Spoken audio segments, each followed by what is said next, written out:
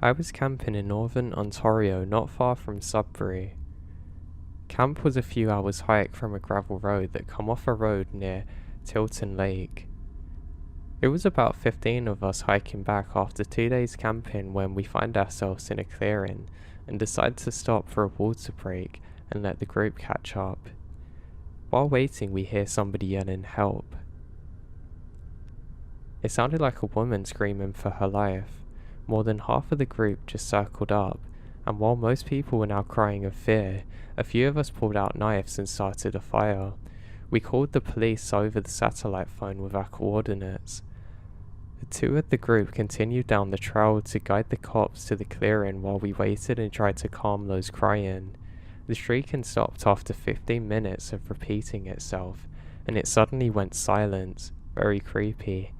Maybe about an hour later, 6 cops actually arrived with shotguns and come down the trail and told us to wait while they investigate. All they found was bone fragments and lots of blood. They escorted us back to the highway later in the year and called the back of the trip leader to let them know the blood they tested come back as not belonging to humans. We also found on the internet that deer and similar animals can make a screech that sounds like somebody saying help.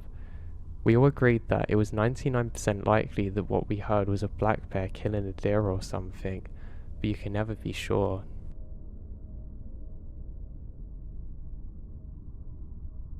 Now my younger sister, who's in her early 20s, was in Colorado last year and went hiking with her friend. The plan was to hike up the mountain, stop midway and camp, then finish the hike the following morning. They started their hike and stopped from Camp Midway. She said it started dumping rain, which meant that the top would be very snowy. The next morning, they continued their hike, but it starts to get complicated. Her friend only wore some sandals and wasn't really properly prepared with hiking boots as they didn't expect the snow. They stopped at a creek and were deciding if they wanted to turn back onto account because they weren't really prepared for anything dodgy happening up there when they hear a faint "help me." They both stood still, and they hear it again. They decide to follow up the creek to the woman's voice. They get to a clearing that was covered in snow and found a woman laying in a basic athletic clothes with leggings, light pullover jacket, and athletic shoes. My sister said her legs were swollen, discolored, and have nasty cuts on them. My sister said, "How long have you been out there?" And she said, "Only a few hours."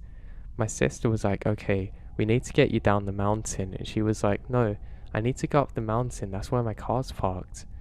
My sister was like, "No, there's no driving access to the top of the mountain," which was a sign that this woman was confused. They got her down the mountain and my sister kept saying how confused she was. They got to the bottom and they find the woman's car. My sister couldn't get cell service to call 911. Anyway, my sister tells this woman she's going to drive her to hospital, but the woman is standing strong, that she would just like to go back to her bed and breakfast. My sister takes her there while driving the woman's car. Once the woman is in the bed and breakfast, she thanks them and goes in. My sister spoke to the owners and was like, "You have to call a medic, she's very confused and not normal." They call a medic and transport her to hospital. It turns out she's from Chicago, has low blood pressure, and it was her first time ever hiking a mountain and she was alone. She had passed out during her hike. Then it dumped snow on her and she was hypothermic. Even though she was convinced she'd only been out for a few hours, she'd actually been there overnight alone.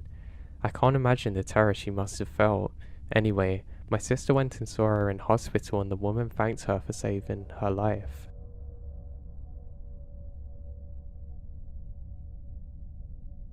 We have a camp that we visit during the hunting months and about every other weekend in between that. To get to our camp, you have to turn off a major road onto a gravel road, drive about a mile, then turn onto another gravel road for about half a mile. It's set between a few other camps, plus some residents live out there. It's quiet mostly. There are some coyotes and bobcats. Bobcats are the worst due to their horrible scream. It sounds like a woman crying for help. There has also been a black panther and wild dogs. In 2013, we're at the camp for Thanksgiving. We hunted, fished, cooked, drank, all the good camping stuff. At night time, we're sitting around a fire, swapping funny stories and just listening to the silence of the woods. As we're talking, we hear "Help me." At first we think it's a bobcat. We listen for some time and hear it again, and it's a man yelling "Help me" frantically. Now our first instinct was to grab our guns. Second was to go towards the voice, but you never know what you'll encounter out there. It was dark and cold. The hunters knew the area very well. We called the police and explained everything to the responding officers. The weird part was that we never once heard it again while the officers were with us, not once. The officers left and we heard the man again, repeating "Help me." About an hour later, the officers come back and we didn't hear any more calls for help. Again, silence. We all decided it's best to go in our camp for the night, and we never found out exactly who or what was making that sound.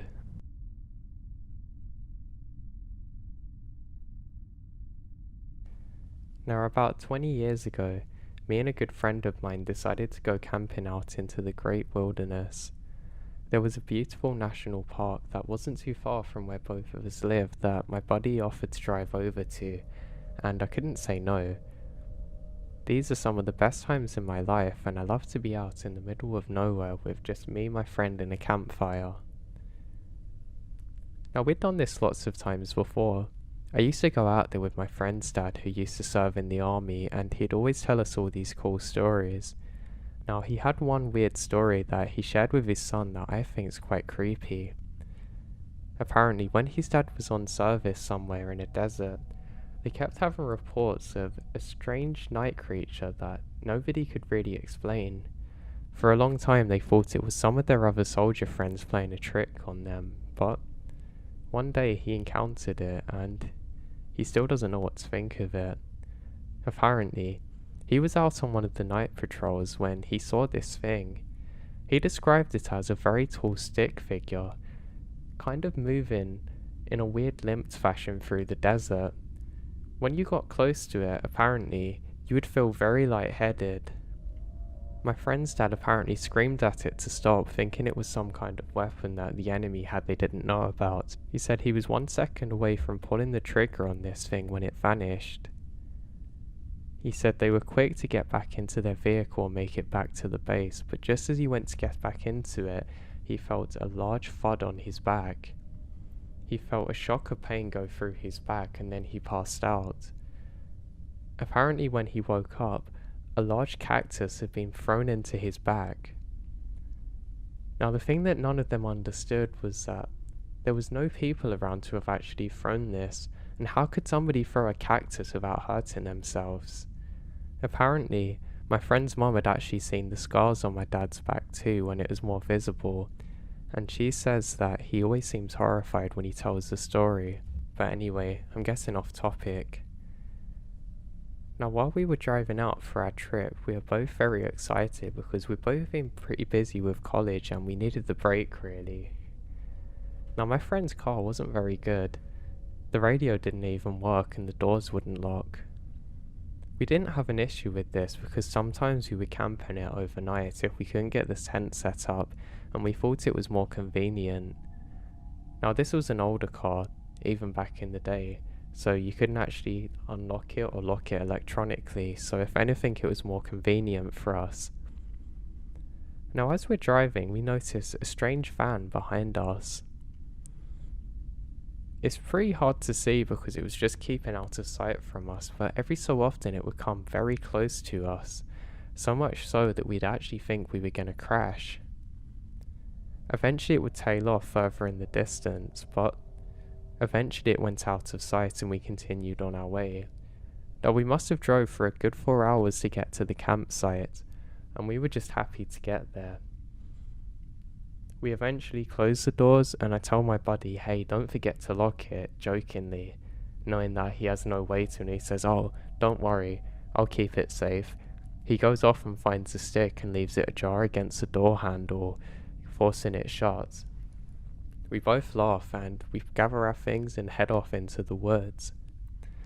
We were actually quite happy at the time because we realised that there's nobody else about but us. This actually makes it more interesting because you don't have to worry about other people coming and disturbing your campsite. And if anybody's there, they probably really shouldn't be, so you kind of have that advantage. We walk about 2 minutes into where we need to go, and I take one last look at the car. I don't know why I just decided that it's a good idea to turn back. As I look back, I'm sure I can see the van parked up just further in the distance, but I can't really tell. I turn around and look at my friend who's walked off a bit further, and I call him to come back. I say, "Hey, look at the..." Oh, nothing. The van's now gone, and I don't want to feel stupid, so I say, "Oh, it's nothing, let's go." And we continue onwards. We walk across a small bridge, careful not to slide in because it's not designed very well, and we think it's strange there's something white which is polluting the water. We've never really seen anything like it before, but we just think it's bizarre, because surely with running water there shouldn't be anything like this here. But we continue on. We continue walking round a bend and past a big tree and walk through the more thick forested area. Now we can hear some voices just off to the right, and we're certain that there's somebody fishing over there. We decide not to disturb them or say anything and keep walking. We eventually make it up towards a big hill area and continue on through the trees. We decide that if there are actually people fishing here, we don't really want to be near them while we're camping, so decide to go even further. I think it's pretty odd because there's no cars at the time, but hey, who knows how they got here? Maybe the aliens come and drop them off. So we continue onward. We continue, and I can't shake the feeling that something's just off, almost like there's some kind of impending doom. I don't actually say anything to my friend because I don't want to worry him, and I think I'm just being paranoid, but it's a really bizarre feeling. It's one that I've not really had here before. We eventually make it over to our campsite, and we think there's probably some animals here because we can still hear strange sounds around us. It sounds like rustling every so often, but we've got to set the campsite up, and that's what we do. I decide I need to go and get some wood for a fire, so I go off from my friend for a while. I continue down a path, and I turn back and see my friend just standing there staring at me. I think it's weird my friend's watching me going down because I just need to get some wood, but maybe he's impatient and trying to hurry me, I think. So I decide to go further down just to get some more wood. I get quite a lot now, and I go to stop for a little while on the bridge. Now it's another small bridge with a stream running under it, and I think it's quite peaceful here. As I'm standing here, I hear a screeching sound. It's enough to scare me so much that I actually drop all of the wood, and I'm actually really annoyed at myself. Why the hell did I let an animal scare me that much? And there's all my wood gone. I don't think much of it, and I just turn back to get some more wood. After gathering up enough things, I end up turning back in the direction that I've come from, back up the path through the hill where I can find my friend. Now annoyingly, with nightfall setting, I'm actually a little bit lost now, and I can't figure out where my buddy is. I actually cursed myself because I've realised that the only way I know to get back is through quite a thick part of the forest that I'm actually kind of scared of. I decide I should just try and jog as much as I can until I find my buddy again. I don't really want to call out and bring attention to myself because of the people fishing, but I feel like I should just jog. So I'm jogging down the path, making sure that I block the branches and twigs in front of me because they keep slapping me in the face. God, what was that? One of them slaps me right across the arm and it's thorny. I think, Jesus Christ, as I've actually got to pull some of the thorns out of my arm. I get a short burst of adrenaline and decide to sprint a bit now, and click. My right foot thuds into something and I fall over, dropping all of the wood. I'm now quite muddy and really furious. I get so angry that I don't actually care about anything else other than getting back. I grab all of my wood and decide that I have to keep going now. I scream out, "If anybody's there, could you just get the hell out of here and leave me alone?" Trying to shake off my nerves. and then I hear footsteps leaving behind me. I'm convinced that it was just from where I fell over and some of the trees are going back to normal, but if it's an animal, I've definitely scared it off, so I continue back the way I've come from now. I eventually make it back to roughly where my friend should be, and I can hear him screaming for help. It's weird because it sounds identical to my friend but different somehow. All I know is that he's in danger and I'm not sure whether somebody's close to him trying to hurt him, so I say, "Hey, I'm coming," and I sprint as fast as I can. And then, just round the corner I can see my buddy sitting with the campfire going. He says, "Hey, what's wrong?" I say, "God, what happened to you? Who's there?" He says, "What? I've just been sitting here waiting for you to come back." I say, No, were you not just screaming for help a minute ago?" My friend looks at me and slowly shakes my head. I run over and quickly throw some more sticks onto the fire and say, "No, I just heard someone screaming for help." He says, "Come on, just knock it off. I don't want to be paranoid now." I say, "No, seriously," and my friend looks at me really weirdly. We eventually drift off and I manage to put my paranoia aside and wake up pretty refreshed the next day. When I wake up, I speak to my friend and he says, "Hey, did you hear anything last night?" I say, "No, not really, why's that?" And my buddy swears to me that he could hear something faintly in the distance calling out for help. He says he was half asleep, so he's not sure whether it was actually real or not, but I tell him, "What was it saying?" He said, "Well, just help." I look at him weird to confirm that this is roughly what I heard. We don't say anything else and we continue for the day. We actually have a pretty great time. We ended up going on a hike on top of quite a big hill and really having a good time there. We drink a couple of beers and watch the sunset in the distance. We both agree that it's probably a good time to get back now, and we hear it again. The same screaming sound, screaming for help. This time it sounds much closer and more frantic. I look at my friend and he looks back at me and we realise that we've got to get out of here. We very quickly make our way back down the hill very carefully. I clumsily again fall once more, but I'm able to catch myself this time and my buddy pulls me up. We make it down the hill and back past the small stream and eventually back up to our campsite. We look up ahead and we can see an animal just in the clearing off to the side, which quickly scurries off just as we get towards the path and the direction of it. We eventually make it back, put out the fire and grab up all of our stuff and head back. Now we're actually more worried about running into people that might be fishing or something that think we're crazy, and we don't want them to be armed and maybe take a shot at us thinking it's dangerous, so we decide to walk normally. We ended up coming into a clearing, so we both feel relatively safe here because we can see quite well with the moonlight. And there's nothing really to worry about, but we can still hear it, something screaming out for help repeatedly. It goes away for a while, but it continues coming back. It doesn't leave us. Not even until we get back to my friend's car. And what's weirder is that we both jump in and realise that the sticks moved that my friend jokingly put on the door. That either means that it fell on its own, which I think's unlikely because he jammed it in there, or something or someone's been in the car. We have a quick search round and don't find anything. My friend decides that he has to go over to the ranger station and get them to contact the police and investigate, and that's what we do. As we drive off, we can still hear the faint screams for help. We ended up making it into the station and reporting in what had happened, and the police are dispatched to go and investigate.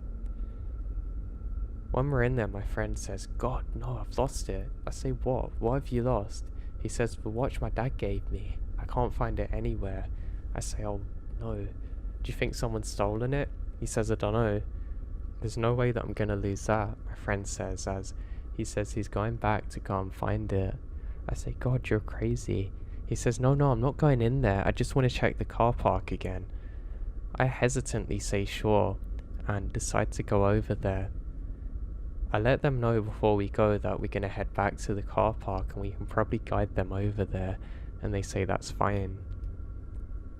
On the entire journey back over there, I keep telling my friend that this is a really bad idea and we're more important than the watch will ever be. My friend agrees, but he's convinced he can't lose the watch and he's probably just dropped it on the floor. We eventually make it back over there and we stop the car. We kill the engine and we're suddenly met with this really eerie silence. You can hear the odd cricket and whatnot, but nothing big out there. It's a really creepy kind of silence, one that I didn't notice before, even during the time that we were camping over there. I look around and I can't find the watch anywhere, until my buddy says, "Oh God, I found it." Why was it under the chair? I look at him angrily and start to laugh a bit, because he just put both of us in danger when the scream happens again. "Help, please help." We both look at each other terrified. We decide it's probably not a good idea to drive off now because the police are coming and they might think we're suspicious because obviously they've not met us in person yet. We ended up just holding on to the doors knowing that they won't lock. Now the sound never actually got any closer to us, but it never went further than us too. It continues on and then stops for a few seconds. We can see some headlights coming round the corner and we realise it's the police. We're so glad that the police have arrived to go and investigate. We tell them exactly what's happened and they set out with their flashlights and guns in hand. I think thank God we're not going over there. I actually feel much safer now and the police set out. Now weirdly, the whole time that the police are next to us we don't hear the cries anymore. It's really strange. It's almost like everything goes back to normal. We're watching their lights slowly fade off into the distance when we hear it again. "Help, please help." We both just continue holding on to the doors, not saying anything to each other. It's actually quite hard to figure out the direction that the sound is coming from, though we're convinced that it's switched sides now. It's not on the side of the road that we're on, it's on the side opposite to us and the police now. This continues on just like before, and then stops suddenly. About 7 minutes later the police show up and come back to us and say they can't find anything, but they're going to radio it in for a bigger search. We explain what happened and they look at us a little confused because we didn't hear anything, they tell us. They say we got over there and found your campsite, but no one was screaming for help. We begged them just to stay for a few minutes and listen, but the whole time the police are with us, there's not a sound more. We eventually have to go back, and my friend's just happy that he manages to find his watch again. We decide it's probably best if we stop in a motel for the night because we're both really tired and we're not really looking for a 4-hour drive in this state. So that's what we do. The following day my buddy takes me home and I thank him for the trip and we part ways. My friend never got a follow-up from the police and we don't know what happened, but my God, that was a weird experience.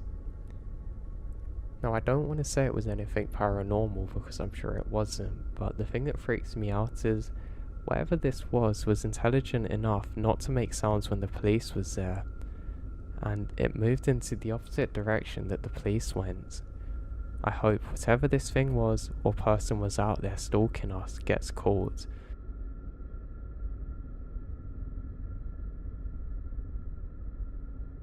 I was once canoeing the boundaries waters between Minnesota and Canada.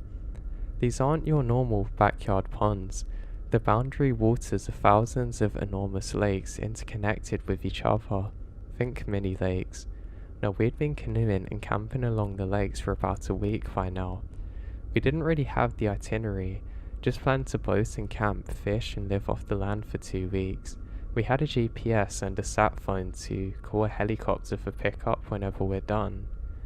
Anyway, about a week in and we're set out to canoe for about 2 hours to the next lake. An hour or so in, as we're in the centre of an extremely long and narrow lake, a storm has started to blow in and waves about 2 feet tall have begun. It's too much for our dinky canoes. We pull off to a random clearing on the shore and set up camp in a rush to be not totally thrashed by the brainstorm, and we just set up camp and hunker down for the night. By the next morning it's cleared up, and we started walking up the coast to our lake about 200 feet from our boat, looking for a good fishing spot.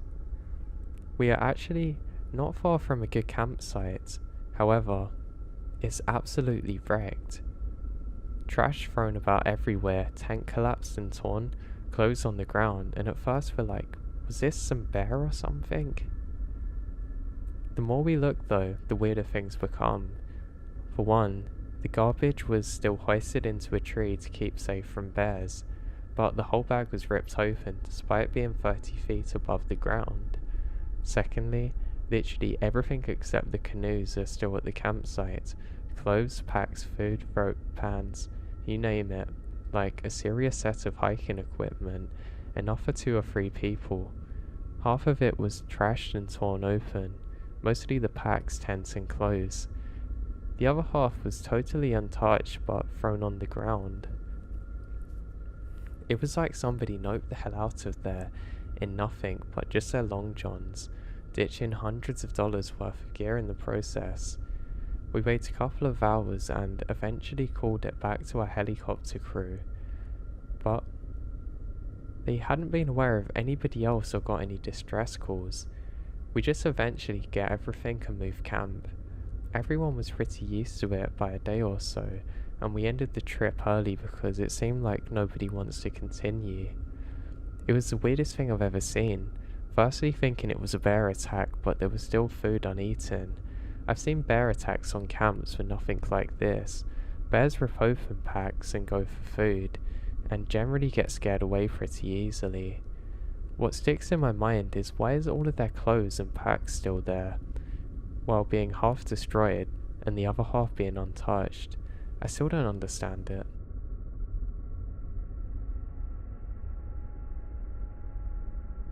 Now the following is my uncle's story.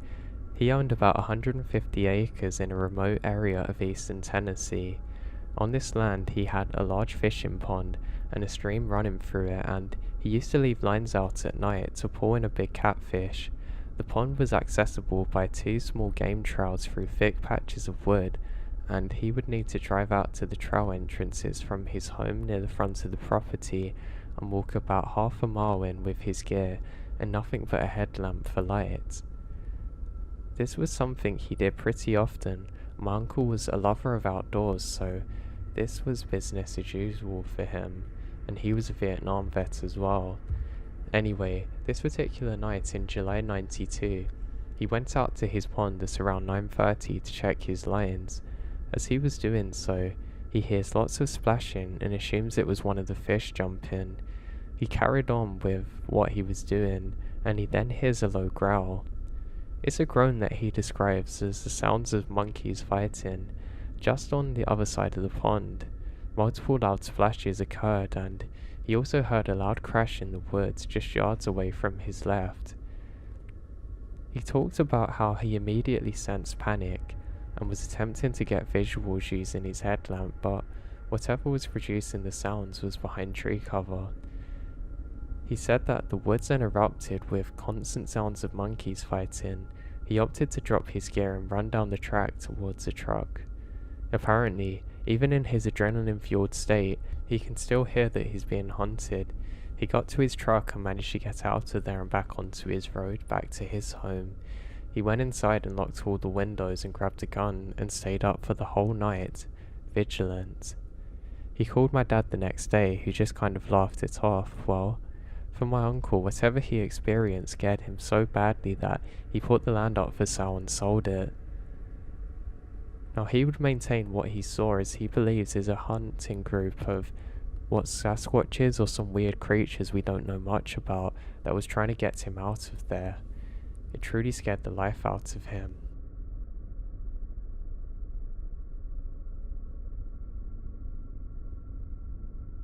I went out hunting with my older brother and his best friend a few years back, probably 2016. We had been hiking alone on the trail for a good 5 kilometers at least. On one side of the trail is a decent drop and then a river, and then on the other side is a decent uphill section and some huge pine forest. It was about 1 a.m. by this point, and we were just kind of quietly talking to each other when a horrific noise split through the air. We all froze and looked at each other with the expressions on our face doing all of the work. What was that? We knew it come from up in the pine forest, and we weren't aware of any big predators or anything that could have done this. So we shouldered our rifles and headed to find out exactly what made the sound. I wish we hadn't. We got to a clearing and the trees were thinning, and my brother flicked on his spotlight. It was really bright with excellent range. Way up ahead of us was the strangest looking figure I've seen. I mean, like the general shape of a werewolf, but it was just off. It just stopped on the edge of another tree line further up ahead looking at us, pacing side to side. My brother's friend and I had our rifles trained in trying to get a good look. Now we couldn't 100% count out the fact that it was a hunter's dog that was lost, but we went after it. As we went up after it, it became increasingly obvious that this thing was watching us intently. Then the closer we got, the more we realized it definitely wasn't a hunter's dog. It was big, like really big, and just moved weirdly, with a strange demeanor that was unsettling. We kept 2 rifles on it, and one in the opposite direction, slowly making our way back round, and we haven't been back there since.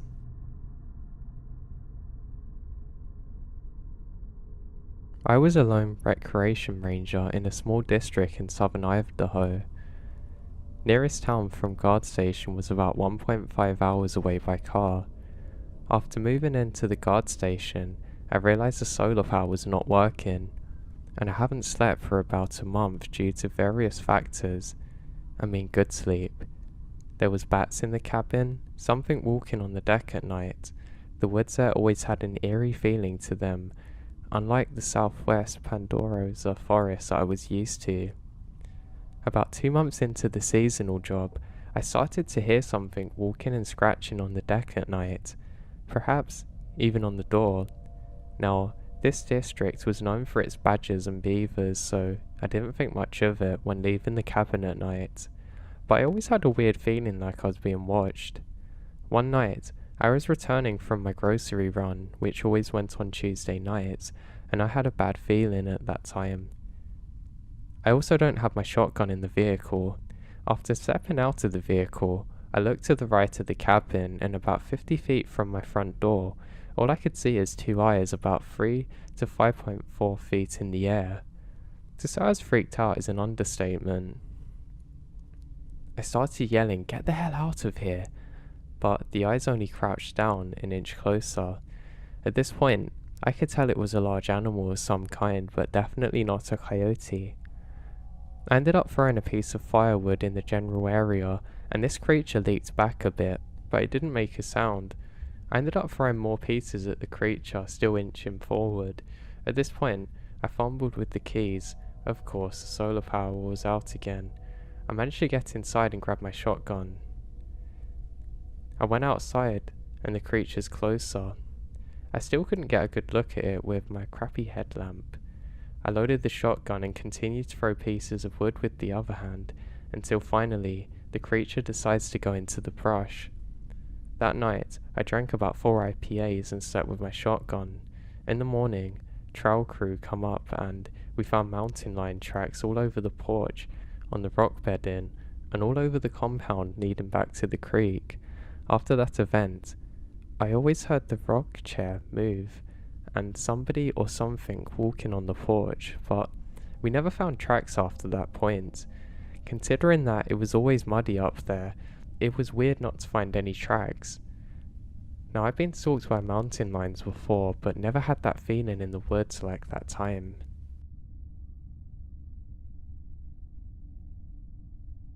When I was 6, my babysitter was this nice middle-aged lady and her equally nice husband. My twin brother and I were always at their house in the middle of the summer, and we hung out with the couple's 2 grandkids, another boy and girl sibling set of similar ages. This literally was my happy place. This lady had the best movie collection for a 6-year-old. It was there that I saw The Last Unicorn for the first time, as well as My Little Mermaid, and The Great Mouse Detective, The First Land Before Time, and The Brave Little Toaster. And her husband was a phenomenal cook by a kid's standard. Every day was chicken nuggets and pizza day. They had kid-sized four-wheelers, a huge pool, and a huge kids' playhouse and a jungle gym set up in the backyard. And they would always put on their best display for the 4th of July show in the country. 6-year-old me was the happiest girl on the freaking planet. There were some of the wealthiest people in our area too. Neither one of them actually worked, but I didn't care where the money come from. Now one day in midsummer, the two boys were being typical boys, and the little girl and I thought they were being mean. In reality, the boys wanted to play war or something, and the girls wanted to play wedding or something similarly stupid, whatever. She and I were sad and refused to play with the boys. Instead, we decided to pick flowers that grew at the edge of the forest. We thought it was baby's breath, but it was really just poison hemlock. So, we were walking along the edge of the dense forest in the middle of the Banjo country in southern Ohio. This was in the 1990s, so we weren't worried about stranger danger because we were just so far out in the country. The adults did worry about animals though, because the next county over had bears and mountain lions, but us 6-year-olds were fearless. We ended up walking onto the neighbor's property picking these flowers when we found a break in the tree line. It was an old, well-torn path leading into the woods. For some reason, she and I decided to ditch our flowers and take the path into the woods to see where it led to. The path itself was unremarkable, well worn but unmaintained, as there was tree roots growing up through the path in places. We come upon a little bridge at one point. We were both a little confused about it because we had been told that there were no creeks in our area, yet here was a bridge.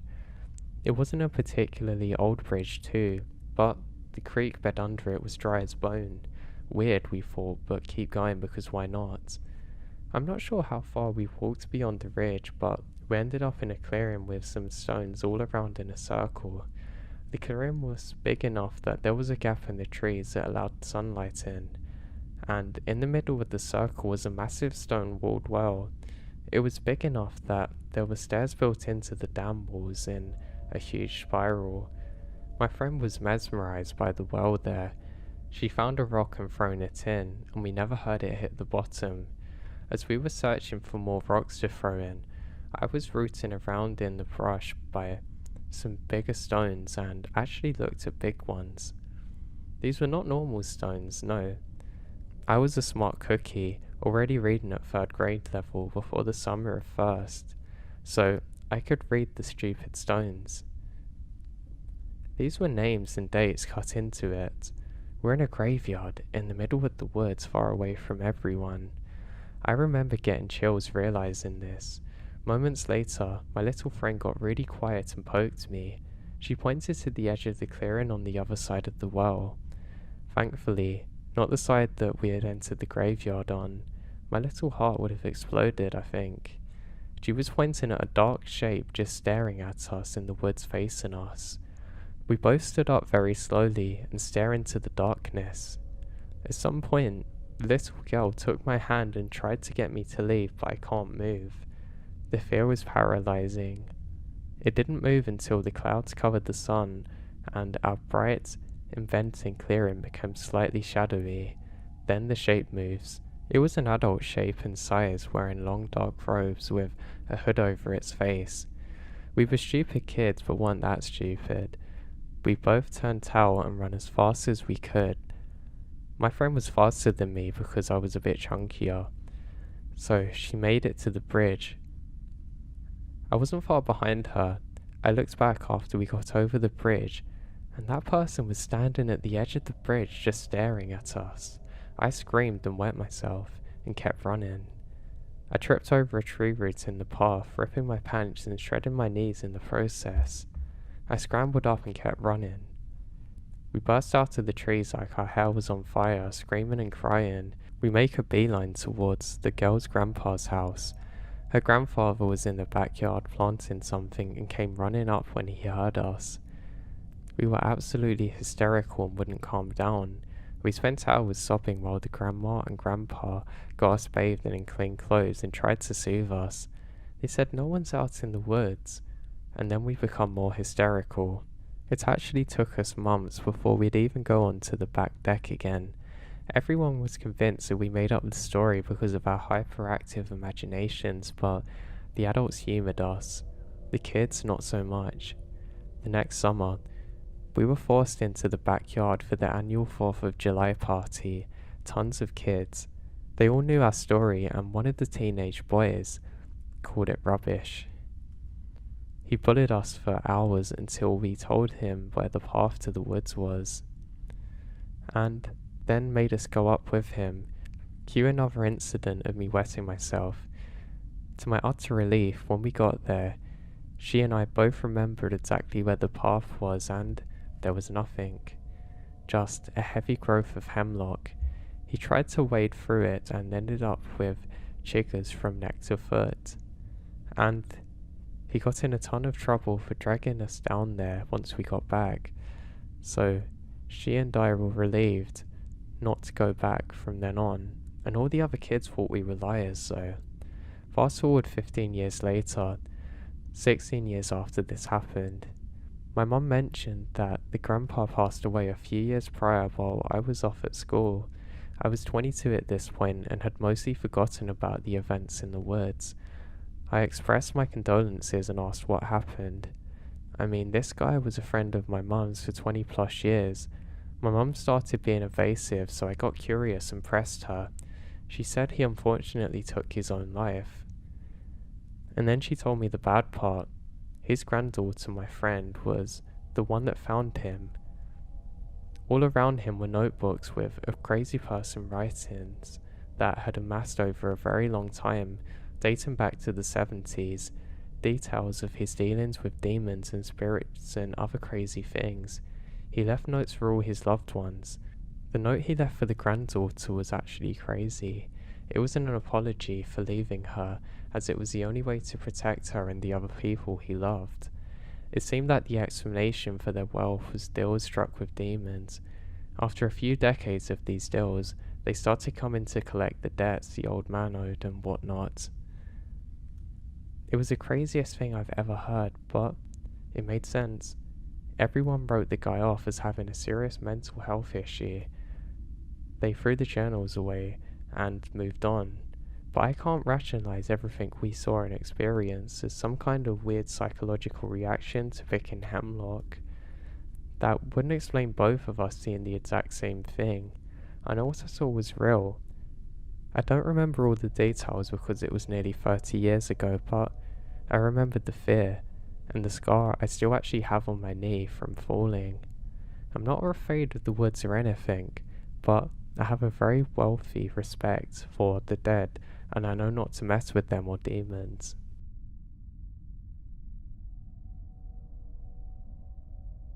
My friends and I were higher in the woods deep in the Sierra Nevadas in the California backcountry, and decided to travel a few miles off the path to reach a river and shoot at targets with our .22. The path is littered with deer bones and claw marks from bears, so we're freaking out a bit, but finally make it up to set up camp. I notice off in the distance, about half a mile upstream the river, there's two men walking towards us in the exact same direction we're firing our guns. I yell at them to stop, and we stop shooting and watch the men, wide-eyed in their late 20s and early 30s, walking quickly alongside the river, when suddenly they both jump in. I should say at this point that the river is moving very quickly and could easily sweep you from underneath if you're not careful. We watch as both men are swept away towards us downstream.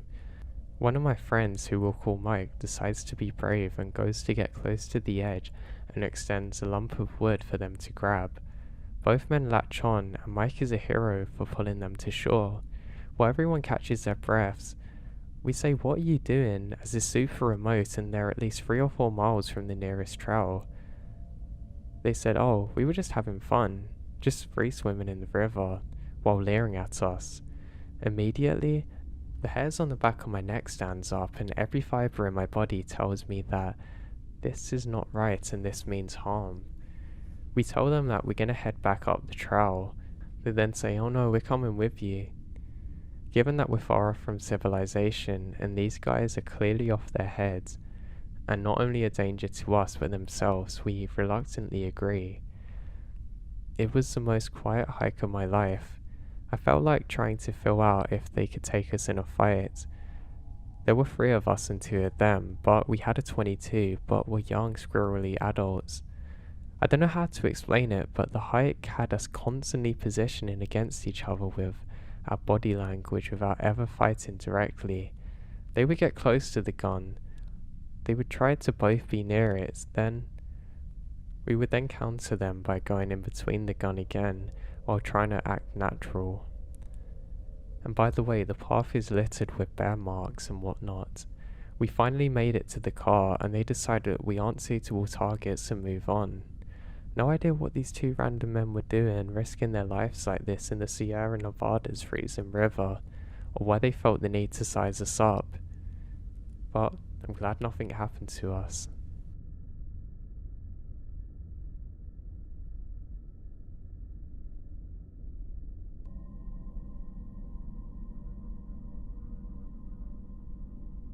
A few years ago, when I was 17, I just graduated from high school and got my first job at a Christian camp near Yosemite in California over the summer.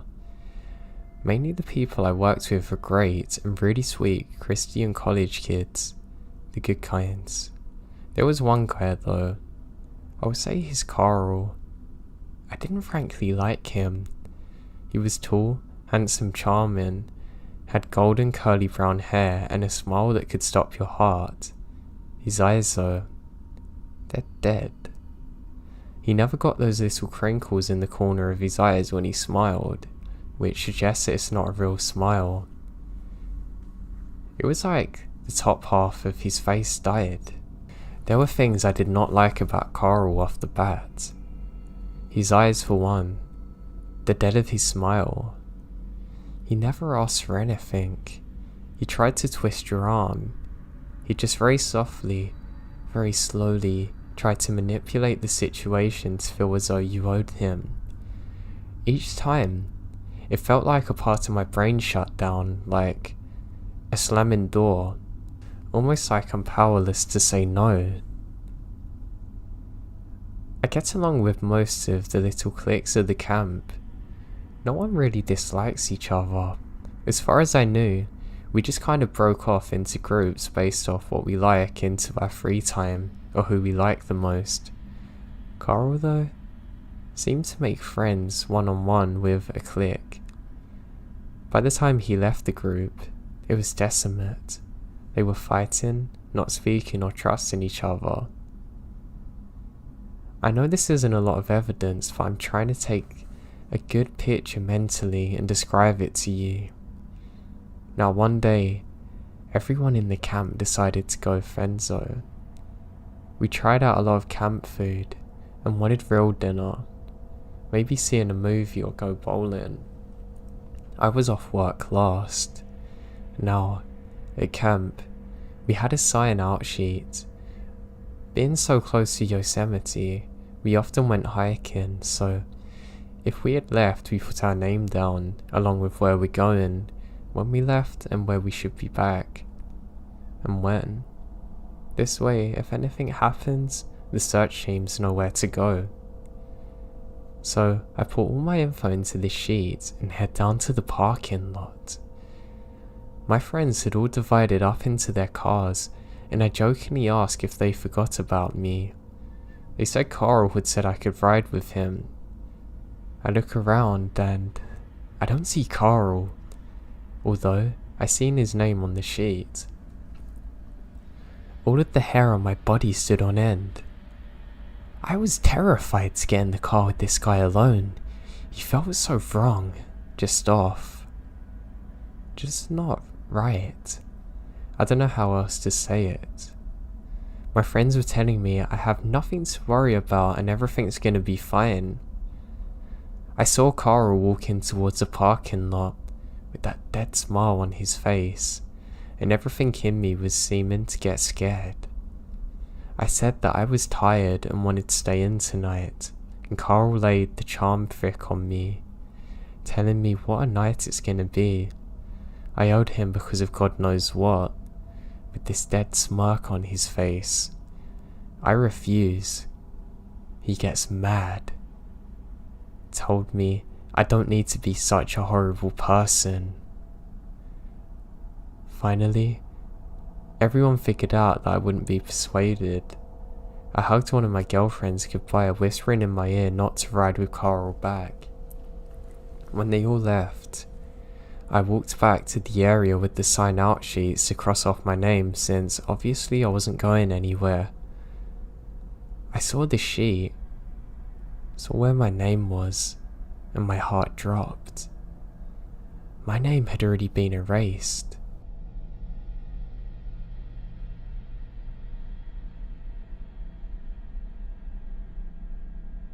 Where I live in college, I have to come back a long way to get to home. It's literally states away, so I'm used to driving for hours on my own. This is often through heavily forested roads, with little to no other cars on the journey. Now I don't mind, I just play some podcasts and really enjoy my time normally. However, one night would change that forever for me. So it was the end of semester, and I was ready to set off like normal, and I check my phone and I have a text off my mum. It says, "Be careful." I don't know why I have a really weird feeling about tonight. I laugh about it and think, yeah, she's always paranoid like that, and set off at around 10 at night. I should be home by about 5 in the morning, that means, so I can get in, sleep and enjoy the day with my family. So I set off and all feels normal. I've got my music playing and I'm having a good time. Now I don't know why, I suddenly have this weird feeling come across me. I notice that my radio starts to act up too. Not like normal interference though that I've ever heard before. This is almost like it's being jammed. I just laugh and quickly switch my phone to podcast mode. Aliens are not gonna stop me today, I laugh to myself, and I continue onwards. Now as I'm driving, I haven't seen one other car yet, but lo and behold, there's some kind of light as I'm approaching a bend. I slow down thinking it's another car, making sure I don't have an accident. But it doesn't seem to move. I think this is odd. As I get closer, I realise that it's just a torch that's been placed on the side of the road. It's as though a person's just put it there to look like a car's headlights. I think that's really odd, but decide to keep going, thinking maybe a road worker left it there by accident. I don't know, it could happen. Now as I'm driving, I switch the radio again to get a weather update, and I realise that the same jamming type thing is in place. I really don't want to worry myself and think I'm just being paranoid, so I press on. Now that's when I see the same thing up ahead again, except there's two. What giving it away is that one was dimmer than the other, but it was the same orange type of glow that the torch had from before. I'm certain that it's just going to be some road workers doing something, so I decide to slow down and roll my window down to let them know that they've left a torch on up the road and it might be dangerous to other drivers. As I do so, I see some people in high-vis jackets. When I'm slowing down though, I have a horrible feeling that something isn't right. My car slowly comes to a stop, and I decide to put my full beams on. I know some of you are gonna moan at me for this, but I didn't care about temporarily blinding someone to see what was going on. That's when I see it. There's 5 people wearing high-vis jackets, but something looks off about this. I can see that the people in the background are wearing all black and a high-vis jacket. That just isn't right. I'm confused as to what's going on. Why on earth would they wear all black and a high-vis jacket? It's almost like they're not actual road workers, but the 2 at the front are. I call out and say, "Hello? Are you guys from the government?" And there's no reply. As I'm waiting there, a horrifying grin comes across one of the workers' faces. As my eyes have adjusted to the darkness, I can see that there's more lights in the background. And I can see that the torches have been placed there just the same as before. Then suddenly, I can hear the sound of rustling around me. To my left, I can see that there's a group of people coming from the tree line. And, almost on cue, my headlights go back to normal mode automatically and I can't see the guys in front of me. Just as it goes off though, it gives one flash of light and I can see that the people in the trees are carrying a lead pipe and other objects. This is the most scared that I've ever been in my life, and my fight or flight kicks in. I desperately jam my car into reverse and floor it, panicking not knowing what to do. As I do so, it illuminates the silhouettes of at least 8 other people on the left side of me, waiting, coming to the tree line. As I'm reversing out of there, to my horror, they all come into the road and just stop, staring at me, all dressed in black. What's worse is that as I'm screaming, the light suddenly goes off from the torches and I can't see them any longer. I immediately do the quickest U-turn of my life and start heading in the opposite direction. I'm trying to get through to the police but I've got no signal. I speed the rest of the way home. In a terrified state, I'm crying to my mum. I don't know if they'd followed me or what. I made damn sure to get out of there as quick as I possibly could. I then file a police report. The worst thing? My mum doesn't believe me about any of this. She thinks it was just sleep-induced hallucinations. And that I was so tired I imagined all of it. That was about to change though when the police arrived, and they told me and my mum that they were so thankful for the report, and they've been tracking down a group of people who pretended to be road workers to then try and kidnap people. Apparently someone else nearly got caught earlier in the week, but sped away too when they tried to grab her. It just makes me sick to think that there's people like that out there in the world. But the fact that I was miles into deep forest with no one around to help if I needed it then. It was only God's grace that I spotted them and didn't actually get out.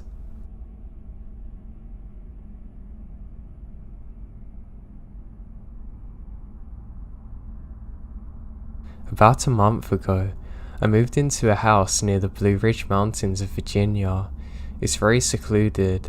Everything was great up until about a week ago, when this strange thing started happening. Not like paranormal, just strange. So I knew moving in, I'm gonna have about an acre to myself, which is nice. The acre itself is just about all thick dense woods. Towards the back you can't even go any deeper because the land is too rigid and the trees block a clear path into anything. Now I live alone in this tiny home. My brother and his dog are moving in a couple of weeks. The house is pretty small. It also has a basement with a sliding door to the backyard, which has a tiny little fence that can be knocked down completely if someone's trying to get over it. I decided that I was going to start fixing it up until my brother's dog becomes well trained. Now this is when the first creepy thing happened. I left to go to Lowe's just to buy one classic lump of wood for a fence, just enough to make sure a dog can't get his head over it or leap past it. Now as I was coming back home, I noticed a man on my doorstep, looking inside through my window, even though any person could have heard me pulling into the driveway. He doesn't flinch at all, even when I slam the door shut. Eventually at this point, I kind of uneasily said, can I help you? To which he replied, I'm just your neighbour and saying hello. I went out of my way to put the wood I was carrying in my hand down on the ground and went to shake his hand, and he didn't move again. He just stared at me. After this weird encounter, I was more just done with him, so I said that I'm very busy and I'm fixing my fence and it's nice to meet him. He stayed at the front of my house though for about another 2 minutes, watching me put all my wood inside the living room, looking into and around my house in the process. I'm thoroughly creeped out now. I just closed the door in his face and went about my business. About 2 days later, into fixing my fence, another woman, this one looking nicer and having put a little appearance into her look, greeted me kindly, telling me about herself. I'll call her Miss H. Now she started to talk to me, explaining how people don't normally move around here, and I was the first in about 11 years. She went on to explain the rest of my neighbourhood, whom I knew are around the same age as her, like to stay to themselves. After a pleasant talk with Miss H, I asked her, what's up with the guy that I saw earlier? She said that, well, he's about 6 foot, which you probably know, old but not too old, probably mid-50s and brown eyes, decent shape and grey hair. Miss H went on to explain that the person who lived here before me was a widow, and her teenage daughter, who was homeschooled, had left because this perv started to stalk her. She got on to say other things about this weird man, and eventually left it at that. Now last night, I thought I heard a tapping on my window at exactly 2:37 AM. I knew this because I looked at my clock. Now my window is a good 4 feet above the actual ground, and below it, I think it's just a figure of a bird or something, and maybe it's casted its shadow trying to get in. But no less than 2 minutes after silence, the tapping become 3 loud bangs. I immediately ran to the closet, grabbed my hunting .22 and hid under my bed. Peeking over, I see a figure looking in. After being scared for my life, I hear the familiar voice of the perv shouting, I need your help. Not knowing what to do with myself, I threw my curtain open, and the only thing between his forehead and my .22 was a ½ inch of my glass. He didn't say a word. Not don't shoot me, not I need help, not oh hey.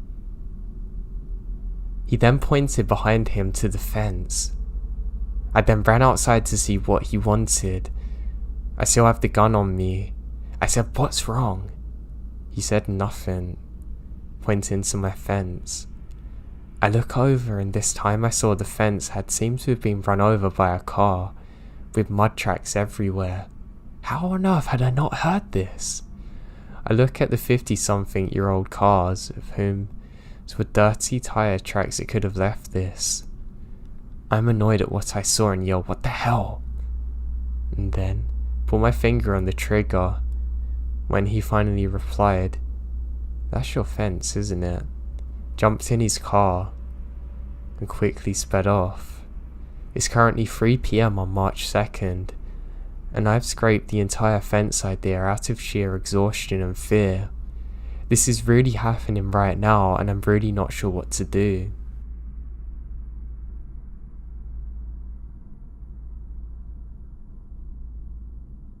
What I'm about to tell you happened 2 days ago in southwest Sweden. It was around 5 PM in the afternoon, and I decided to meet up with one of my friends. We have moped scooters, and drove to the grocery store to get a snack for our small trip. After that, we head towards a beautiful sheep pasture that, I had been to once and wanted to go to again. It's located maybe 15 minutes away from the centre of town. After a while, we come to a narrow road surrounded by a forest, since it rarely drives any kind of vehicles out there. I started to drive in the middle of the road, and sometimes even on the part of the road for approaching cars. One time, when I looked in my mirror, I saw my friend driving close to the edge. At first, I thought she was making a point that I should keep on my part. But then, she drove even closer to the edge, almost going in a ditch. I stop and wait for her to catch up. We're both kind of laughing, and I ask her what happened, and she said, "I got distracted by something weird by a tree and forgot the turn." We laugh and continue. Later, when we sat in the sheep pasture eating our snacks, we started talking about it again for some reason. I asked what she saw, and she described it as some kind of wooden plank that was nailed to a tree, and that it looks like a figure, person with just holes as eyes. My reaction was, "Oh yeah, really?" And we decided to relocate it on the way home. We stopped by the roads and I turned off the engine. When I look up, I spotted it right away. It was hanging in a tree, looking dead. Now, I immediately think of some cults that are known to operate in the area. Maybe they were worshipping this. I don't know. I have a picture saved on my phone of this and I'm really thinking of reporting it to the authorities. Something just doesn't feel right about it though. I have a horrible sense of evil when I look at this. I hope nothing too bad's happened here. I even got told that this could be a grave for something, as part of some of the sacrificial rituals that can take place there. I'm not really willing to go back to find out though. Now one day, I was out in the woods by myself, just exploring and pretending to be Indiana Jones or something, and I was coming out of the tall grass. I could see the little back alley in between the parking area and the woods, and I saw something lying in the grass. I believe it's a deer. I think it's just sleeping, so I creep up on it, trying to not scare it. I know, cool. That was quite funny. When I got there, I knew something was off. The deer was too still and smelled horrible. I couldn't see its face, and its back was facing me, but when I got up to it, I nearly had a heart attack when I saw its entire stomach is ripped open. I wasn't a smart kid, but I knew this was messed up. When I turned to run back home to tell my mom, I saw another deer nailed to a tree next to the first. I don't know how I didn't notice this before, but its two front hoofs are literally nailed to it.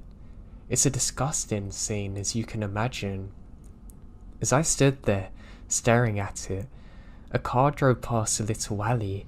I remember it's a white car with tinted windows driving really slowly.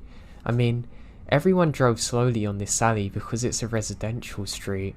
But these people are barely moving. I can't see inside, but I got the sinking feeling that they were watching me.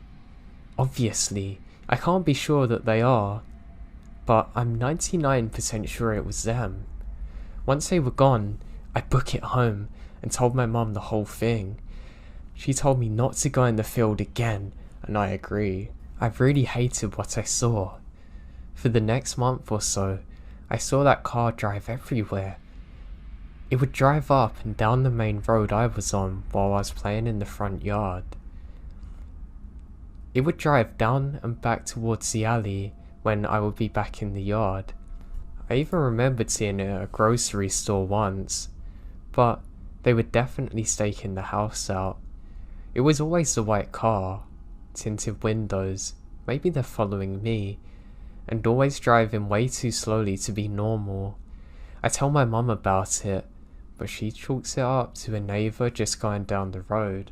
So one day, my mum was out mowing the lawn. Because of the way the apartment is, she had to push the lawnmower all the way around the apartments to get to our backyard. Being the helpful kid I was going to meet my mum out the back to open the gate so she can put the lawnmower in the shed. As I'm walking out the gate, I see the car come along the back alley. Normally, the car goes slow. As soon as it turns a corner, however, the driver steps on the gas, zooming up behind me. The back door closest to me opens and someone gets out and starts running towards me. I don't remember what he looked like or even if it was a he. I just remembered getting back home as quick as I can, terrified. After that, my dad yelled at me for peeing myself, and neither he nor my mum believed me about the guy in the car, and I never saw him again, and we moved a few months later. That sounds really harsh, Jesus. My parents still think I made up the whole thing, even though they thought how sketchy the neighbourhood was. I don't remember anyone going missing at that time in my town, but I never really looked it up. All I know is it was really messed up, and I have no idea who those people were and why they did that to the deer or what they planned for me. I just hope they never done anything to anyone else.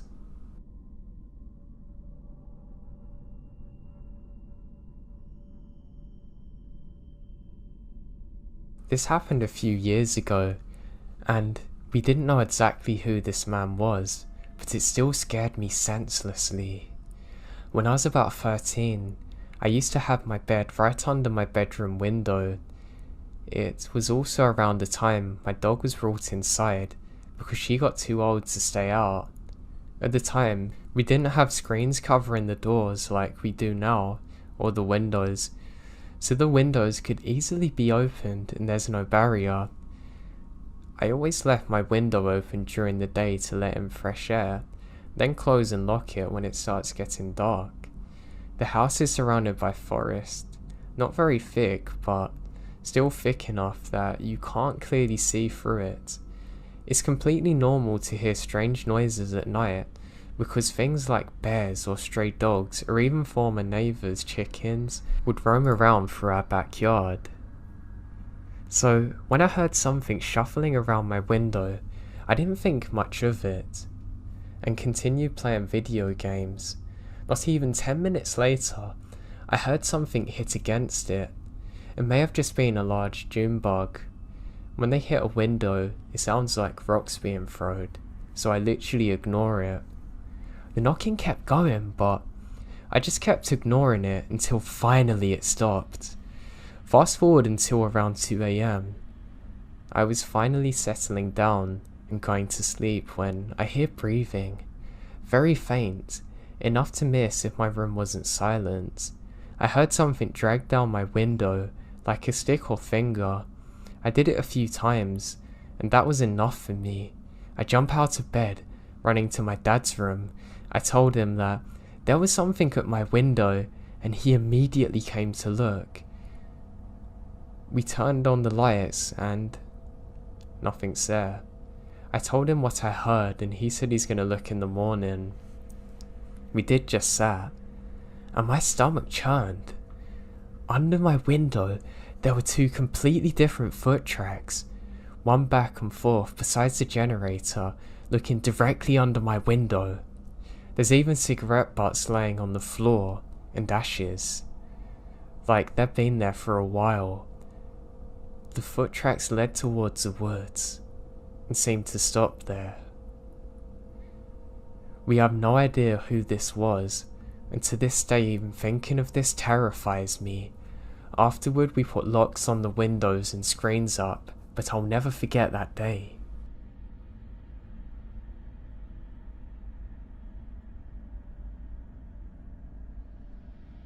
Okay, so this was a normal rainy evening when I was 14. I played games until my mum come in and told me to go to sleep. But before I get to the creepy parts, I'll give you an overview of our home. Our house is located on a hill. The The closest neighbours are literally 100 metres further at the road. This road leads to nowhere, so there are rarely people going past our home. Behind the house is a little forest area that I used to play in as a child. And also, the house has 2 floors. My room is at the second upper floor. Yeah, I gotta admit it's a lonely house, with rain, darkness, and a forest that could keep me a little bit worried if I didn't know what was in there. So I went to sleep as usual at 11 PM. I fell asleep very quickly. However, at 3 AM I woke up, and I didn't do that so often. I think I had to go to the bathroom or something, so I went to pee and look through the window and do my thing. But it wasn't that relaxing nightly forest that I saw. My eyes glued on a specific character in the darkness. A man wearing dark clothes was just standing at the path of the forest. I don't know what he was doing. I started to panic, of course, and switched off the bathroom lights really quick. I sneak up to my parents downstairs, and I've never felt so afraid moving in my home in my life. We had alarms on, but it didn't calm me. I took a look at my parents. They're asleep. My sister's not up either. I went to the kitchen and peeked through the window. There he was, still standing at the pathway, closer now. And now I can see his body. I can't figure out his face. He looks huge. I just sat at the window, scared and almost falling to tears. Little rain poured to the ceiling and made naturally chill sounds. That didn't help. I peeked through the window again, and I almost jumped out of my skin when he's standing in the yard now. I can see his face. He looks terrifying. I now ran to my parents to wake them up. My father ran out the back door, but my mum said that he could be dangerous and might be armed. She calls the police. Movement inside the house made the guy move, and he runs towards the road and the forest. My father swore that he couldn't go after him, but was mad that he couldn't. Now we wait for the cops to show up. Eventually they show up and ask questions and check out the forest with my dad. At this point, I went to sleep again with my mum, terrified but managed to sleep. I still have nightmares about this today.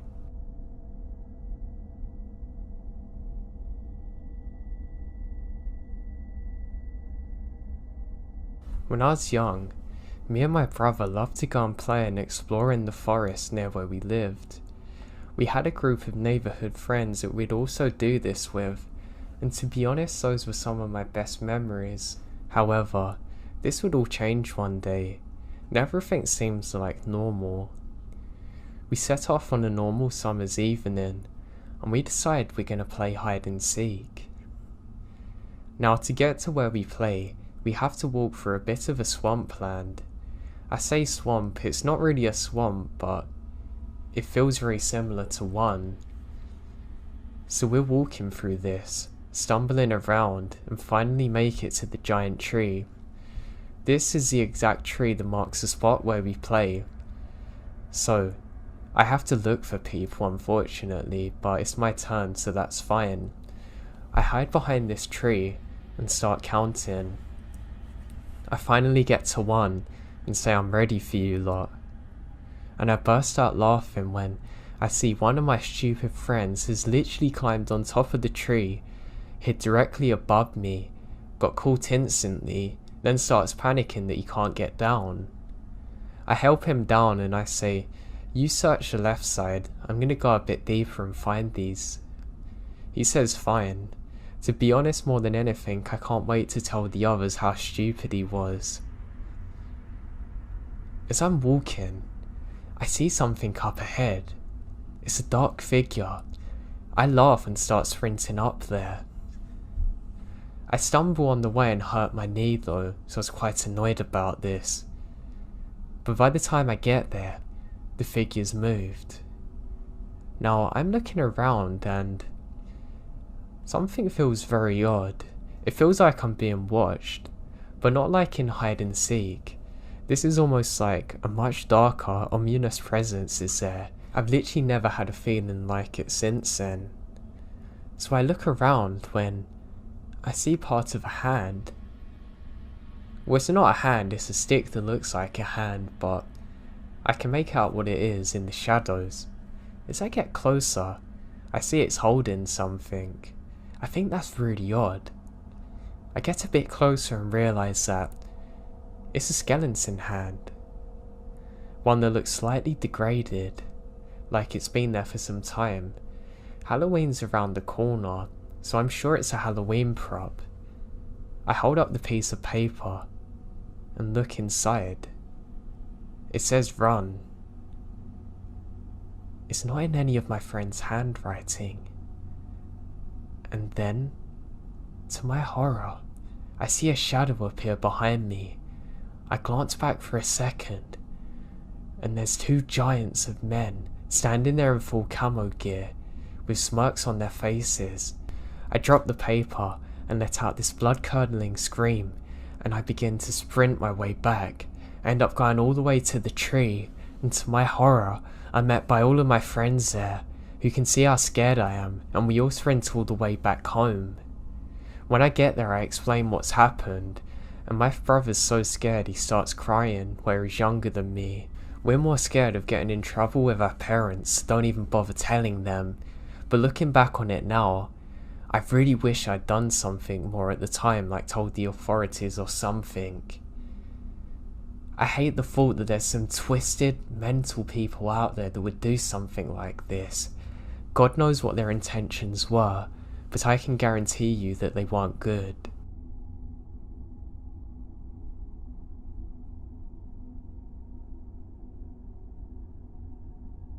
A little backstory first.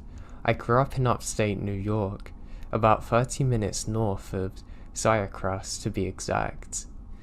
It only made sense that I would return to my quiet little part of the world after I got out of the Marines in 2007. The only problem is that I didn't have much money.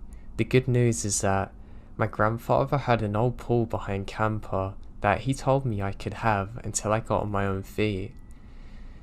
So, being on my own, I decided I'd spend about a year in the pool, behind on a few acres of woods that I bought from a friend of mine while I was in the Marines. Now all my taxes had been paid for the year, so the only thing I had to do was pay for gas and propane. I managed to avoid looking like a crazy mountain man by showering and washing my clothes at a local truck stop / diner, even getting a pretty decent job working security. I filled the rest of my time working odd jobs for extra cash. Alright, so for the main story. It was mid-April. I was sitting next to a nice low fire while listening to my battery-powered radio, watching nightfall in the woods. I had gotten a nice dinner at the diner down the road, so I didn't have any work for the next few days. Generally, I don't see anyone in the woods for weeks at a time, so I wasn't expecting it when I hear a scream to break the silence. I shot up, grab my shotgun, and get out of the camper and check the chamber to make sure it's loaded. I stood on the edge of a small clearing, strained my ears to listen for any sounds. It's generally hard to pinpoint sounds in the dead of night in the woods, but luckily I hear some shouting and car doors slamming, so I knew that the sounds had to be coming from the main vehicle trail a short distance from my campsite. I made my way to the trail as fast as I could in the low light, and before I get halfway there, I heard another clipped scream to my left. I could hear a rustling in the brush. I slowly made my way there, and to where I think the noise is coming from, I come out of the woods right next to a man who had a woman pinned to the ground, just standing over her. Shaking from adrenaline, I leveled the shotgun at the top of the guy, and the woman growled at him to get off. Now I'm a big guy, but I have no doubt that the shotgun was the deciding factor in this whole situation. Each of these guys easily had a solid 30 pounds of muscle on me when I was a 200-pound Marine. I ushered the two idiots back, so I was between them. The woman's now getting to her feet. It was about now I realised we have another problem. My cell phone was cheap and didn't get reception in the woods, and hers had been broken by these two sickos. There wasn't much I could do other than march these two back to their jeep under the threat of shotgun. I get the license number, and I'm sure it was fake, and a description of them and their vehicle. Before the driver gets in the vehicle, I lower the shotgun to his crotch and made sure he understood what a 3-inch 12-gauge shell loaded would do. They took off in one direction. Me and the woman made our way back to my campsite. We drove to the DEC station and reported it as quick as possible. It turns out that the guy I'd threatened was the young girl's now ex-boyfriend. They'd been out having a few drinks when the third wheel in the situation got a little too handsy for her liking. When she said something to her boyfriend, he basically told her to stop and get on with it for once. When she refused, the boyfriend smashed her phone and pushed her to the ground. They both pushed her into the truck and drove her deep into the woods. She had waited for them to become complacent before throwing the back door open and jumping out and taking off. Luckily, the Jeep was crap and the back door didn't lock. It was a stroke of luck that I happened to be outside when she escaped. Fast forward 7 months and that woman I helped is now my wife, and we moved into our first house using the money I saved up living in the woods. We've been married for 8 years now, and I have 2 kids, a 6-year-old boy and a 4-year-old girl. I still go out to camp every year to hunt and haven't seen the Jeep or the guys again. We heard through the grapevine that they had been arrested and actually got jail time. I'm assuming they moved to a different area because I never saw them again.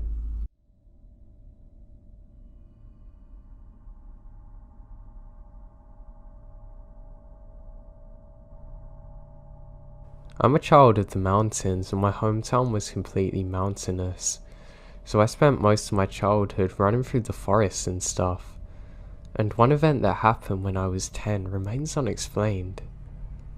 I was on top of the ridge several hundreds of feet above my house when I started hearing my biological father yelling. In a very redneck area, he had a very distinct voice with no accent, so it's not really possible to confuse him for anyone else. His voice was coming from the other side of the ridge, which is a bit weird in retrospect because nobody over that way actually lived in that area and everyone avoided everyone in there. Even when hunting, we'd go around. The train was worse to deal with, but it's what we done.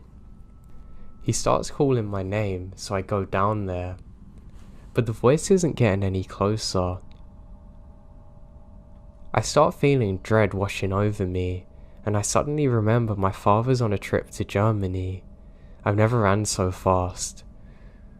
I didn't realise it until I got to the other side of the ridge, but the forest had been completely silent on the other side of the ridge, which never happens unless there's predators or the wind picks up. Normally, I'd think I was just getting closer to black bear territory, but the voice obviously makes it confusing. Unlike a number of stories like this I've heard over the years, the experience didn't really stop me from going into the woods. It just made me more curious. I've never had an explanation for it since, and it kind of worries me. The closest thing I've heard it could be is like a skinwalker, but I'm not sure. It may even be a person who is trying to stalk me in, but I guess I'll never know.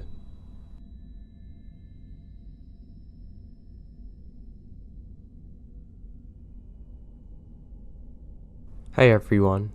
About 2 weeks ago, I had a really scary experience and my husband didn't believe me, but last night, he had a very similar experience and now we're both wondering what we could have possibly seen. So our puppy was barking to go outside and use the bathroom. It's about 4 or 5 AM. I took him out and stood on the steps of our deck because I didn't want to get my feet wet. My dog was using the bathroom when I looked up and I see something across the yard. It was slowly walking towards me, one step at a time. Its eyes were super reflective. I thought it was a deer, but its eyes were so tall and staring at me, and it wasn't running away.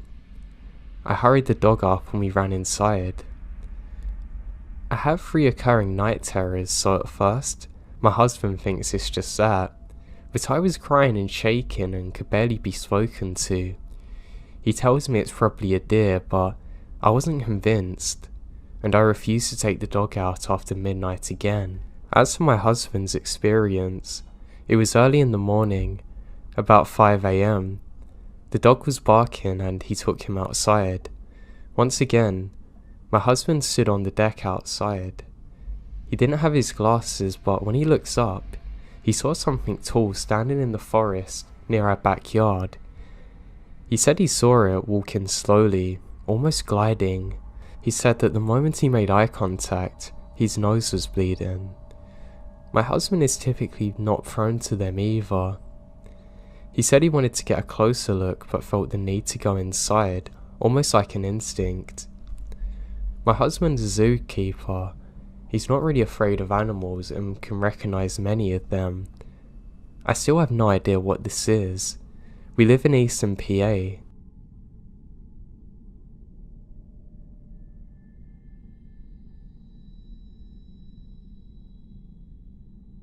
This happened around the 1900s in the countryside of South Brazil. My grandmother's grandfather was coming home from a ball very late at night. He lived in a small farm, and so to come from the party place he had a long way to walk in the middle of nothing, with just trees and bushes. And well, you can imagine how the countryside of Brazil was, especially back then. He said that while he was walking, all of a sudden, he heard strange noises and lights. Scared, he hid in the bushes to see what was happening. He said there were very little men speaking in a foreign language. Behind him, there was 2 huge plates stacked on top of another, with lights all over them. He stayed hiding and praying until they left and ran for his life. My grandmother says that she's heard this story a few times in her youth from him, and the narrative always stayed the same, with him praying after. Only after she married and moved to the big city and had children did she start to hear about these things being known as aliens and other things. Her grandfather at the time would have had no concept of aliens.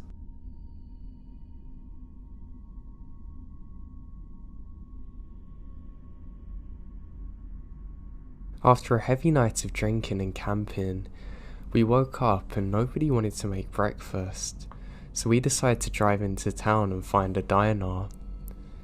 We're approaching where the dirt meets the pavement and come up on dozens of sheriffs backloading the road, 2 of which have rifles pointed towards us.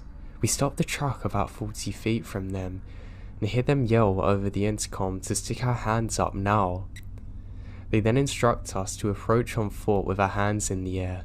They search my truck and find it full of loaded guns and beer.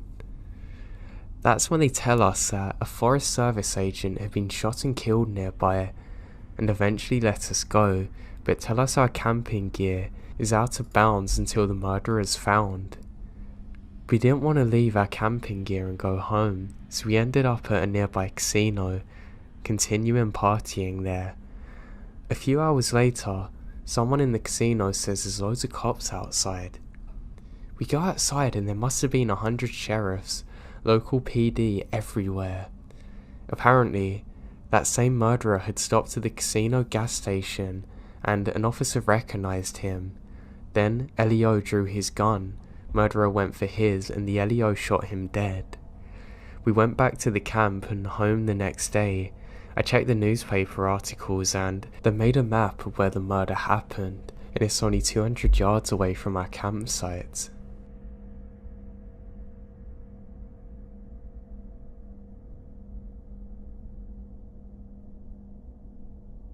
I have a friend who's a trail ranger. He's basically a ranger who can't get you in trouble. He told me about this time he was gathering illegally placed wildlife cameras and knocking them down and whatnot. The other ranger wasn't feeling well, so he said he was going to head back, but it's a 1-hour ATV ride. My friend finished up the last one when he hears voices. He kept in mind that he's far off the beaten path. He calls out and no one replies. As it was getting dark, he starts to head back and found his ATV won't start. He then realizes that the batteries are not connected. He reconnects it and started to drive, but isn't going fast. Less than half a mile later, the whole thing died. He radioed back saying, "Hey guys, someone picked me up." They said they would do it, but are gonna take an hour. He said, "Can the other guy come back?" and he said no. So he settled down, made a small fire, but heard voices again. It's dark and he's angry. The voices sound like an argument now. Someone was angry, yelling at someone else who sounded scared. He called out and said, "Does anyone need help?" The voices don't care. He thinks they're less than 1,000 feet away. He radioed again, and they said they're having trouble finding what path he'd be on, and haven't left yet. He said to them just to get another ranger there. About 3 minutes go by, and the voices start again. He decides to walk there, hoping maybe there's some drunk people that have a map. He walks in their direction, but the voices seem to be getting further away as he got closer. Finally, 20 minutes later, he gave up and walks back. He got a radio call, and they said the other guy was passed out, covered in vomit, and was taken to hospital. They don't know exactly where I come from still, because he crossed off everywhere that he went. Then the radio died, and the voices came back. Bored out of his mind, he decides to listen to what they're arguing about, and picks up on things like, "Well, it wasn't yours to take, and I knew you were gonna do this, you idiot, and I don't care." His guess is that 2 hunters are arguing over a kill. Then he heard something intelligible. Then silence. Bang. A gunshot. He doused his fire and hid. After that he heard nothing. Just his breathing for the next half hour until he saw ATV lights. He told the guy picking him up everything, and they called back. They had people looking for 3 hours but found nothing. They came back the next day with police and dogs. After about an hour, a shallow grave was found, and a man who'd been shot in the head was also found. Thing was, it was a skeleton who had been there for years. So either the argument he heard was somehow from the past, or someone else got murdered recently when he was there.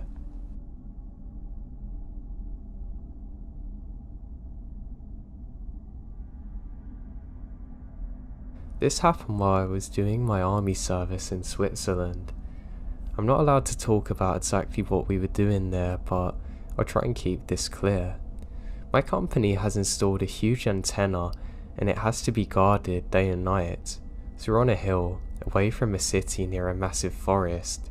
It's 1800 hours, and I had just started my watch of 6 hours with another soldier. Everything's fine. We smoke cigarettes and keep ourselves occupied until our night watch ends. Then, we receive a call from our superior who said that one of the soldiers that's supposed to watch hasn't come out, and we have to stay for another 6 hours. So we tossed a coin to see who's going to stay from midnight till 6 AM with temperatures of -20. And of course I lost, and I had to wait for the other soldiers to come and join me for the rest of the night. They sent Jon Snow. No, I'm just kidding. They've only sent another soldier, but not the best, because I knew he would sleep all night when I saw him climbing the hill with his sleeping bag. And that's what he did. He immediately took place in the tent and fell asleep. It was the coldest and longest night of my life. Nothing special about it. The weirdest part though happened in the morning. We received another call from our superior telling us that we had an NBC exercise. It means that we have to wear all-day chemical suits. The one with the gas mask and everything. I was really upset and exhausted because I wasn't able to sleep with that thing on, and sleep was my only reward for the 12-hour watch. Well, I get out of this tent, and I saw this thing that still scares me to this day. I see a woman standing next to the antenna. She wasn't moving, she was just standing there, meters from my tent. I couldn't see her face because of the sun starting to rise behind her. I knew she's a woman because she had really long hair. Remember that we're in the middle of nowhere and she's standing there, not moving like she's frozen. I start to freak out and call the other guy to see what I'm looking at. I don't know why, but he wasn't scared at all, and he told her to leave. But she didn't. She just stood there staring at us. I was confused. How could a woman ignore two soldiers in a forbidden area? I mean, we're in Switzerland. The army's not that impressive, I know, but people usually don't do this kind of thing. They would just move away, especially when it's 6 in the morning. And what she's doing in the middle of nowhere is beyond me, not dressed for cold climate. How long was she there? And how did she get there? I don't even see any footsteps. So, there's so many questions running through my head. The other soldier didn't think twice and starts walking towards her. When he almost reaches her, she starts running very fast into the forest. I see her going deep into the forest and I never see her again. I'm a really rational thinker, but I have absolutely no explanation for this. Thank God there was someone there with me, because nobody would have believed me if it was just me there at that time.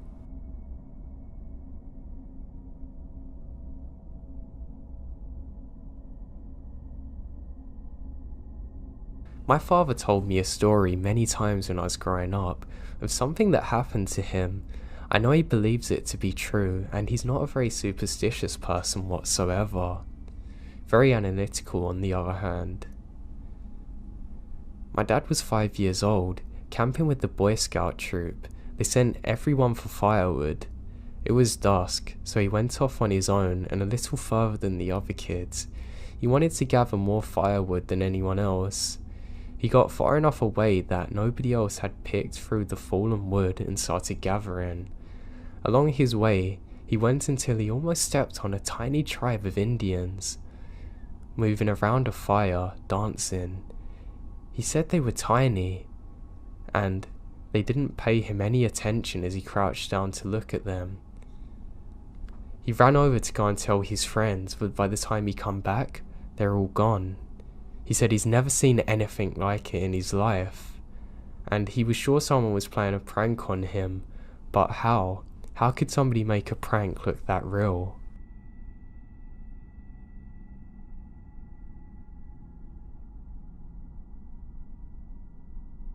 I live near a very large, very popular national park. Locals here, like myself, are pretty aware of the goings on here. Strange sounds, weird creatures, and strange disappearances. I've dealt with these in my past times and hikes, and even just relaxing in the park. Here's one that still freaks me out to this day.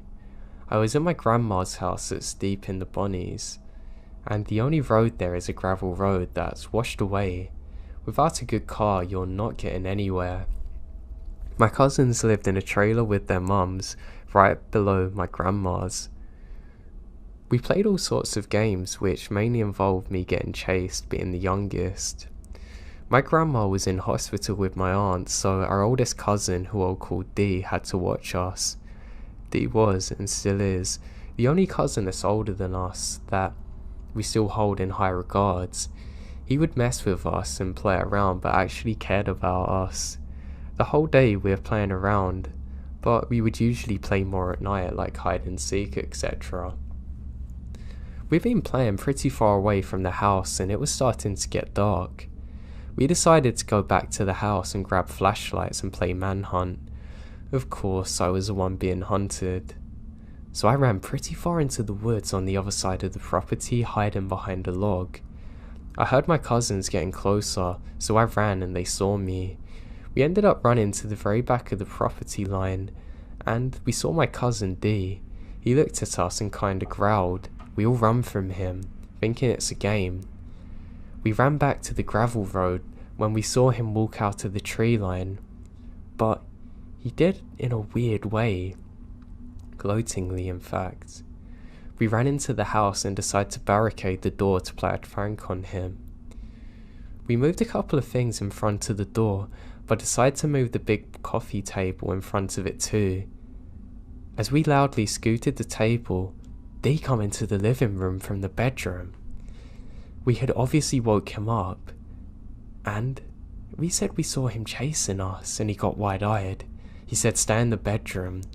We sat in the bedroom for about 20 minutes, and he come in and told us not to worry, that he's just scaring us. It wasn't until 4 years later, when I was 13, he told me the truth. He's pretty certain that it was a skinwalker.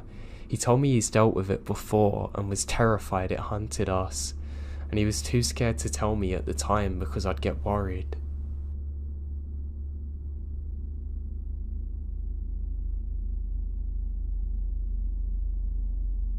So with a few fraternity brothers and I are backpacking in the Nafala National Park and met some guys.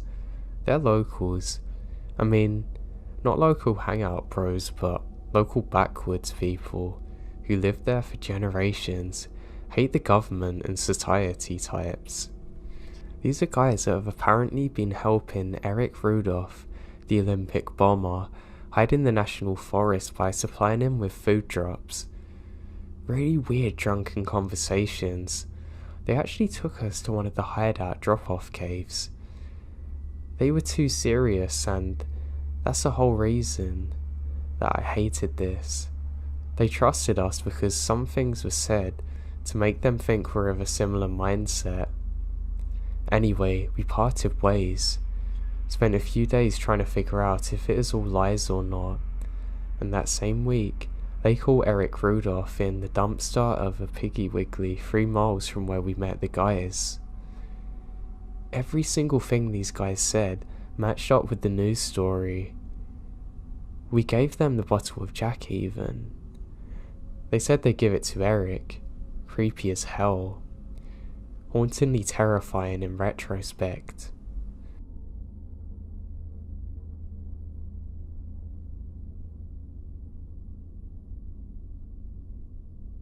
So when I was about 5 years old, I was at my sister's graduation party. My father had rented out a pavilion at a heavy wooded area of Country Park.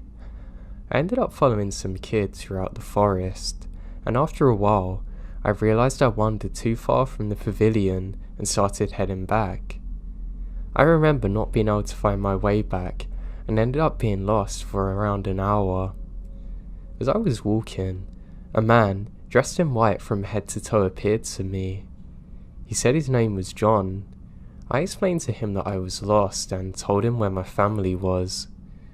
I remember him accompanying me throughout the woods, and he had a very comforting presence about him.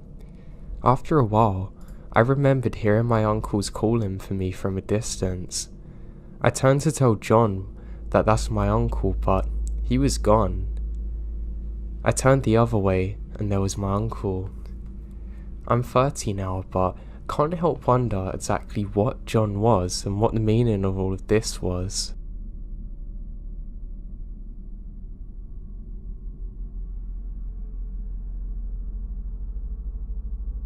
I guess I'll write what happened in chronological order. To preface this, I should mention that all of this took place back on my reservation. I'm from Algonquin First Nation from Canada. Another thing I should mention is that on the res, traditional beliefs and legends of the paranormal are still a big part of our community. The attitude of most people towards the paranormal is one of assurance. To us, the paranormal is a regular part of our life. We believe in a spirit world, and we believe that sometimes these beings can cross over from their world to ours. Well, I tell paranormal stories to my non-native friends. They're always in disbelief of what I tell them, but they've had no paranormal experiences, unlike me having a bunch, and most everyone I know on the res has had one. I don't really care to explain it, but it is what it is. Anyway, here's the story. This happened in the fall of 2011 when I was 16 years old. I was living in a nearby city with my mum, so I can get a better education than the one I can get at home. But we'd go back every single week to see my dad and little brother. One Friday, during the drive back home, I got a text from a friend of mine. She told me about a party that was happening that night, and she said to me, when am I going to be home so they can pick me up? I gave her a time, and that was that.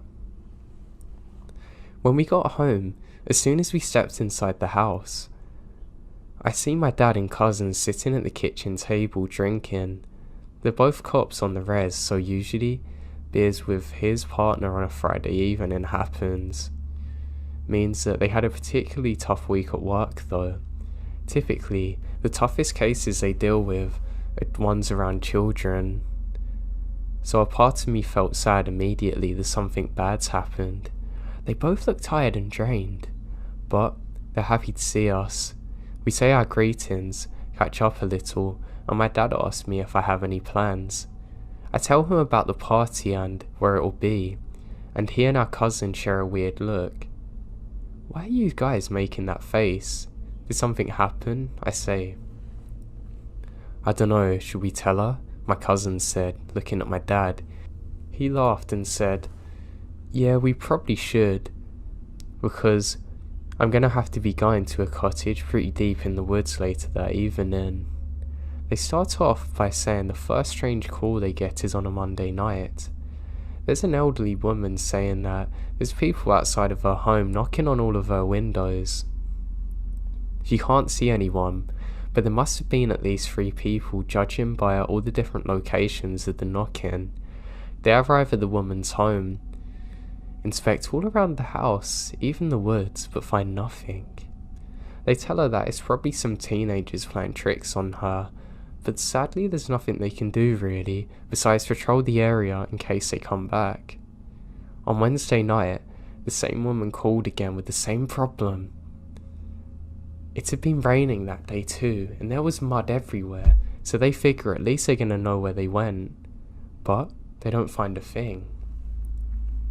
This is when they start feeling like something is off, because one of the windows where the woman was, she's adamant that there was someone there, but it's completely impossible to get there without going through a huge puddle. This is when they start to think she's lying, but they just told her the same thing they told her friend a few nights prior.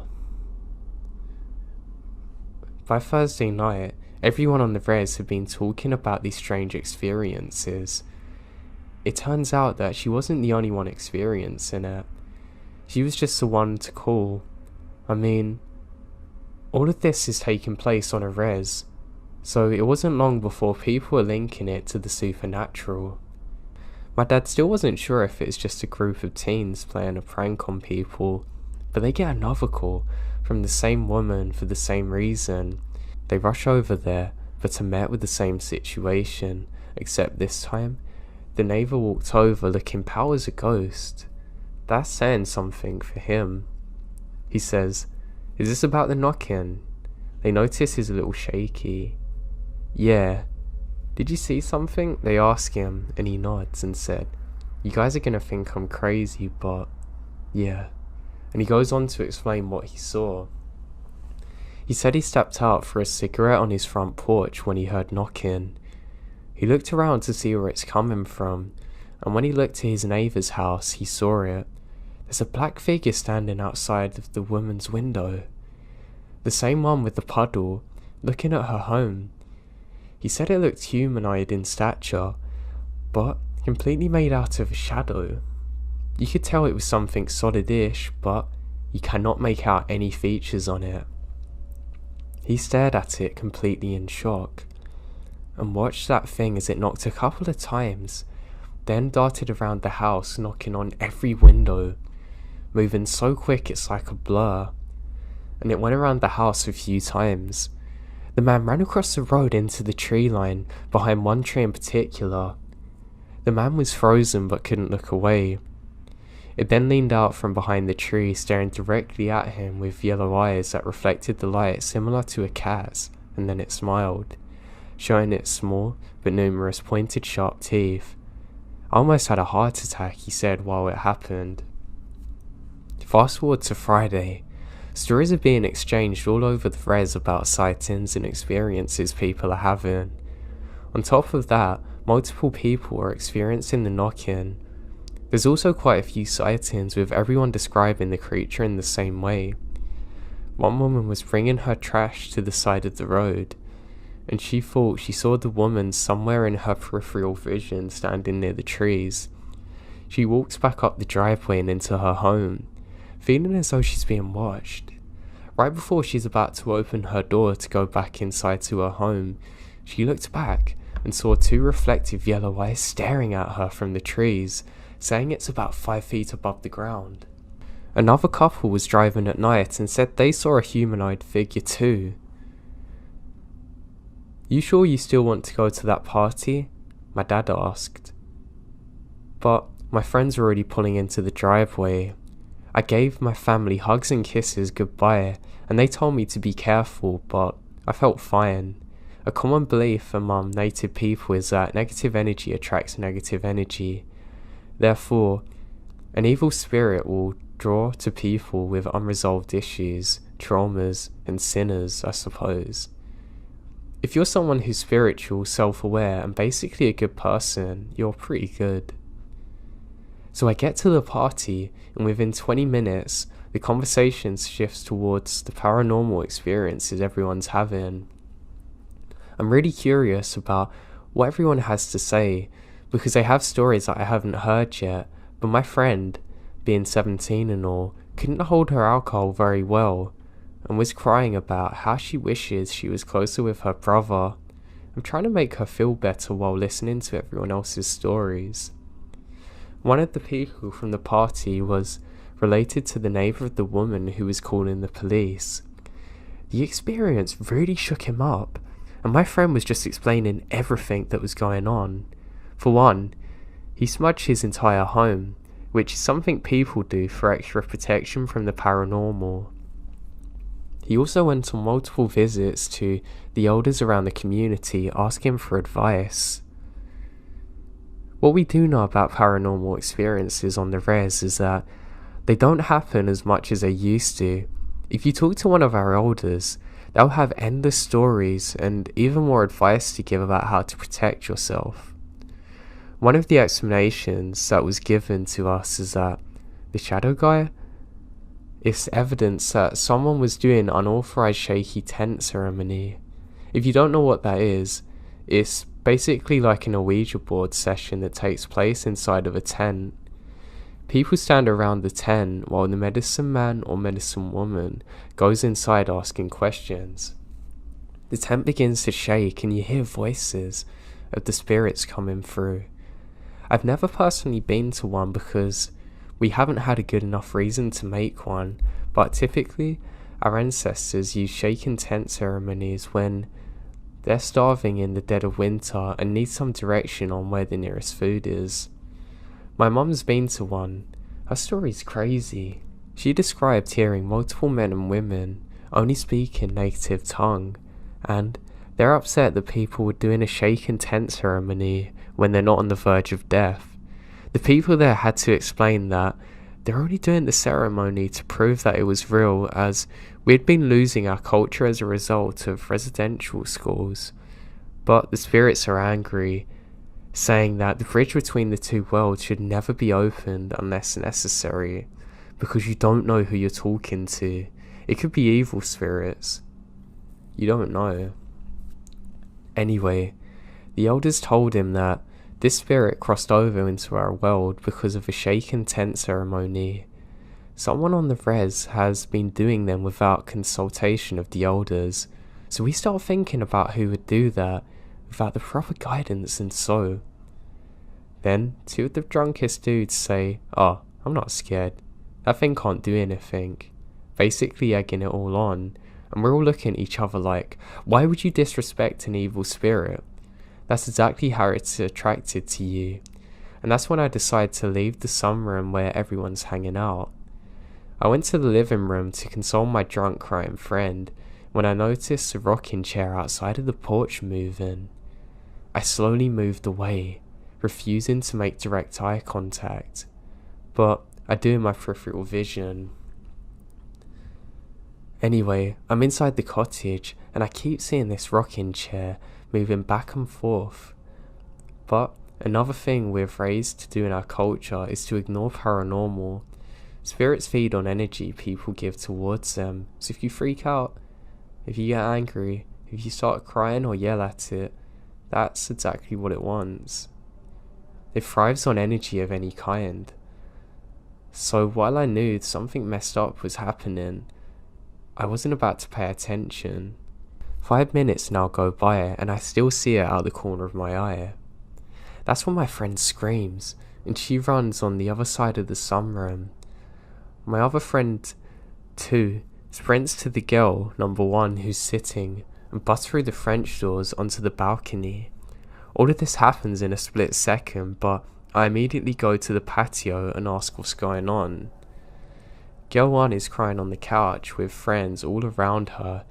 She claims to have seen the spirit. She said she was listening to the boys talk about the spirit when she saw boy 2's face as he was looking onto the balcony behind her. She turned around to see what he's looking at, and directly on the other side of the window was the shadow spirit on the rocking chair smiling at her, literally 3 feet away from her. That's when boy 2 sprinted towards it and burst through the French doors.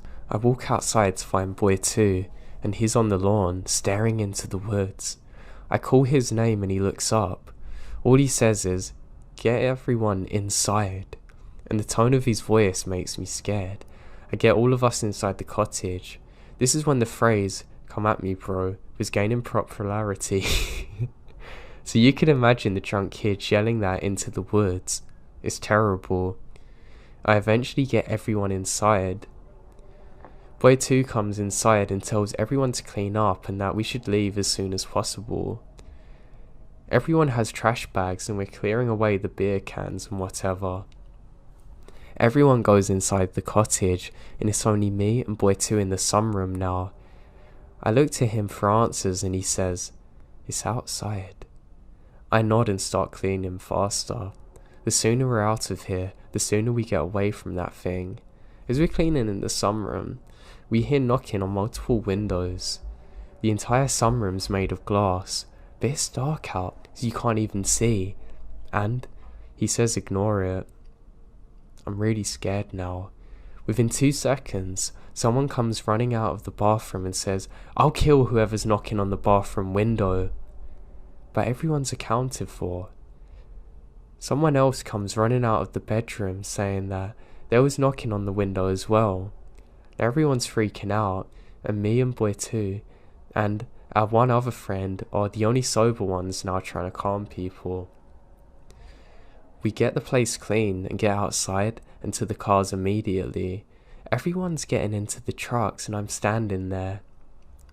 The guy looks relaxed, then all of a sudden looks worried and shoves me inside his truck. We peel out of there quick.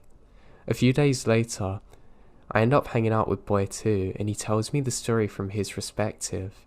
He said that when the boys started talking about the spirit, it appeared on the rocking chair behind girl 1. He said he made eye contact with it but couldn't look away. They were staring at each other, and that's when girl 1 and boy 2's expression changed. He said it was instinct to defend the people he's with and ran towards it. He said that the feeling he was getting from the cockgee was almost like daring him to do something. He said the second he got up, the cockgee stood up and ran into the woods, disappearing into a blur of the tree line. Boy 2 ran off the porch, looking around the lawn, when he saw it standing there, right next to the woods. It was smiling at him, and he heard it mocking him, calling his name, then disappearing. He didn't see it again until everyone was getting inside the trucks, which explains why he suddenly pushed me inside. He said it was standing on the far end of the truck, super close to us. Later that night, when he dropped everyone off, they realized that they never locked the doors. So he went back to the cottage, but his friend was too scared to go in, so he goes in on his own. But the second he opens the door, he sees that thing standing inside. He locks the door as quick as he can, and they peel out of there. The sightings continued for a few days after that. We definitely weren't the only people on the res to have them kind of experiences. It was the talk of the res. Everyone was curious about what happened. Would it come back? What was it? All I know is that it terrified us, and it's 2018 now, and no one else has seen anything like it since.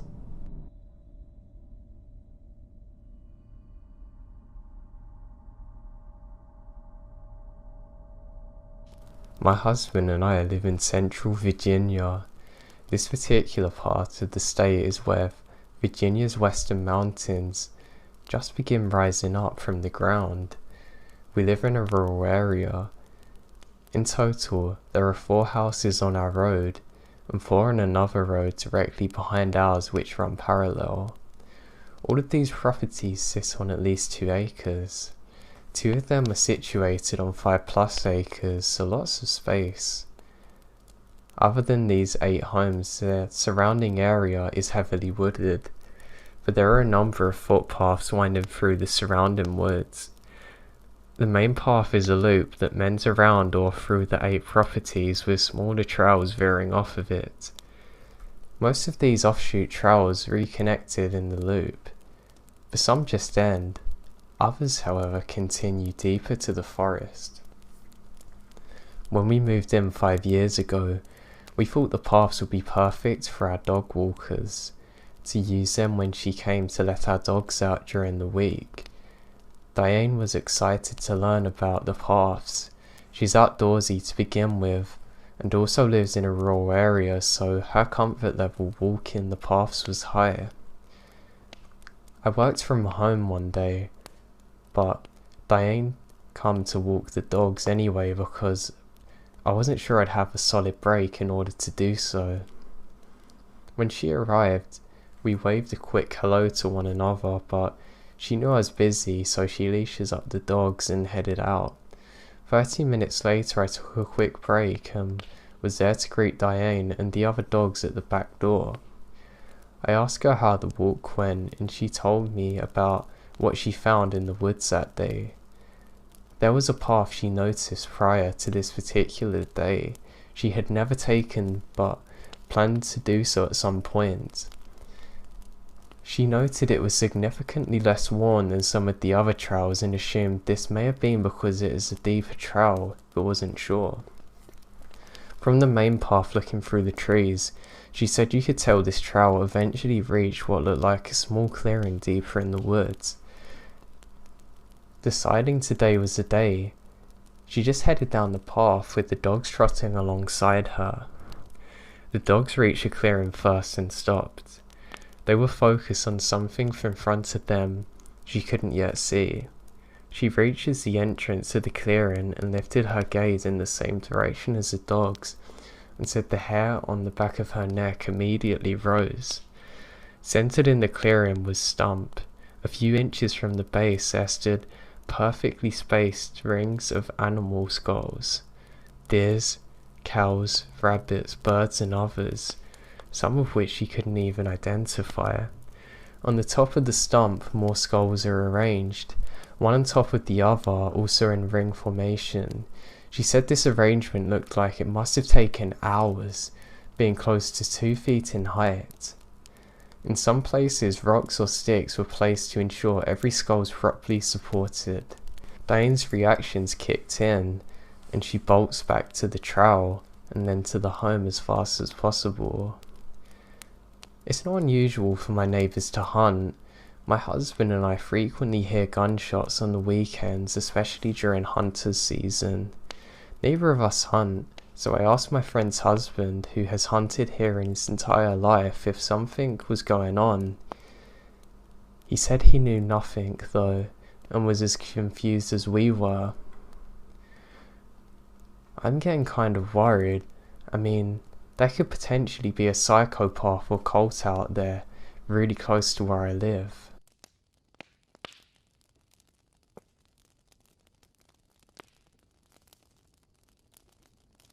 From roughly 2000 to 2005, I lived on the south edge of Northern Virginia.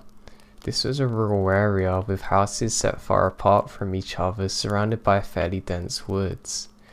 There was a phenomenon that I came to call the woods walkers. Due to insomnia, I had a bad tendency to stay up very late at night, sometimes all the way until dawn. I literally did that yesterday. Frequently I'd leave the window partially open all night to let in a cool breeze. On some occasions late at night, or after midnight, I'd hear something loudly crashing through the woods behind the house. It always sounded like a large man staggering drunkenly through the woods, always along the same path from the same direction down towards the Bull Run River. The leaves would be rustling very loudly, as if a large person was carelessly dragging their feet along the ground. Branches would be snapping as if the person was lunching blindly through the forest. I couldn't tell if it was one person or several, but the passing through the woods always created an alarming amount of noise. I came to expect to hear the woods walkers every 2 weeks or so.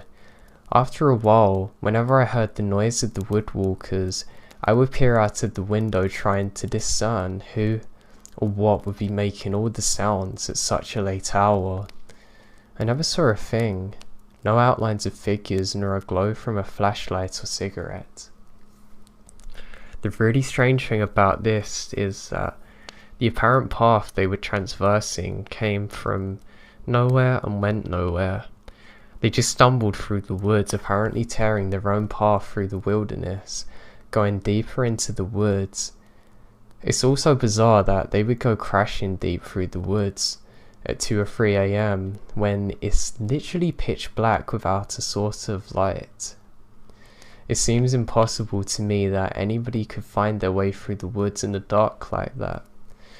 On one particular occasion, I heard the woodwalkers behind the house. Then I heard a bunch of gunshots from directly behind it.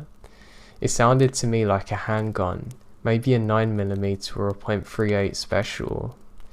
The next morning I wandered around the edge of the yard searching for expended brass, but didn't find anything. I found no traces or signs of anyone, in fact.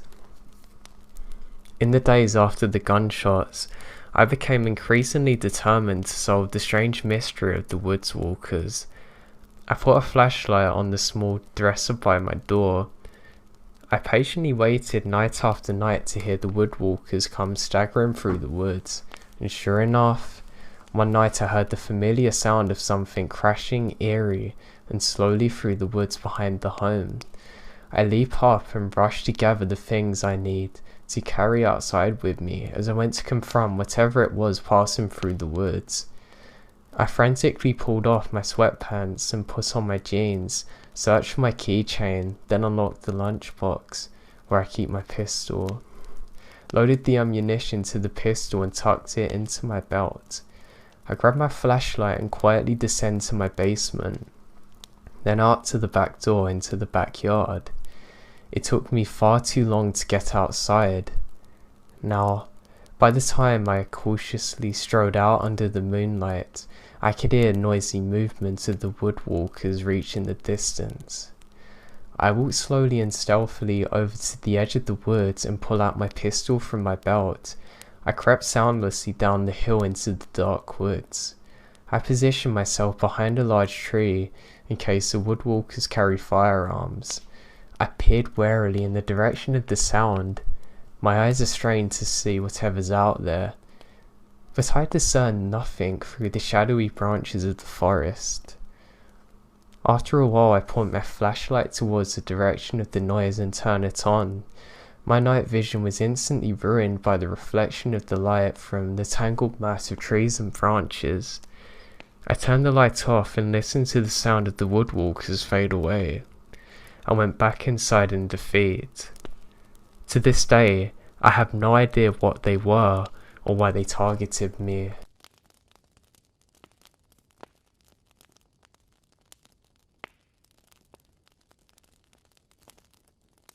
I took a gap semester a couple of years ago and decided that I should take a road trip with a buddy who was also taking a semester off from school. We're from the Midwest and planned our trip to take a big circle from Ohio to LA, up to Portland and back home again. We're outdoorsy guys, so we knew we're trying to hit some wilderness along the way.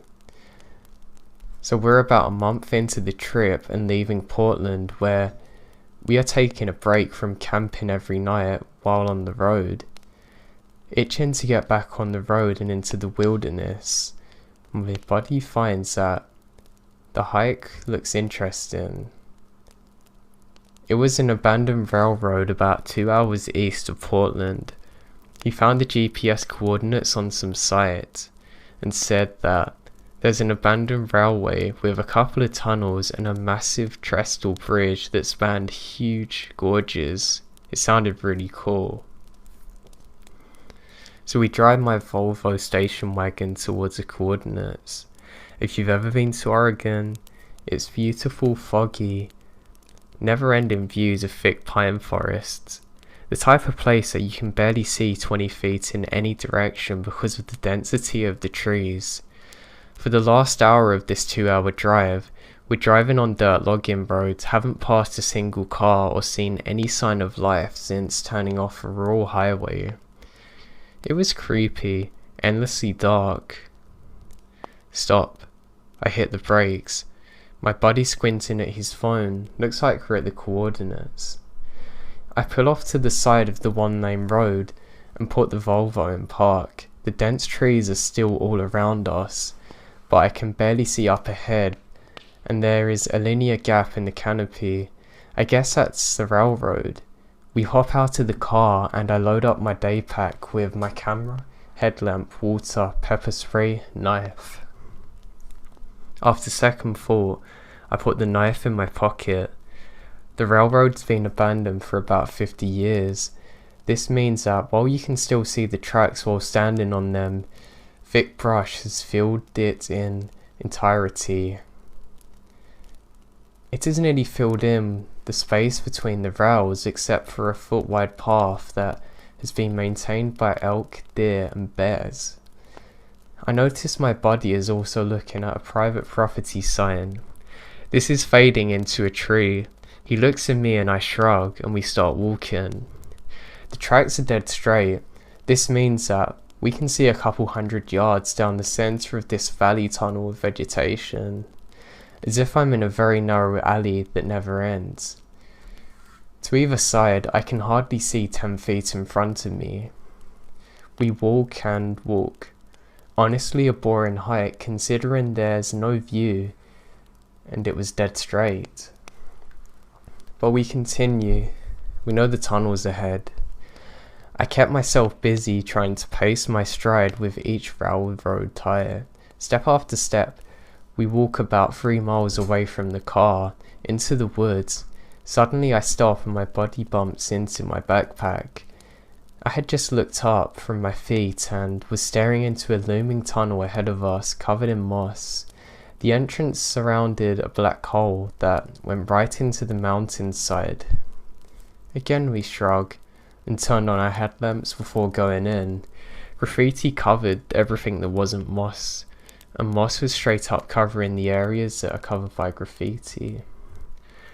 Our headlamps are dimly lit, but we can see walls covered with graffiti. I stare eye to eye with a 20-foot wide mummy. Now I can barely see my hand in front of my face because of the darkness, and we couldn't yet see the end of the tunnel. Drips of water echo off the walls and my buddy and I quickly walked down the track in silence. I had my knife out on my side. I was relieved to get out. From the exit of the tunnel I could already see a massive gorge up ahead. The tracks went across the bridge that screamed PNW. It was easy to forget about the creepiness of the tunnel, and I looked forward to busting out my camera. Once I set foot on the bridge, I realised the danger of crossing something that hadn't been maintained in 50 years. The wood was clearly aged and rotting in some places, but the view's incredible. We balanced on the steel tracks and walked over to the centre of the trestle, where we could see the river 500 feet below us. Horrible logging scarred the mountainsides along the gorge. I noticed a place where the boards had broken through. I hope nobody's fallen. Instead of turning back after getting some good shots, we keep going. The sun was getting into late afternoon now, and was blocked by the steep mountains around us. We quickly walked off the bridge and back into the green tunnel, but for some reason, I started having second thoughts. I don't know why or where they came from, but I slow my pace and start thinking about how can I ask my buddy to turn around. Before I was going to turn around and ask Nate, I glanced up ahead at the tracks. Directly ahead, about 200 yards away, someone's eyes are looking at me. I stop in my tracks and feel a cold rush to my hands and head. The person staring has stopped now. I see another man's head poke around. It's two of them, I whisper to Nate. Slowly we start walking down the green tunnel towards the men. They're walking towards us. As we get closer, I walk faster out of fear. Bouncing on my man's chest is a large bush knife. He's wearing filthy clothes, has a long matted beard, and has not broken eye contact. A revolver is tucked into his pants, and he's carrying a rifle with a magazine. At this point, it's too late to turn back, and I realise that my buddy and I are gonna have to squeeze by these men through the narrow gap between the tracks. The brush is pulling up my sleeves.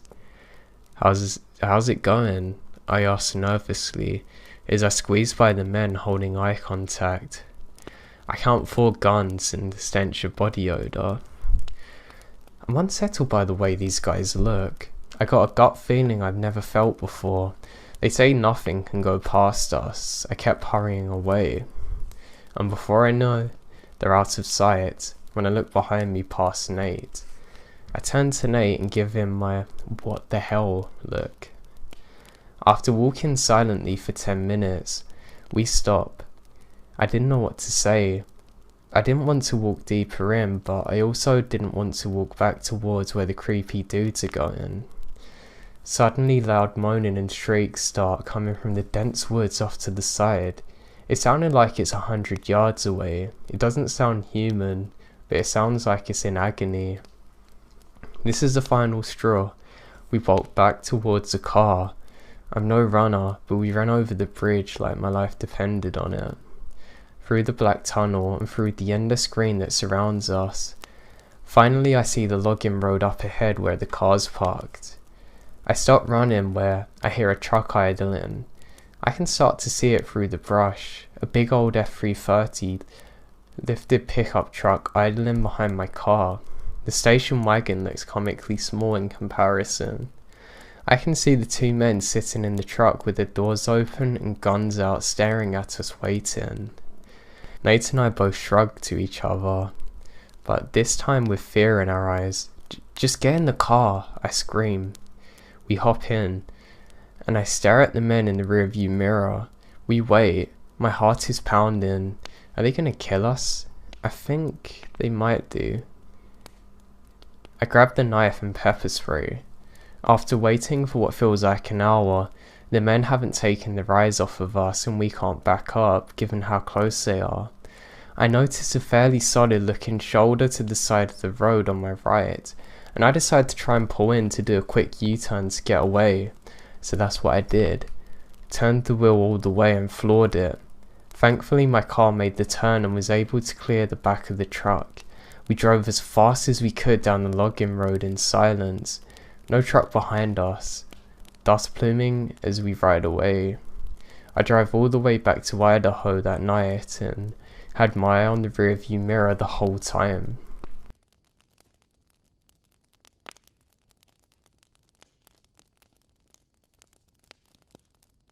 So this happened last year in Virginia, and is also the reason I never backpack alone anymore. I was talking to one of my friends and ended up taking a summer course at the time, and we ended up with a 3-day weekend in June, so I thought it was a great time to go and explore some of the Virginia wilderness and all. I did a Google search and found a state park with a trail that looked nice and let my roommate and family know that I'm going to be going on a certain trail. When I got close to the park area, I saw a little outdoor shop where people liked hiking the Appalachian Trail stop. I went in to grab a map of the area just in case I get lost. As I was talking to the owner, he mentioned a trail that's not very well known but has a pretty cool waterfall and swimming hole. This piqued my interest, so I showed him my map and he pointed to where it was. It took me outside the state park, but he said it's a great place to go. I paid for the map and thanked the owner. I texted my roommate and parents about the trail, and I parked my car and set off for the adventure. I should note that the waterfall was going to be a side trip from my journey. I was planning 3 days and 2 nights. I started on the Appalachian Trail and it was pretty packed with people, and some of them were really fun to talk to. As expected, as I got further and further from the main trails, I see less and less people. Around early afternoon, 3 miles from my destination, I noticed it was unnaturally silent. No birds, no bugs, not even wind. I had a feeling of being watched. I shook it off as me overanalyzing the situation. I got to the waterfall and it wasn't too spectacular, but it was cool to look at. Plus it had a good sized area to swim in, so naturally I stripped down to my bare minimum and went swimming. It was pretty refreshing. As I was getting my clothes back on, I started whistling to myself. That's when I heard something whistle the same tune back. I thought it's a bird copying me, so I went back and forth with it, and it will repeat whatever I whistled. I thought it was pretty neat. As I was setting up camp, I couldn't shake the feeling that I was being watched, and again, I'd get goosebumps and my hairs would stand up. As night fell, I built a small fire and lit my jet boil to make dinner. As I did so, I became hyper aware that I was being watched or that something was wrong. I then realized that there was no sound, only deafening silence. Some part of my brain was telling me that I'm not safe and to leave. I just ignored it and crawled into my tent with my flashlight and book. I went to sleep without incident. When I woke up the next morning, my sight was trashed. My camp stool was nowhere to be found. My bear bag with my food was cut down and the contents were thrown across the site. Now my first thoughts are that a crafty animal has actually chewed through the rope and got to the bag, but I look at the rope and it was cut with something very sharp. Plus none of the food was touched. I also noticed bare footprints around my campsite. Keep in mind I'm at least 6 to 8 miles from a road. As I was looking at the mess, I heard a branch snap off in the distance. I turned to look and see nothing. I look again. I still see nothing, but I heard whistling again. The same whistle from yesterday, but it was different. It sounded more sinister. It made my hair stand up on the back of my neck, and this is when I listened to my instincts to get out of there. It sounded like it was a little off in the distance, so I packed up as fast as I could. The whistle got closer as I finished stuffing the tent into my bag. It didn't bother me that I wasn't putting stuff away properly. The whistling was constant and sounded like it was coming from all directions. I got fed up with the whistling and yelled into the woods, "Shut up and do what you want." It stopped whistling and it gone back to being quiet for a moment. Then it repeated in my voice. It sounded like me but distorted, like coming from an old TV. After I heard this, I immediately threw my pack on and ran the direction I came. I heard it moving just behind me, fast, switching and whistling in my voice. I felt like it was toying with me, not coming too close, but not being too far. Eventually it sounded like it got further and further away from me when it suddenly stopped. When it stopped, I stopped and turned around. I wished I didn't because I heard the most bone-chilling screech I've ever heard coming from right next to me. That's when I started running back. Less than half a mile into the run, I see a couple that was also backpacking. They saw the look of terror on my face. They asked me what's wrong and saying who is screaming and if I'm okay. I tell them what happened and they decide not to go down there or where I just come from. We moved to a more populated area of the trail. As soon as I got back to my car, I drove to the park ranger station reporting what happened. Since the site was off of their area, they couldn't even do anything. The ranger station parking lot ran right up to the woods. When I was getting into my Jeep, I heard the Chill Bill tune coming from the woods just in front of me. I never drove so fast in my life. When I told my roommate why I was back, he said you should never go there alone again.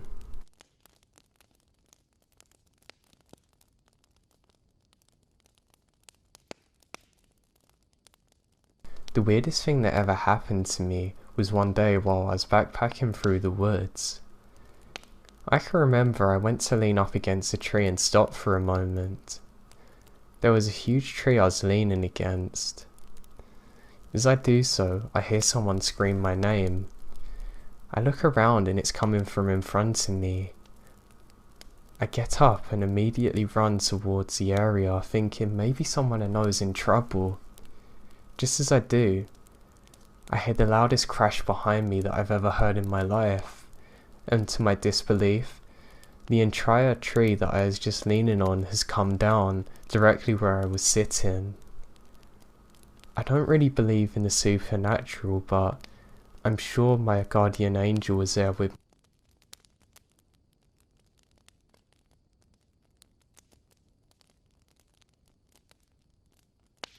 Every summer or so, my family travels up north to our friend's property. Father's old boss, to be exact. He lives on a rather large 80 acres of Washington woods, half of which is his gold mining operation consisting of many old machines and gigs. The other half, dense thick woods, unoccupied and closed off to the public. Curiosity and integrity brought both of us together. We do lots of hikes on the property where it's unkept and overgrown, just to see what's there. After all, nature is wildly beautiful. One warm day we began the uphill hike to explore the woods, only to come across a trail that looked rather frequented, even being at quite a high altitude in the middle of nowhere. Following the trail, we stumbled across lots of old tools left behind by miners on the way back. Then we saw cabins, not one, not two, but three. These cabins were nearly collapsed and very old. Fears and dangers aside, we had to explore them, of course. While going in one at the time, we stepped into a very surreal world. Old bottles, bed frames and vintage stoves, probably all from the late 1800s to 1900s. One of the old cabins, unfortunately, was far too unstable to look in. The experience as a whole was like stepping back 100 years and seeing how these men worked hand and foot for gold, leaving all of this stuff behind. Another experience on this property was of seeing the aftermath of one of America's most disturbing times, slavery. Near our campsite lay thousands, and I don't exaggerate, thousands and thousands of boulders, each weighing 100 pounds. The owner of the property tells me that many years ago, in the early days, hundreds of Chinese slaves were forced to move these boulders from dig sites around the property, all converting to one spot. While to you, I'm sure it does not sound that creepy, but the emotional gravity you experience while standing on a mountain of boulders easily 20 feet tall that someone's forced to move and make by hand is not something I want to convey accurately. I do camp on his site often despite the multiple hour drive, and every time I pass those damn rocks I'm hit with heavy feelings of sad emotions.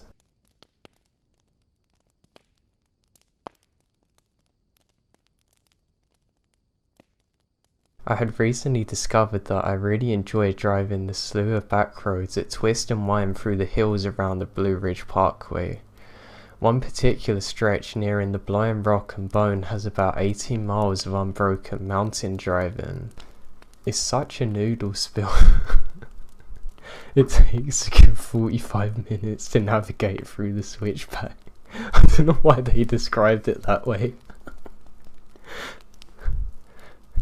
One morning, I was out on a sunrise drive along that particular stretch. Keep in mind that the sides of this 2-lane road are a rock face to one side and a sheer drop to the other. There's very limited opportunities to turn around in the entire 18-mile stretch. If you're forced to turn back, it's a pretty risky 3-point turn, and there's no pulling off to the side and whipping around real quick. Well, I was about 6 miles in. It's about 6:30 AM and I hadn't seen another soul out driving the back roads to this day. As my tendencies lean, I was tearing through the curves about as fast as I can manage without risk. Out of nowhere, a black Cadillac rolls up. I didn't see it come up behind me, it was just kind of there. I'm already breaknecking down this road and he's down on me. The windows are tinted very dark, so I decide to pull off along the cliffside and let the vehicle pass. As it did, I could see nothing of the occupants. That's when I noticed the plates. The numbers looked as though they're changing, like a digital clock gone haywire, and that's if you can call it that. I didn't recognize a single character that was blipping in and out. I sat there for a second and gained my composure. It didn't seem right, but I figured maybe it's just a trick of early morning fog lights. I got back on the road and began to drive. Not a mile later, a black Cadillac comes once again roaring up behind me. It had the same blacked out windows, same everything, right down to the flickering license plate, but it could not be the same one. I would have definitely seen it turn around to get behind me, but this is different, yet fully identical to the first. At this point, I'm just confused more than anything. Stranger things happen than this, so I let it pass and proceed onwards. About a mile later, I see it appear in my rear view, and I mean appear as if I wished it into existence. It was suddenly just there, identical to the first. It happened twice more that drive, and I've never seen anything like it since.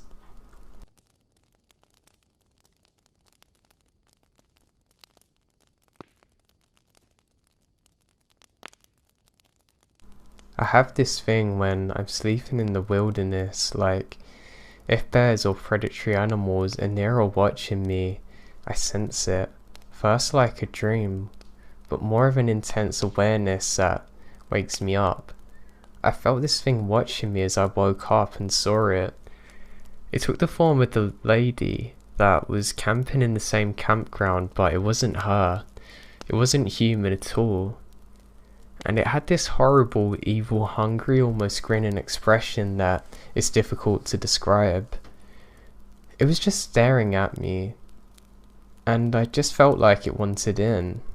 It wanted me bad. As this was happening, I realized my friend's awake. I was just starting out on the trip when I heard him say from behind me, "Can I help you?" I look over and he was starting to stand up with a knife, looking in the same direction as the thing. At that moment I was like, oh god, it's real. I was looking like, dude, what the hell's going on? But he says nothing. He said, go back to sleep. I lie awake until the sun comes up. He didn't really want to talk about it, but he finally told me he heard this huge heavy stomp coming towards our tents with chains. And when he got up, he looked at whatever this thing was, and it's sort of a luminous whitish hazy figure. When he confronted it, it vanished. This happened on the Green River in western Washington. This site was an old mining town back in the 1800s, and there was an explosion caused by a miner that went crazy and purposely set the mine on fire with hundreds of miners inside. Now, I didn't learn about the history of the place until after I'd already went there. The Green River serial killer was also active at the time I was camping there.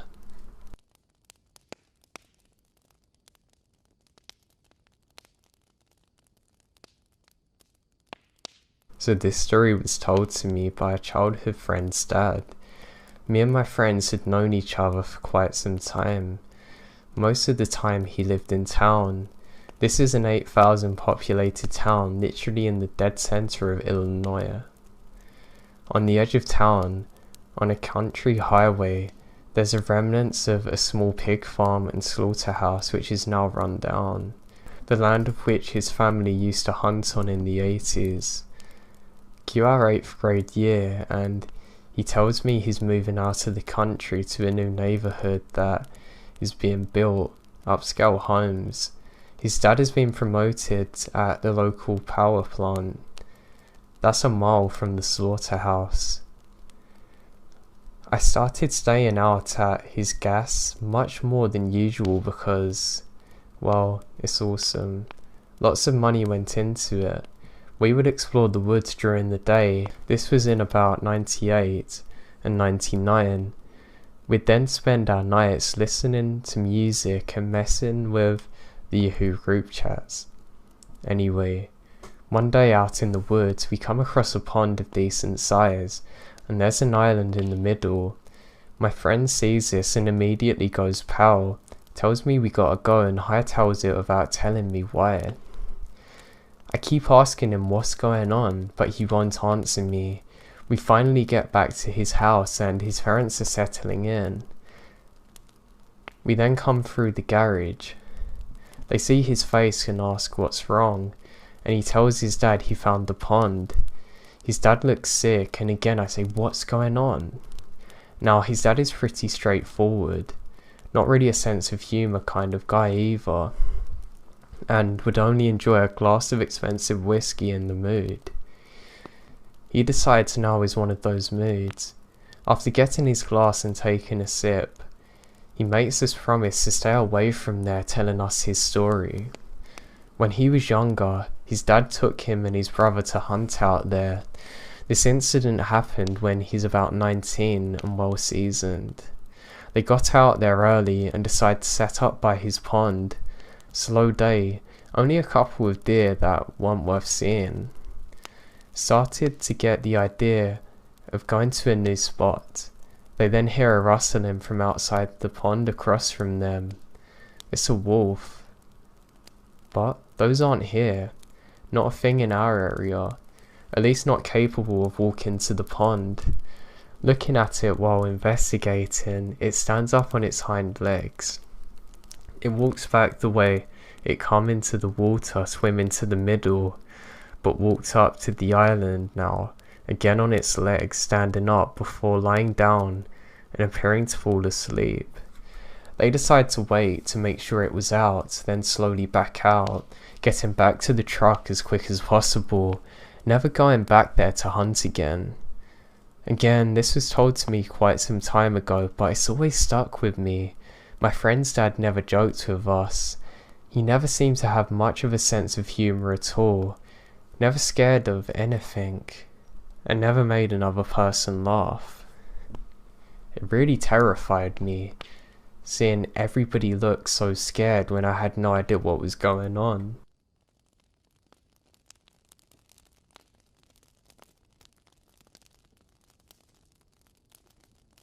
A few years ago, my friends and I went on a 45-mile 3-night kayaking trip down the Green River in Kentucky, which runs above the Mammoth Cave System, the world's longest known cave system with more than 400 miles of passages. We brought everything we needed in our kayaks and one canoe, food, tents and water filtrations, etc., and camped each night on the riverbank when it started getting dark and we found level enough ground. The first night was uneventful, except to say there is nothing like a wall of fireflies against a mountainous black tree line in the middle of nowhere. The second day around sunset, after a long day of kayaking and baking in the July heat, we came off on a stream on the bank that opened up into a large ravine. The stream, as we found out, was a cave spring pouring out blue freezing cold cave water into a lagoon, about 30 feet wide, and so deep the blue water turned black after a few feet. The lagoon had a long sandy beach, secluded by hills on either side and a tall overhang cliff behind and above us. It was beautiful, otherworldly looking. Time moved slowly there. We decided to camp there for the night. The sand is soft, white and very fine, ideal for ground sleeping. For some reason the place deeply frightened me, but I didn't speak up. We're all tired and everyone's having fun. We built a small fire and enjoyed the stars throughout the leafy canopy for a while before everyone goes to bed. I slept hard that night, around 5 AM. I woke up with an urge to relieve myself. It's still dark. I had the tent door zipper about halfway opened, and just put my head out when I heard a loud and terrifying roar and scream. I immediately cowered back into my tent, zipping it up quick, and waited. The scream came from about 10 feet to my left, near the dwindling fire. It's high-pitched, but not like an owl scream. It was a wretched pain scream that got lower at the end. Being in the middle of nowhere in Kentucky, most likely it's from a fox or boar, or some kind of bird, but whatever it is, it made me lay awake for hours listening. I heard absolutely nothing. Granted, we're on a soft beach, but I didn't hear a single twig snap or a leaf crinkle when whatever it was finally shuffled away. I should mention at this time that up the beach and off to the side of the lagoon was a small dry cave opening maybe 3 feet wide. I cannot say with any certainty that it was not some ancient cave-dwelling creature that surfaced to investigate our camp. I somehow fell back to sleep and awoke the next morning shaken. I asked my friends if they've heard the terrible scream, but nobody has. We pressed on down the Green River. The third night at dusk, we came upon a large rocky beach. We pulled our boats ashore and decided that this will have to do, as we don't want to go in further and get the risk of being stuck in the water at dark. This rocky beach was where the river splits in two, and in the middle formed a collection of pale rocks, tall grass and dried out wood.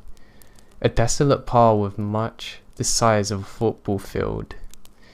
The landmass is covered in jumping sand spiders and tiny frogs, again otherworldly. We set up camp, ate, and went to bed around the same time. It's silent for around another half hour until I'm asleep. Suddenly though, my dreams are interrupted by what sounded like a loud boom, mechanical wooden beast. I awoke and shot up immediately. This is truly the loudest thing that I've ever heard in my life. It sounded like a massive bulldozer tearing down a huge steel wooden building. Then came a boom, followed by its echo throughout the river valley. The animal shifted and the birds flew away. We're all awoken by the crashing, yelling and confusion to each other in our tents. Nothing but silence followed outside our tents, and no one was particularly willing to shine a flashlight towards the woods.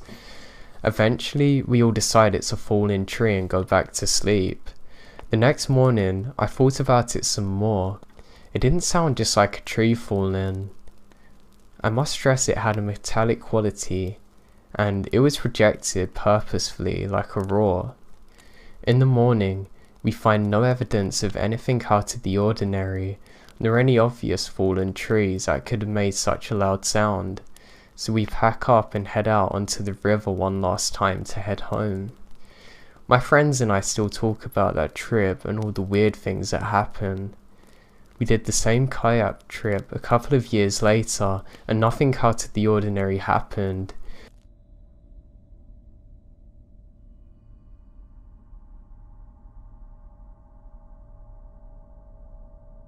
I'm an avid hunter and love to go hiking, so the outdoors is nothing new to me. For as long as I can remember, I've been exploring. I love all the different things you can find outside.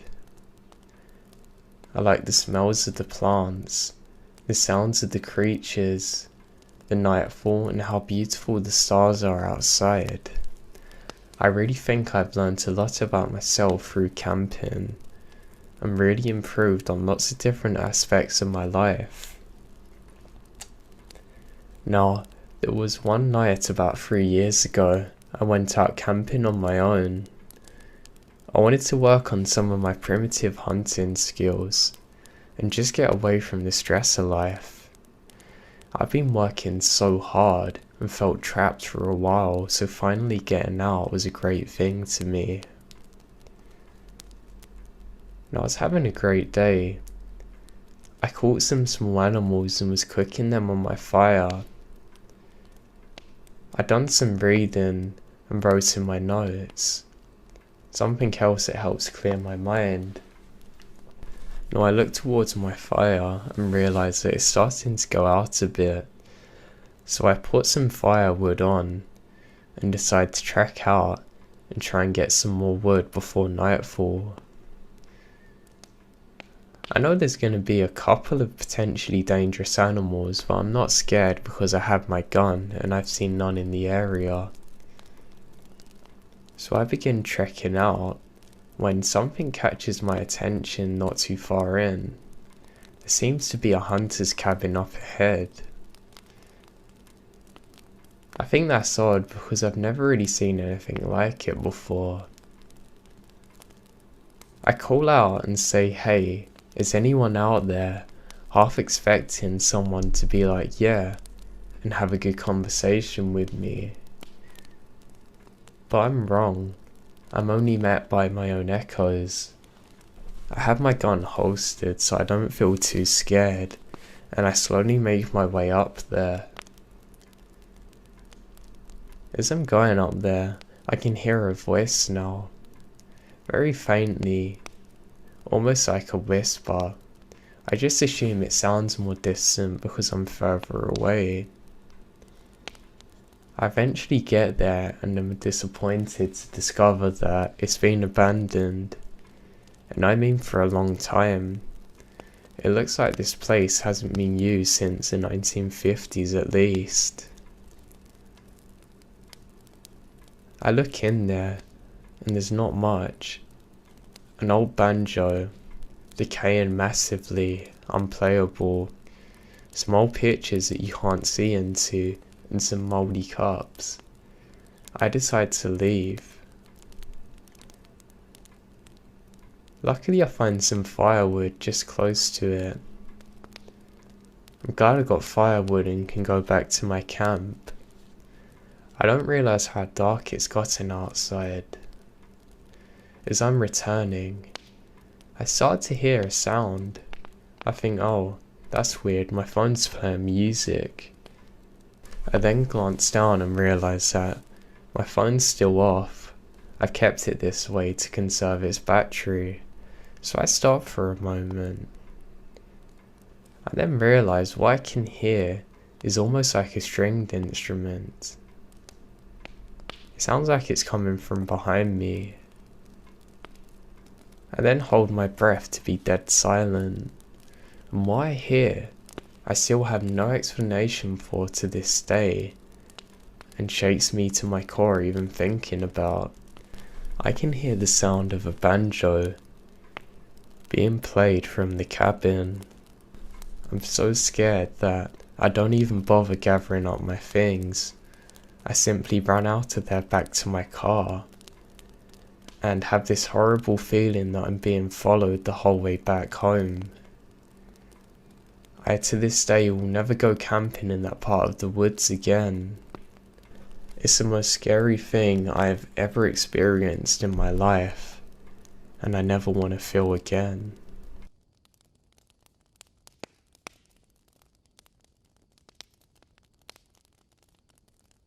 I had a bizarre experience while I was camping on Perdido Key State Park Beach. It's a small stretch of beach with a lagoon on one side and the Gulf of Mexico upon the other.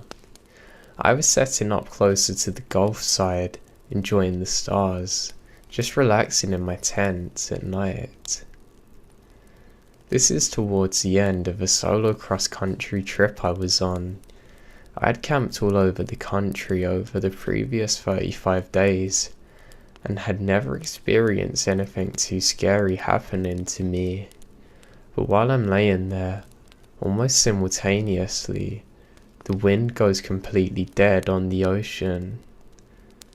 No crashing waves, no sound whatsoever. I never truly understood the term deafening silence until that moment. For some reason, my body's response was complete and utter fear.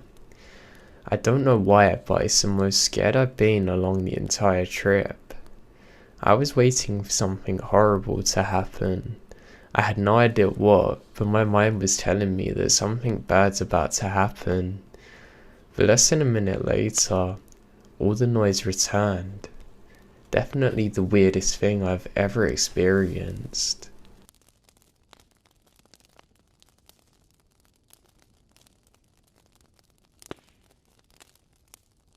One afternoon, I was completing this 14-kilometer, 5-hour hike on the edge of town. It's an unkept track at uneven ground, overgrown, and in many places you rely on coloured markers nailed into trees because the track's covered in grass and it's not the easiest hike. And it's into some pretty unforgiving terrain. We're all wearing hiking shoes, long pants and long sleeve shirts to minimise the risk of snake bites, etc. We're the only people on the track that day that we saw. It's late afternoon and we're about 2 kilometers from the remote trailhead. We're coming up onto this ridge and see someone heading for us. He's wearing weird clothes that are very tattered. He approaches us on the track with wild hair and says hello, but doesn't ask for a reply, simply looking straight ahead, continuing wandering the track. He has no bag or clothing other than some tattered shorts. By the time we get back to the car, it's dark. We hung around for a bit packing up the car and don't see him again. What's more weird is there's no other cars here. The country is very unforgiving. There's no easy way you can loop back to civilization. All he has is one hike stick. I've never seen anything like it to this day, and I can only assume he's a crazy person out there, living off the wilderness.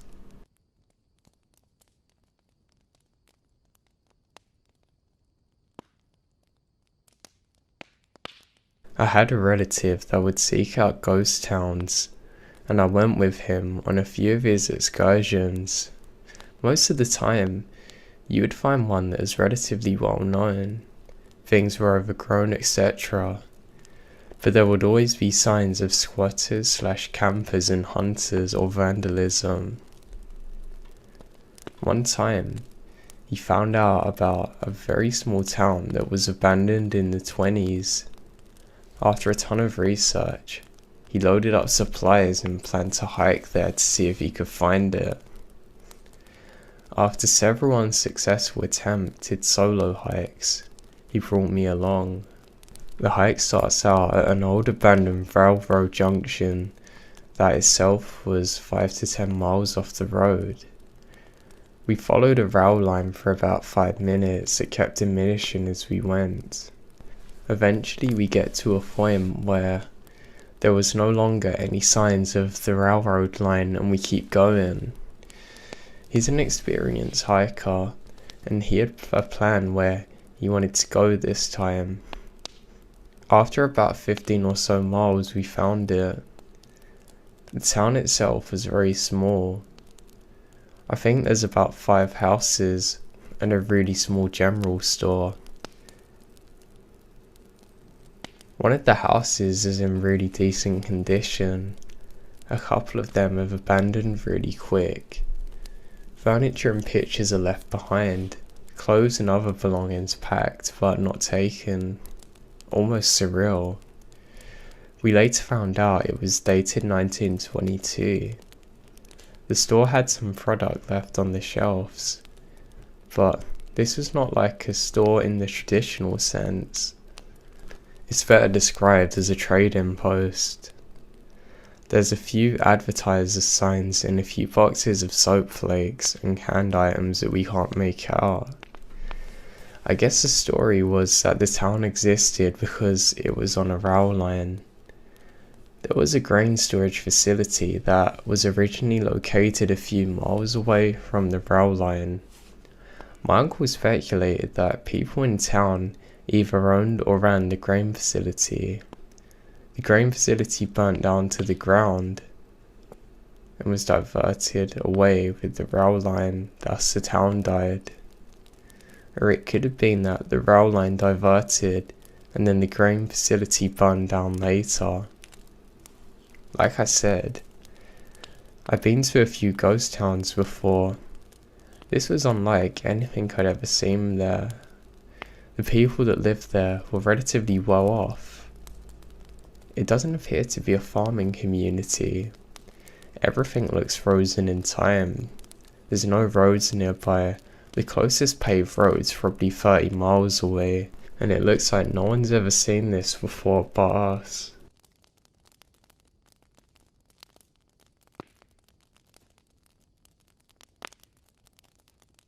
When I was a kid in the mid-90s, my friends and I were hiking around in the woods behind our house on ways home a timber property and found an abandoned farmhouse. The weird thing was that the house had been left so abruptly. There was still an open mail, a magazine sitting on the coffee table, all dated back to the same date in the 1950s. Sheets and blankets still on beds, clothes still in drawers, pantry full of canned and jarred food. Half of it exploded or leaked, dishes in the sink even, unburnt candles sitting out waiting to be used. A fridge outside full of food that had been turned to muck and dust. After years of exploring, we'd never come across anything like this. Even the chicken coop had dozens of skeletons in it. There's even pig skeletons left in the pen. A tractor was parked in the garage and was in great shape for its age. It didn't occur to me as a kid at the time, but aside from the house having been left so suddenly, it was remarkable that the place had been undisturbed. There was no vandalism, signs of entry as far as I could tell. We were the first people to step foot in there for 40 years.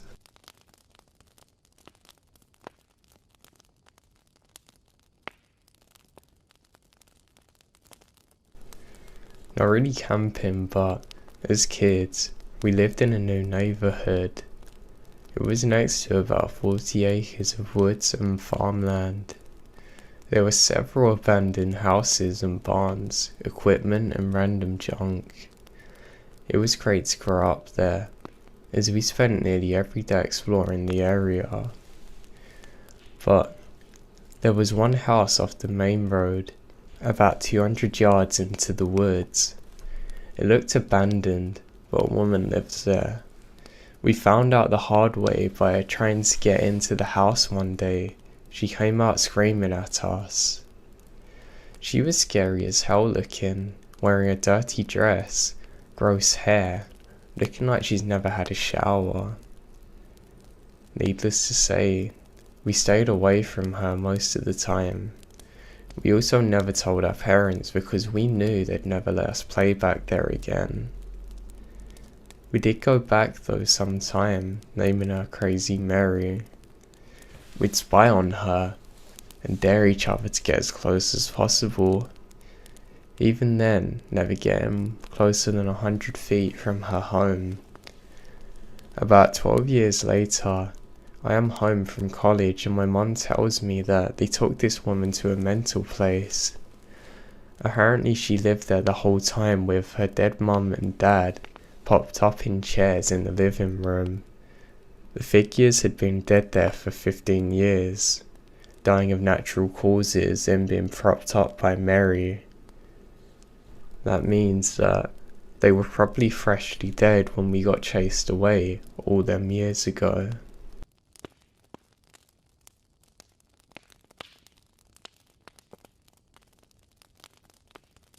One of the most surreal things I experienced was while camping. It happened about 2 years ago. I was out collecting firewood. I remembered I forgot something and had to go back to my tent. The second I step out again, it's like the world stopped.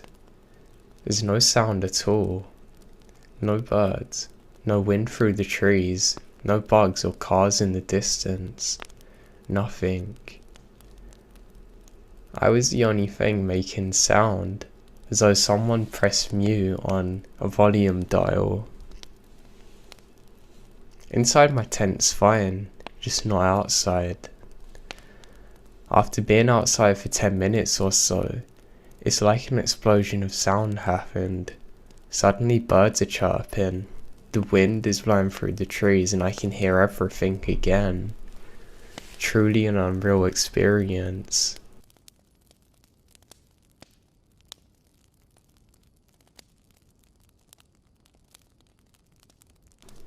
My family used to camp in Angolian Park in Ontario when I was a kid. We used to do a lot of the day hikes with our dog. The dog was a crazy runner and run up and down the trail, back and forth between my parents and my brother and me. This one trail ended at a lookout. My brother and I stopped to take in the view, and my dog arrived seconds later running at full speed. He attempted to apply the brakes, but he had so much momentum carrying him that he goes right over the edge. We freak out. Our dogs just went over a cliff, and it's a good 60-foot drop. I venture over to the edge to look, and my dog somehow landed on one ledge that sat about 10 feet down. Now what? At any moment, my dog will fall the rest of the way down. It's a sheer drop with no way back up. Then out of the blue, from the trail behind, a hiker appears with full climbing gear. Now I've never seen anything like it before. The guy goes down, saves my dog, and packs up and leaves. He didn't even stick around to say his name. To all intent and purposes, he returned to the trail and vanished.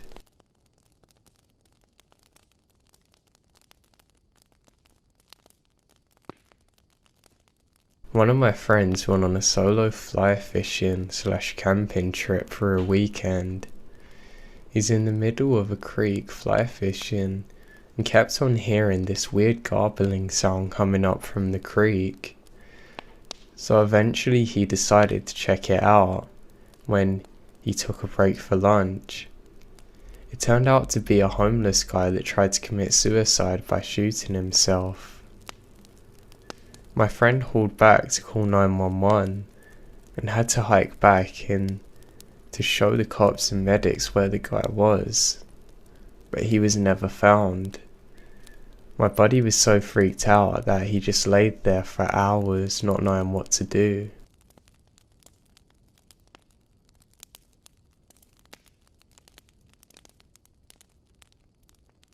I was camping at Yellowstone / Grand Tent a few years ago. We set up our camper at an actual site and decided to do some 2-day long backpack trips in some of the longer trails. The second one was the Cascade Canyon. Actually beautiful.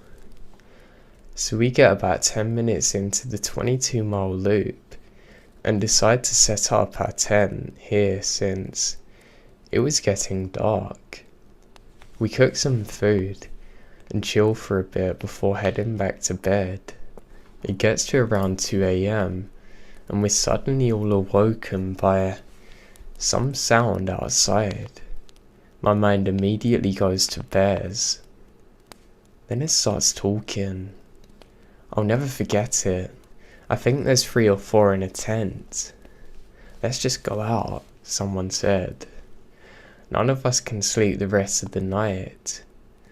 At the crack of dawn, we hightail it out of there. Hike 12-ish miles into about 3 hours and get to a ranger station, reports what happened. They said they had received a similar call the night before.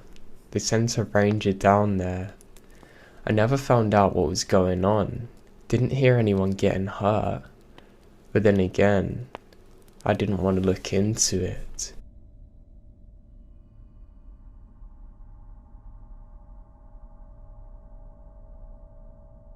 In my college days, now 20 years ago, me and my friends often took off to the North Georgia mountains on the weekend. We wanted to smoke, drink and commute with nature. These mountains were perfect. One weekend, however, this unsettling event occurred to me. My friend Bill and his German Shepherd Monty headed out towards Sky Valley. It was the beginning of the fall semester at UGA, and not much was going on yet.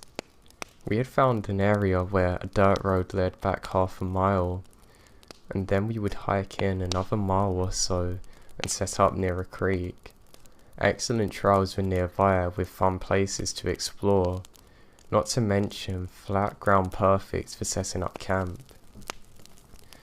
Bill and I arrived at our spot at around 4 PM and we got a fire going. We were musicians, Bill playing a guitar and me being a percussionist, so we started jamming. After 10 minutes, we chatted about life and girls before tucking in for the night. It was a clear night, so we just slept under the stars. It is important to take note that we have not seen any sign of any other people in the area during any of our other trips. At about 2 in the morning though, I'm awoken by Monty growling, a deep growl that I've never heard before. Bill was still dead to the world, that'd be me. And I sat up and look around and listen, thinking maybe an animal had come to our campsite. The fire was only embers at this point. I hear barely audible voices in the distance. Focusing on the area of the voices, I see a faint red glow, followed by another faint glow to the left of the first. This is about 100 yards away, my mind connecting what I'm seeing. Cigarette embers burning that are approaching us. "Bill, wake up," I whisper. Bill rose from his sleep and has no idea what's happening, and I explain to him. At this point, Monty started barking as the strangers approach our camp. Now around this time, the others stood up, who were completely unfazed by our now rabid 80-pound German Shepherd, and we see two incredibly unkept late 30s or 40s looking weird guys. Bill told Monty to calm down. I'll never forget the look of these guys, skinny as hell, about 5'8", looking like something out of a swamp horror film, and probably 5 teeth between them, each having huge knives attached to their belts. "What you boys doing out here? Looks like you're having fun," they said. We responded and told them that we had been out there to camp and drink some beer, then asking for one, to which we gave them. They said did we want to hang out with them, and we declined, saying we have to be out early. Now throughout the conversation, anything Bill or I said, they looked at each other before responding. Finally, before leaving, one of them said, "You'll stay safe. You never know who you could run into out here," and winked as they walk away laughing. We pack up a few hours later and leave, and never went back there again. The fact that we're only awoken because of the dog still terrifies me.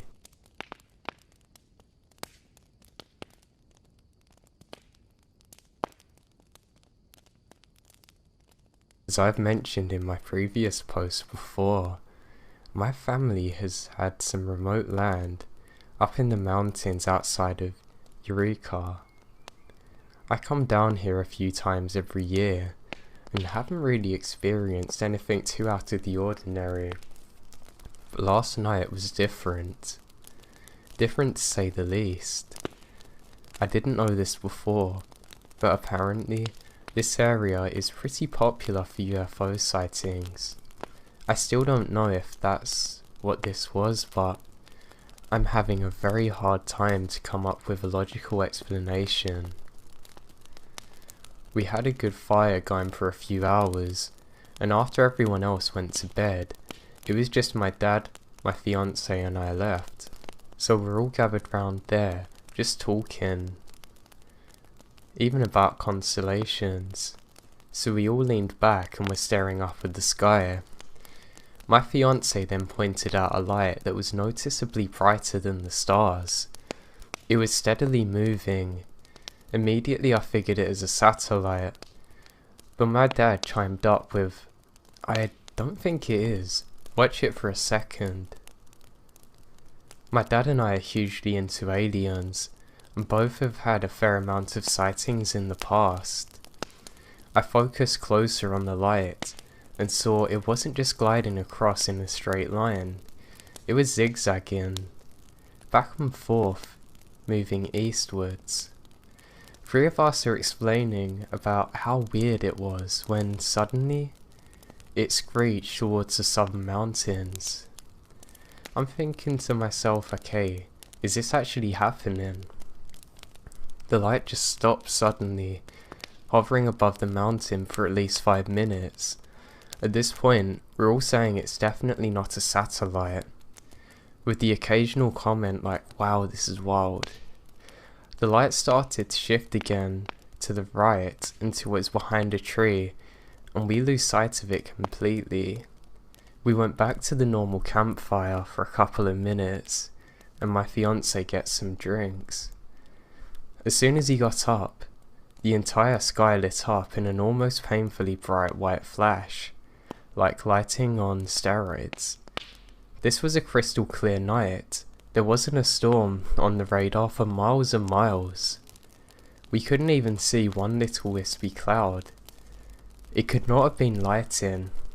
My dad and I are the only ones who saw it, as most people were asleep and my fiance's inside.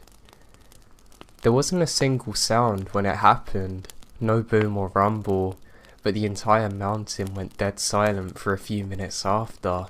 I mean, honestly, it's just so eerie.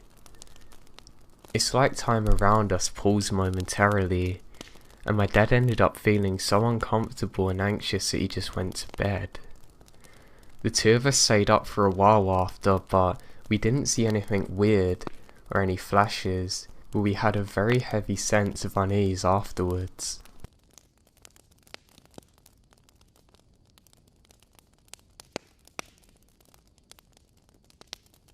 Back in October of 1989, my mum and I went up to the western part of Northern Carolina for a week to see the leaves change colour.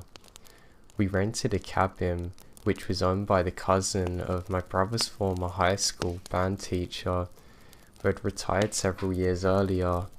The band director was more or less keeping watch over the place. Now, he actually lived down the street, but it wasn't until Friday afternoon that we saw him. The cabin was somewhat in the wilderness, but it was near a main road.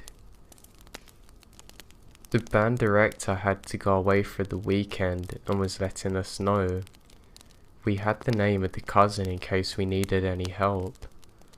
This was on a Friday afternoon. Up until that time, the trip has been uneventful. Friday evening we went to a church dinner, which was down the road. When we came back home, it's already dark. My mum started thinking about, we're the only ones on this road, and we don't know where the nearest neighbour was, which is a little unsettling. The moon wasn't full, but there was light to the moon. We had separate rooms in the cabin.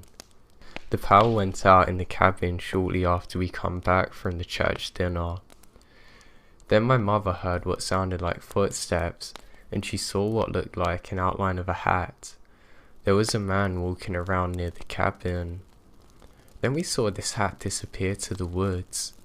By this time, both of us are terrified that this man is going to come into the cabin to hurt us. Both of us wondering if he had cut the power source. I decided to sleep in bed, which is near my mum's room. We tried to sleep, but then were awoken by an owl howling. My mum could see the owl's eyes, which were looking into the window. The drake couldn't be closed entirely. The owl didn't take its eyes off my mum the entire night. The owl also hooted all night. My mum tried to ignore the owl, but his presence really unnerved her, and this unnerved me. Neither of us could sleep at every noise that jarred us. It would be like, what's that? What noise is that? And every once in a while we would see the outline of the hat walking around the general area. Then it'd go off into the woods. Both of us are freaked out at this point, but we weren't about to leave in the middle of night. There was no phone in the cabin, and this is long before cell phones were in common usage. The power did finally come back on several hours later, or seemed to. Now, originally we were gonna leave on the Sunday, but as soon as the sun came up on Saturday, we left. A couple of days later, my mum got a call from the band director. Apparently the man we saw was a mountain man who was very weird and done weird things around other cabins and is known in the area.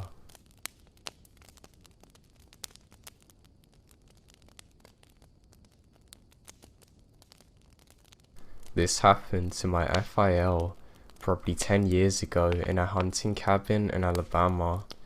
It popped into my head as we're heading out there tomorrow for a few days of deer hunting. He told me to go ahead and share the story. It's short, but as I get a little creeped out in the woods, this would have freaked me out. So, as many people probably know, we get out an hour or so before light and climb into a tree, into a stand, usually fairly deep into the hunt.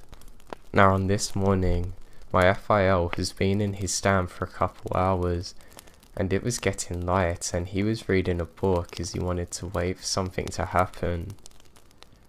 Out of the fog, he heard a woman's voice much closer than anyone should have been to him at that time. She's calling Hunter, oh Hunter, in a very singy voice, like a mother calling to her child. Now as I said, we're pretty deep in the woods. There are sticks and dried leaves everywhere. You generally make a pretty good racket getting to your stand, which is why we get out so early. Not only that, but in order to know where he was and spot him in the camouflage tree, she must have seen his light when he walked out and followed him into the woods and waited hours before calling him. His first thought was that the woman was calling someone named Hunter, maybe her son. She called again and realizes that he is a hunter. She turns around, peers around the trees and sees a young woman. She, in very few words and in halting speech, explains that something's wrong with her hot water heater and wants to know if he can come and look. Now, the strangeness of the situation hasn't set in yet, and he's a give the shirt off his back kind of guy. Not to mention he's nearly 6'2", 300 pounds with a gun. So he wasn't too worried about this small woman and starts getting down to have a look. He follows her back to her mobile home, which borders our hunting land, probably about 10 minutes away. She walks inside, leaving the door open. He is trailing behind a little, so as he gets to the door, kind of knocks and sticks his head in to say hello. There's no answer. When he entered the laundry room, he can see there is a hot water heater and it's just pouring out of the bottom. Just absolutely pouring, I mean. He walks over and turns the valve off and says hello again, but hears nothing. The house is empty. Empty of people anyway. A disaster is inside though. At this point, he's starting to see how strange it is, and decides that this is just a kind of situation where you get robbed then murdered and nopes out of there. Now, we have hunted this land for years since and have never seen anyone at this place. Every time I pass her place, it sends chills up my spine. I don't know if she was a ghost or something, but this is definitely some kind of setup, and I'm glad that we all got out of there okay. Had we been weaker, smaller targets, I'm sure the whole situation would have gone a lot differently.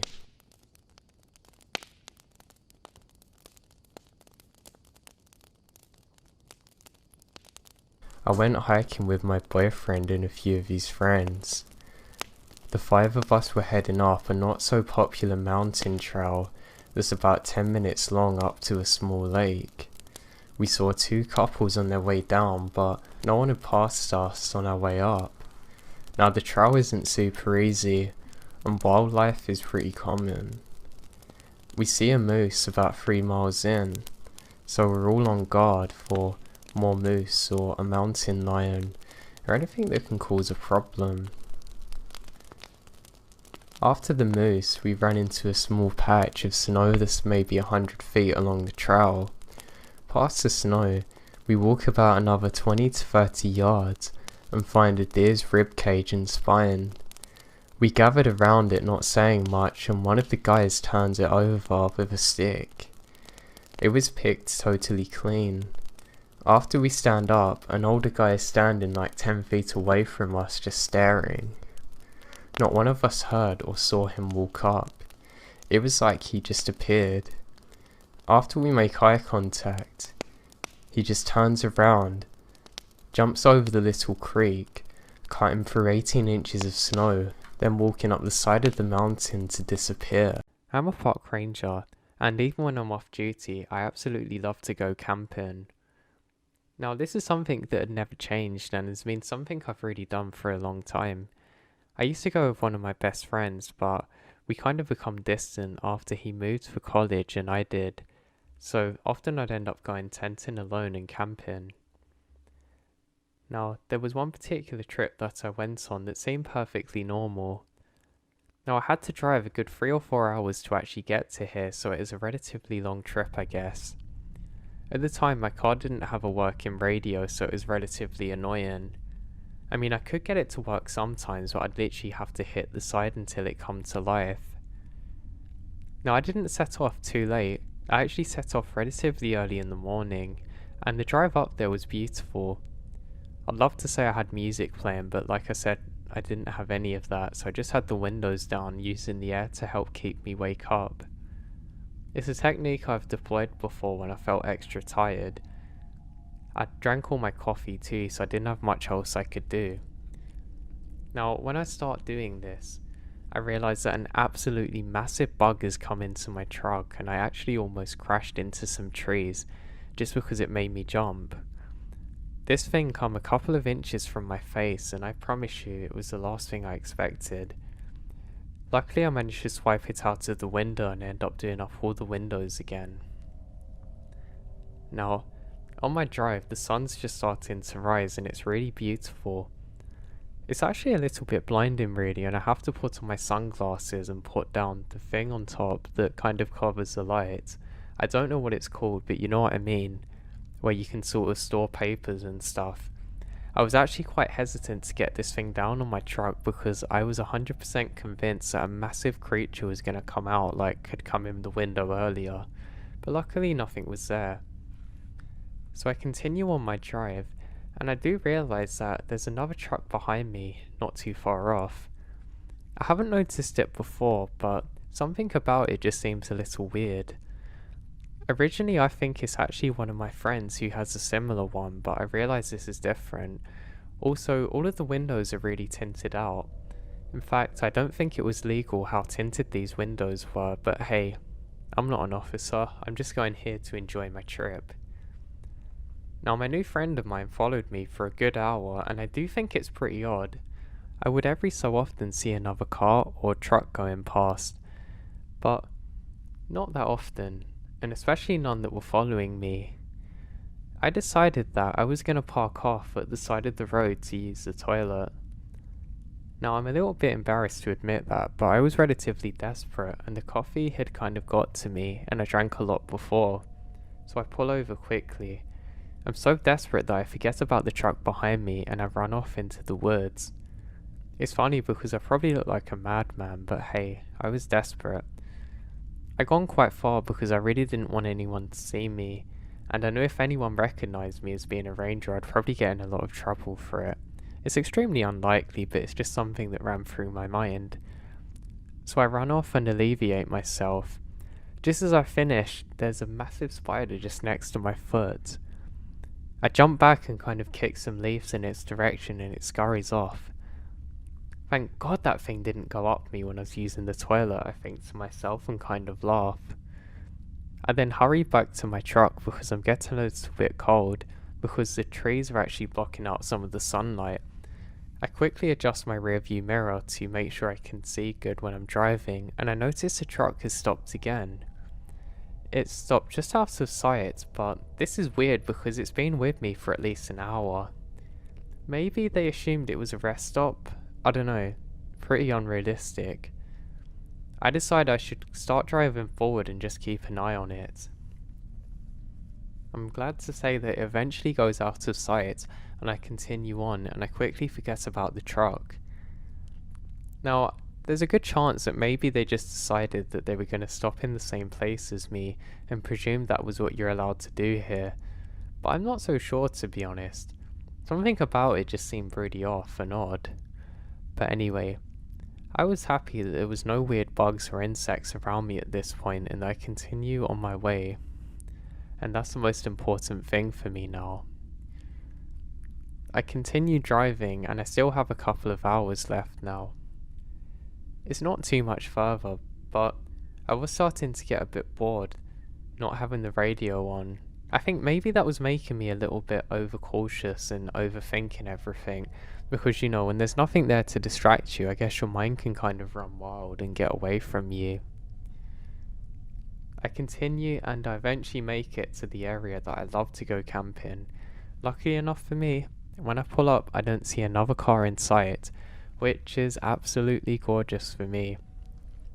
I'm someone who likes being around people, but I suppose where I have to do it relatively often for my job, I appreciate having uninterrupted time within nature. Now, the area where I park my car is far away from a big flooded area. Well, it's not really flooded, it's from rainfall, but I do not want to fall in this because I know if I get wet out here, I'm going to have a nightmare trying to dry off my clothes, and I don't really have enough to not be in trouble if that happens. Quickly grab everything from out my truck and I make my way through the gate. I then continue and make my way over to the main path. There's some areas that I've camped in before around here, but I want to get away from people, so I decide to continue on. I had some really nice boots with me that I'd bought, They weren't ones I used while I was on the job, they're just ones that I found really comfortable. They're very lightweight too. I'm actually trying my best not to get them dirty, which is something I'm quite embarrassed to admit, because I know if some of my ranger friends had heard me admit that, they would probably give me endless grief for it, but I really like my shoes and wanted to keep them tidy. I have some camouflage pattern on too, which is something I always liked to wear when I went out into the woods. It sounds stupid, but I like the idea of being able to hide from animals and things if I really need it. But of course you're always going to get ones that can just smell you, but hey, it made me feel a little bit better. Now no, I didn't have a camouflage matching tent too, which would be really funny if I did, but I kind of wish I did, but I'll get to that later. Now I eventually make it to my camping spot, and I quickly get a fire going. I decide that I'm going to cook some food, and I want to collect as much firewood as I can so I don't have to do it in the following morning. Now everything's normal, and I actually really enjoyed the first night. I remembered laying back on my sleeping bag, which I had just poking out of the tent. I was staring up at the stars, and for the first time in my life I saw a shooting star, which I thought was really cool. I jokingly made a wish to myself that I'd make it out of there in one piece, which I actually thought was really funny at the time. With my head rested on the side, I can hear some kind of rustling off in the trees around me. Now, I'm a little bit worried that it's some kind of animal, but I stop for a moment just to try and figure out what this is. The fire's gone out at that point, so I'm pretty sure they can't see me, unless it's just some of the burning embers that are going strong still from my fire. Now, I'm almost certain I can make out the sound of somebody calling out for help. What's really weird is it sounds like my brother. I know that's impossible though, because he's about 5 states over, and I'm certain he's not here with me. I think maybe it's some form of delirium and my mind playing tricks on me, and I decide that I should probably get some sleep, and I needed the rest. I guess I'm kind of freaked out from what happened earlier still and haven't realised it, and maybe my mind's just playing tricks on me. I really need the sleep. I get into the tent and I try and convince myself that this is an owl. But every so often I just faintly hear it, almost like it's perfectly in place for me to hear my brother calling out for help just as I'm about to sleep. Yeah, that's it. It must be my mind, I tell myself. You're half fading in and out of consciousness, just get some rest. I eventually manage to sleep. I wake up the next day and I feel absolutely terrible. I have a really bad headache and I really struggle to get out of bed. I start to question whether it was something I've eaten or drinking, but everything seems to be fine. I actually go and smell my food to make sure that it's not gone off, but everything's fine. I think this is quite bizarre and I think, oh, maybe I'm a bit unwell and I should probably head back soon. I decide the best thing to do now is not to pay too much attention to it and just to head on. I think if I'm really unwell, I can always head back sooner, and I'm happy to do so. I then start on my journey once again. Now, for this part of my trip, I'm going to do some fishing, which is something I love, so I'm quite excited for this. I have all my bait and everything with me and a fishing rod, so I head off. I make it over to the area that I like to do fishing in, and I cast my reel.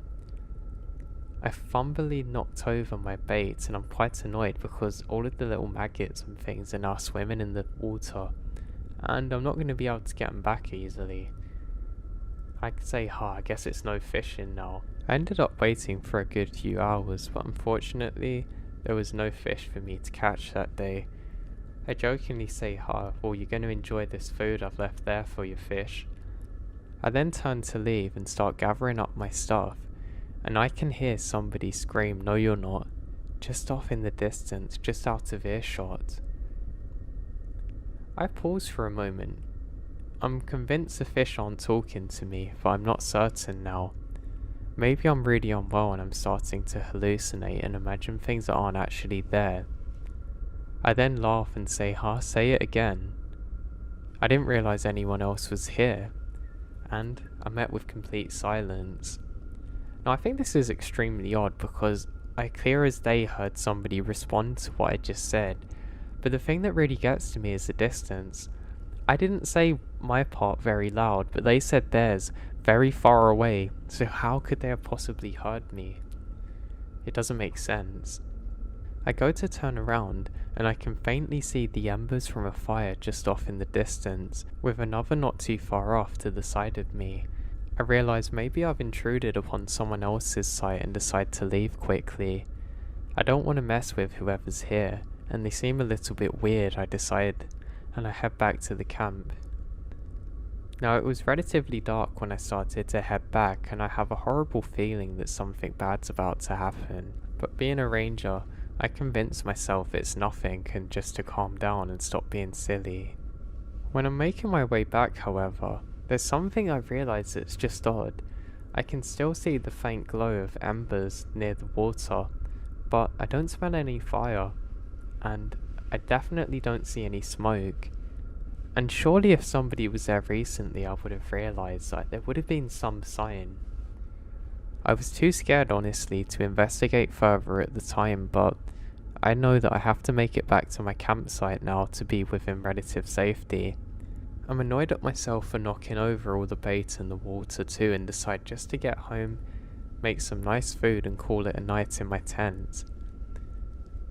I go over there to do that, and I just put all my things down and everything seems to be back to normal as it was. But it isn't exactly. Some of my things have definitely been moved, and I'm actually seriously questioning whether I'm very unwell and haven't realised it. I mean, waking up and feeling terrible, knocking over the bait so clumsily, and not realising where my things are when I've returned. I put all of this down to food poisoning, or something I've drank that I definitely shouldn't have, and that I need to cut the trip early. I say yeah, just make the trip early, and I decide just to tuck into some of my favourite food earlier than I was supposed to, because I know I'm going to be going back the next morning. Now I make it back into my tent, and I stayed up for what must have been 2 or 3 hours, trying to listen to make sure that there was nobody around me at the time. I can't hear anyone, and that's when I remembered it again. Why did I hear my brother calling out my name? I must be really unwell now, and I slowly start drifting in and out of consciousness, but somehow I'm just about able to keep myself awake when I hear it. Screams for help once again, this time closer. Now, it's not in my brother's voice this time. I don't actually recognise the voice, but it sounds very real. I wait for a few moments to try and listen, and I'm met with silence again. I really think that my mind's going now, but I know this was real. I decide to slowly unzip my tent, grabbing my knife. I took my head out of the tent cautiously, and I'm met once again with nothing. I'm now extremely annoyed, because there's either someone in danger that I'm not helping, or I'm imagining all of it. And I decide that I have to investigate. I quickly put on my warmer clothes and head out. What's worse is, I don't really have much charge on my flashlight. I have to use it very sparingly and only in flashes, but the problem is my eyes aren't really adjusting to the darkness and I can't rely on my light source, so I have to keep this in mind. I decide I'm going to use a technique that we've been taught in Ranger School. I'm going to circle around the perimeter of my tent and make my way back again. I do have quite a good idea of my bearings, and I guess it's from being a ranger that really helped me out with that. So I head out in one direction and make my start. Now initially everything seems normal. I make it about 100 yards away from where my tent is, and I turn back and realise that I may have not put out the fire as well as I thought I had. I realise that I can still see a red glow coming from just off to the side of my tent. Just as I turn back to make sure I put it out correctly, it goes off suddenly. I think this is really bizarre, but I don't think much of it and continue my search. There's either somebody out here on drugs, or somebody who's really needing help and is in danger and might be injured. Maybe they've been out here for weeks, who knows, and I might be their only way to safety. I decide that I have to figure out what this is, and I continue the search. The thing is, I don't find anything until suddenly, help, right next to me. I'm convinced it's a person now because it's at head height, and I turn around and I can see it's something just behind the tree. I think this is pretty weird because why can't I see this person? The tree is very small, but I can hear this. I can hear help once again.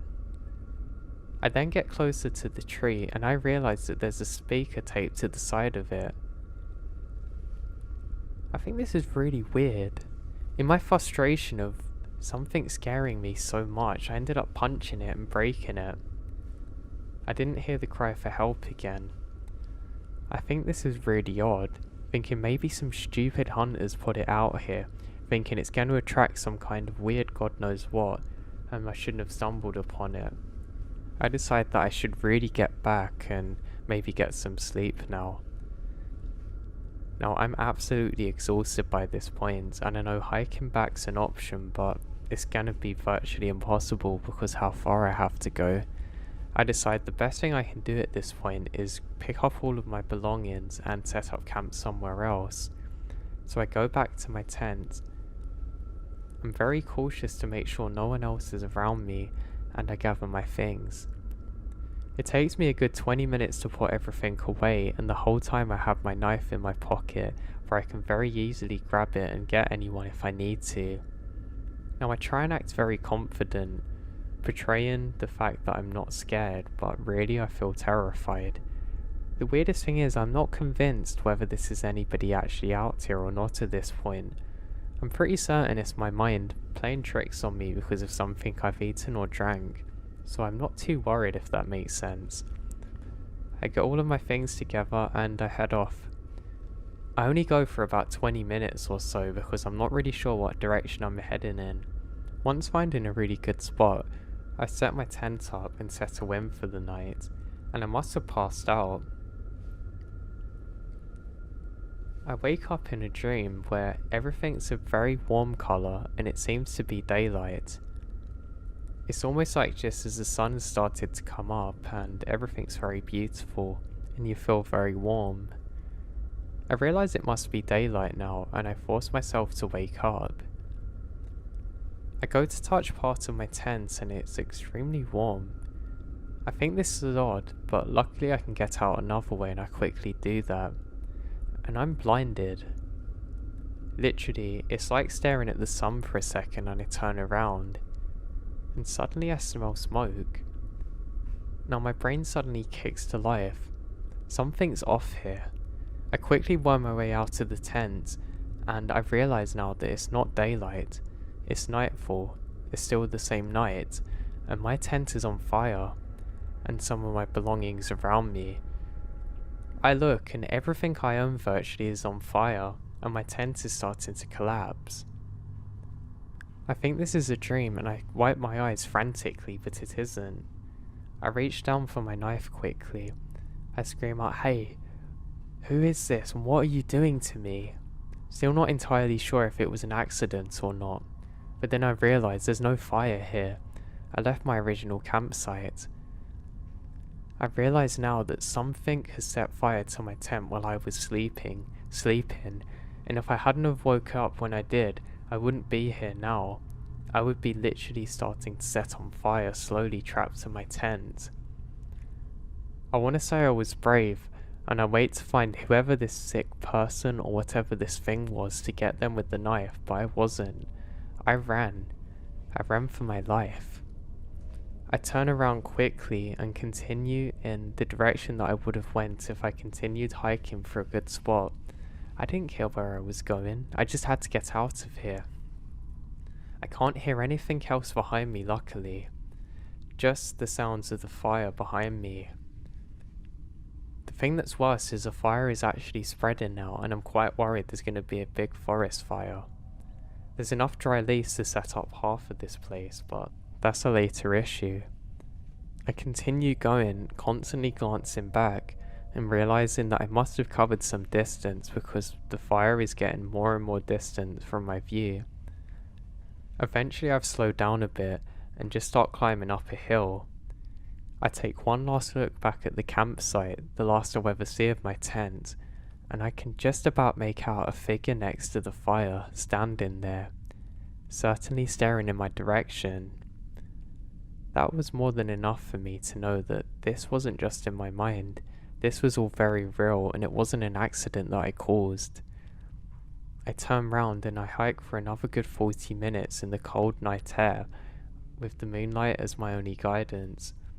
Being a ranger, I have a very good idea of where I'm going, luckily, and I managed to make it back to an area that I know quite well.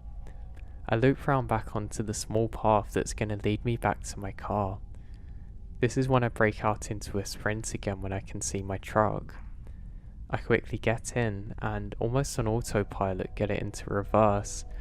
Now my adrenaline must have been going really strong because I actually can't remember turning the keys to the ignition, just the engine coming to life. Again, I don't remember driving down the road, but I drove for another 45 minutes until I make it to a local town. I immediately pull over into a bar because it's one of the only places that is still open now. I walk in and demand to use the phone. I don't even explain what's happened. They must have been able to see that something was wrong because they handed me the phone without asking anything. I quickly called the fire department and alert them that there might be a forest fire, and then I called the police and explained what's happened, and I also called into the ranger station that I worked at just to explain that I wouldn't be coming into the work for the next few days because something that happened. Now at first they thought I was drunk because there's music in the background, but something about my tone told them otherwise. I was eventually able to meet up with the police a few minutes later and explain exactly what happened. They told me that they were going to send out a squad to investigate. A few moments later, I heard a fire truck screaming past too. Someone offered me a beer, but I declined because I wanted to make sure I was 100% sure of what had happened as I made the police report. I went over to the truck and explained everything that happened and said, "Can I please just sleep now? I don't want to investigate this. I don't want to know anything else," and they gave me their number so I can call back the following day. Nicely, they even offered to drive me over to a local motel where they paid for me to spend the night, which I greatly appreciated. I made it into bed and completely passed out and woke up 12 hours later. This time I wasn't in danger and the light I could see around me was real, and I felt completely safe this time, and thank God for that. I called back the number again and the police informed me that they're still doing a continuing investigation and they can only tell me what they found from that first night. They said they had a good search and thankfully there was no big fire. It had already gone out by the time they got there, but there was still a good 50 or so square meters of scorched earth. They looked as hard as they possibly could for any signs of life or people out there that could have caused this, but all they found was a burnt out tape recorder just next to a tree that was burnt down. I then explained that I had actually heard voices on the tape recorder and they said thank you for the information but of course this was completely burnt now and virtually useless for their case. I'm still waiting for updates, but I'll let your imagination figure out what happened. I'm convinced, absolutely convinced, that somebody was hunting me and was looking for a murder victim that day, and they'd been stalking me from the truck, probably looking for someone they thought was innocent and an easy target to get out in the woods. But they probably didn't realize they were messing with a ranger, someone who knew that wilderness very well, and was able to use techniques to stay completely calm even though everything around them was going wrong.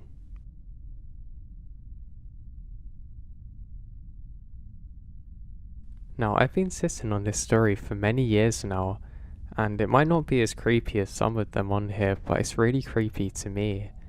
Now, my aunt owned a large piece of land, literally over 100 acres in northwest Connecticut for many years now. Her property is located in a state park that is mostly uninhabited and only frequented by backpackers. Her land is well off any main roads, and you have to drive through quite a lot of forest to reach her home. She bought the land and remodeled the old house that was already built on it, so it was more livable, and going up to visit her has always been my favourite thing to do. I've been going very early since I was actually a baby and spent countless hours exploring the woods, creeks and land around the house. We'll call it the farm, although it's not really a true one as there's not any agriculture or livestock there. My auntie does have some rescued miniature horses, alpacas, donkeys and other animals like ducks. Well, back in the day really.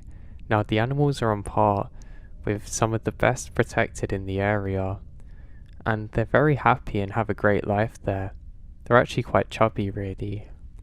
Now the rest of the farm is untouched woodlands. In the early 2000s, she decided to install a 12-feet fencing around the property, although it only encloses about 80 acres of land she owns. She explained to me that she couldn't stand the sound of the coyotes howling right outside her window at night, and that she had some creepy encounters while living out here. She did not go into details of these since I was a young child. She lives alone though, so I understand why she wanted a sense of security living so deep in the woods. We are originally from the Bayous of Louisiana, so being in this type of environment was new to all of us. Anyway, despite being initially unfamiliar with the land, I eventually learned to navigate the area very well as a child. I had a few favourite spots, and one was up a small foothill in the deepest part of the woods. I would go up every so often that eventually a small path was established in the brush, and I would bring my cousins with me to show them my little oasis. Now this is in 2008 when I was about 10 years old. I took a summer trip to my aunt's and brought my best friend Alex with me. She and I often took trips here together during our childhood, and this was not her first time accompanying me to the farm.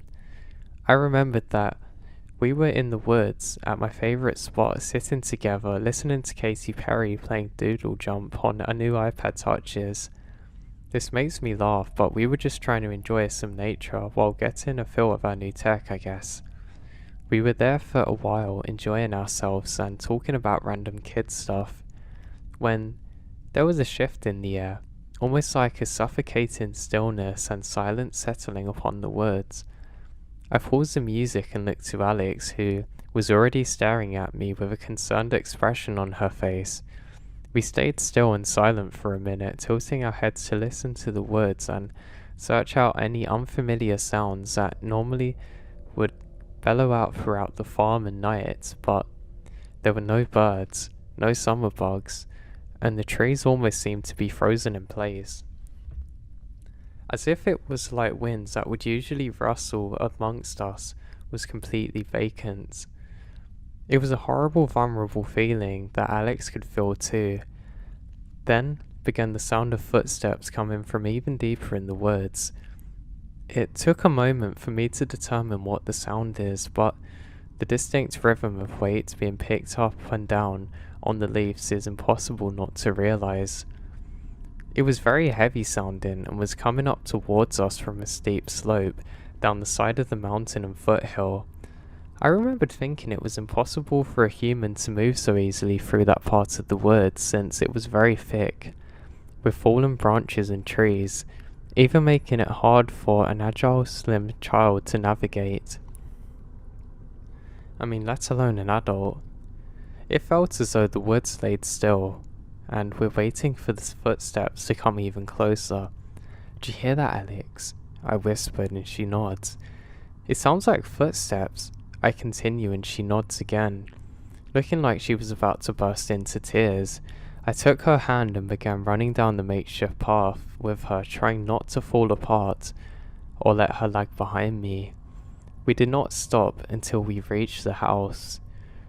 I don't think we told anyone that day because we were just too shaken up to even comprehend what might have been out there. The next day, I said to Alex if she would go back to the spot with me. She was very hesitant but eventually agreed and said we could go back to look for other signs of humans. We made our way back, nervous but determined to discover what had invaded our little sanctuary. We reached the spot. I looked down towards the direction that we heard the footsteps. I think that I even slid down a bit to investigate the plausible indentations in the brush and leaves. Now initially I can't really see anything there. I didn't go too far because I was about to lose my nerve, and I hadn't noticed much anyway, so I decided to climb back up to where Alex was waiting for me very nervously. We decided that it must have been some kind of animal or deer, despite every logical explanation indicating otherwise. I knew what deer sounded like, and that wasn't a deer, but I wanted to forget and just have fun again. We took out our iPods and began the same ritual of relaxing and playing games while chatting about nonsense. It seemed like everything went back to normal really, or relatively. So we quickly forgot about the terrifying experience and let our native childlike wonder take over. After a little while, the stillness returned. It happened so quickly that we almost forgot about what happened before. However, this time, the footsteps started almost instantly, seeming like it was a moment we forgot about them before. Now, this was really weird because maybe if it was an isolated event, we couldn't have questioned it too much, but now we're absolutely certain that this was real. Now, the best way I can explain the sound and the location is similar to a spot that we went to the day before, but somewhat more to the right of where the forest was, and it's very dark, and the incline to reach us is less steep. I didn't wait too long to run, but it was long enough to realize that the sound was fast and closer, definitely not a deer or bear. I did not look into the woods too closely because I wanted to get the hell out of there, and I was scared to see whatever it was. I knew it was close enough that it would be upon us at any moment if we didn't flee.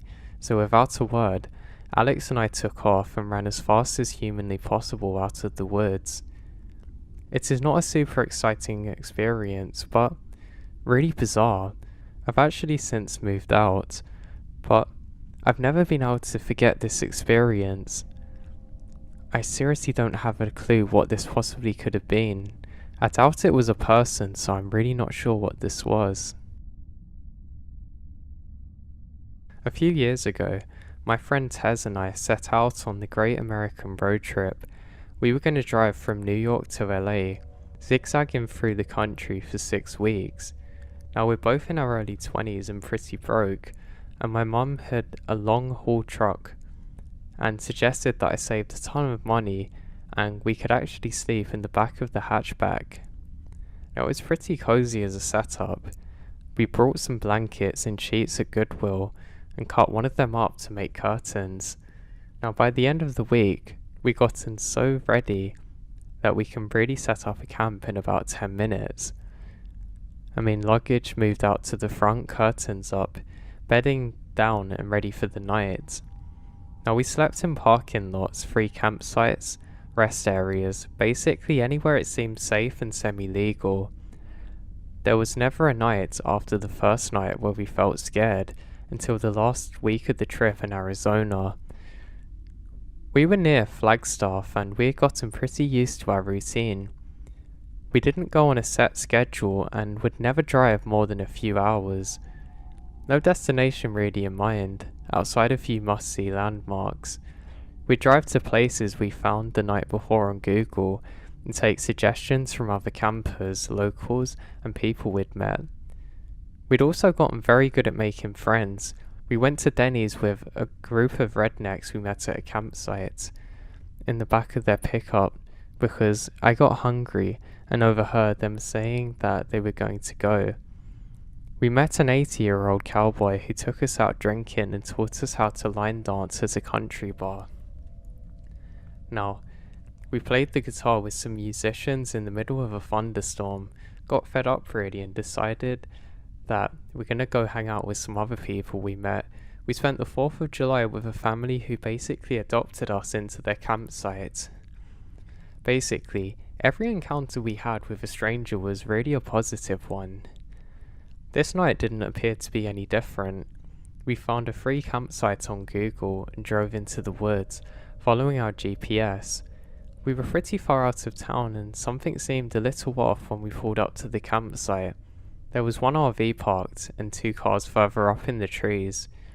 We pulled up near the RV and a man opened the door who said hello, and he just stared. Now his expression was completely blank. Then, as if she hadn't said anything, he just slowly closed the window again and stared at us the entire time. Figuring out that he wants some privacy and maybe we're being obnoxious, we pulled further down the road and found a flat spot to park the car. Instead of our usual routine of setting up camp immediately while it was still light out, we goofed around for a while and just had fun. Now my friend pointed out a campfire further down the campsite, and we decided to go and be friendly. We'd met so many cool people from the previous few weeks that we actually wanted to go and chat and wander over. Now near the campfire were 2 men, the owners of the car we'd seen earlier.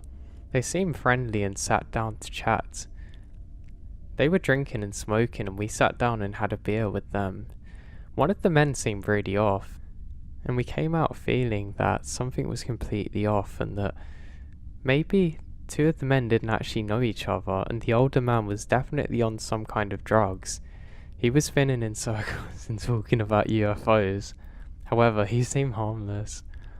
This left us chatting with the younger man, who kept claiming to be a former park ranger. He was handsome and easygoing and spent several hours just chatting about our trip, everything, and then started talking about the bear. He'd seen a bear earlier in the forest. Now we don't really believe him, and he pulls out his camera to show photos of it.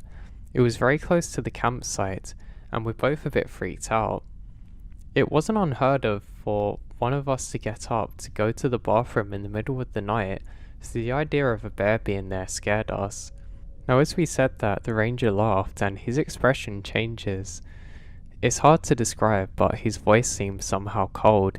He said, "If you get out of your car in the middle of the night, it's not the bears you need to be scared of." I kept waiting for the laugh, but it never come. I laughed awkwardly and made a dumb joke about serial killers in the woods, and my friend laughed as well and joked about the Texas Chainsaw Massacre. We moved on to another subject, but within 5 minutes the ranger who come back to it and was talking about something grabbing us out from the middle of the night in the car. No matter how we steered the conversation away from serial killers, he kept latching on. The older man was high as a kite at this point and was staring at the stars and not talking.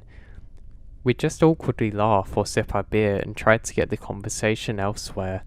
Then the ranger stood up and walked towards the cooler to get another beer. At this point it's pitch black out. I can't see anything outside of the circle of light from the campfire. The beer cooler was outside of that circle. Suddenly, there's a red dot in the darkness, and it took a moment for me to realise that it's a camera. The ranger's holding a camera. He's taken a photo of us. I could see the screen on the digital camera light up. Now it wasn't odd for people that we've met to take pictures with us. My friend is gorgeous with dark hair, blue eyes, like a young Megan Fox, and we're friendly. People like having pictures of themselves too, but it was an entirely strange thing to have this person taking photos of us without asking, or even any indication of what was about to happen. We were both staring at him like deer in headlights at this point, but instead of realizing what he's doing is weird, he suddenly checks his camera, adjusts some things, and takes another, with no flash, no asking us to smile or anything, and no explanation. At this point, he comes back and sits down with us, not saying a word about the photo. At this point, me and my friend are very freaked out. We make some rubbish excuses that we need to set up our campsite and nope the hell out of there. When we both start to leave, the UFO guy smiles and says have a good night. Ranger, however, looks at us with a smile that doesn't reach his eyes and says, "Be careful out there. There's more than bears in the woods." Now at this point, every hair on my body stood on end. I wasn't alone in my discomfort either, because my friend laughed a response and pulled away with me quickly towards the car. We rushed back to the car, which we only found in the dark by referencing the RV, and jump in the front seat, so my friend is almost hyperventilating. Why did he take a picture of us? I read that serial killers sometimes warn their victims. She stared at me for a second and locks the car doors. Do you think he just took pictures of us? Now we're both really freaked out and she's in complete panic and quickly turns on the headlights. I immediately yell at her to turn them off because he's gonna know exactly where our car is. God knows why, but this is the only night that we'd not set up our camp. We didn't need to tear anything down, so we just get in the car and floor it out of there. And as we got onto the dirt road, the ranger was walking towards our car with that same expression. I hope I never see him again.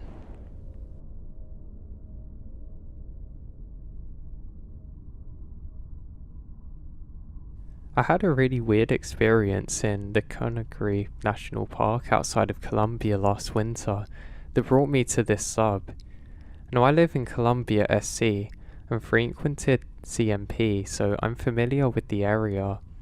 I often jump the fence and walk the boardwalk at night. It's very peaceful to walk the swamp and hear all the wildlife.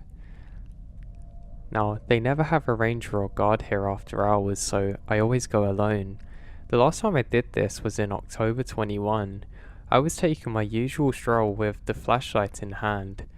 I should mention again that between the insects and frogs, the sound is loud, but then it completely stopped when I was about a mile in.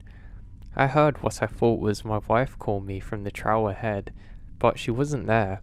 I was alone and she was out of town. I then heard water slosh into my right and saw nothing with my flashlight. I chalked it up as being tired and kept it moving. The wildlife started up shortly thereafter, and everything was fine. Maybe 15 minutes later, I noticed that it got eerily quiet again, and I heard the swamp water slosh into my left. This time, however, it was more deliberate, like somebody walking almost. I was in a thick proportion, and I couldn't see more than 20 feet in front of me, and then I heard my wife's voice again. Again, she wasn't with me and was out of town. Certainly moving through a swamp at 1 AM was not an option for her. I saw what looked to be a human silhouette for a split second, but it was aft, very pale and skinny, and taller than me at 6 feet. I noped out of there and ran almost the entire 2 miles back to the truck, and didn't slow down again until I could hear wildlife once more. Like I said, this boardwalk is just in the swamps. Nobody's walking around the water at night without a light, or even, I don't know, any kind of animal that big shouldn't really be there. I feel that I should add that I wasn't necessarily in sleep deprived mode, and I wasn't high or anything. I just liked the woods at night. I was so freaked by this that I had to share my story. I'm really convinced that what I encountered that day was actually a skinwalker or wendigo, or something that can actually mimic voices. There's no way some meth head was stumbling through the forest and swamps miles from civilization and sounds exactly like my wife.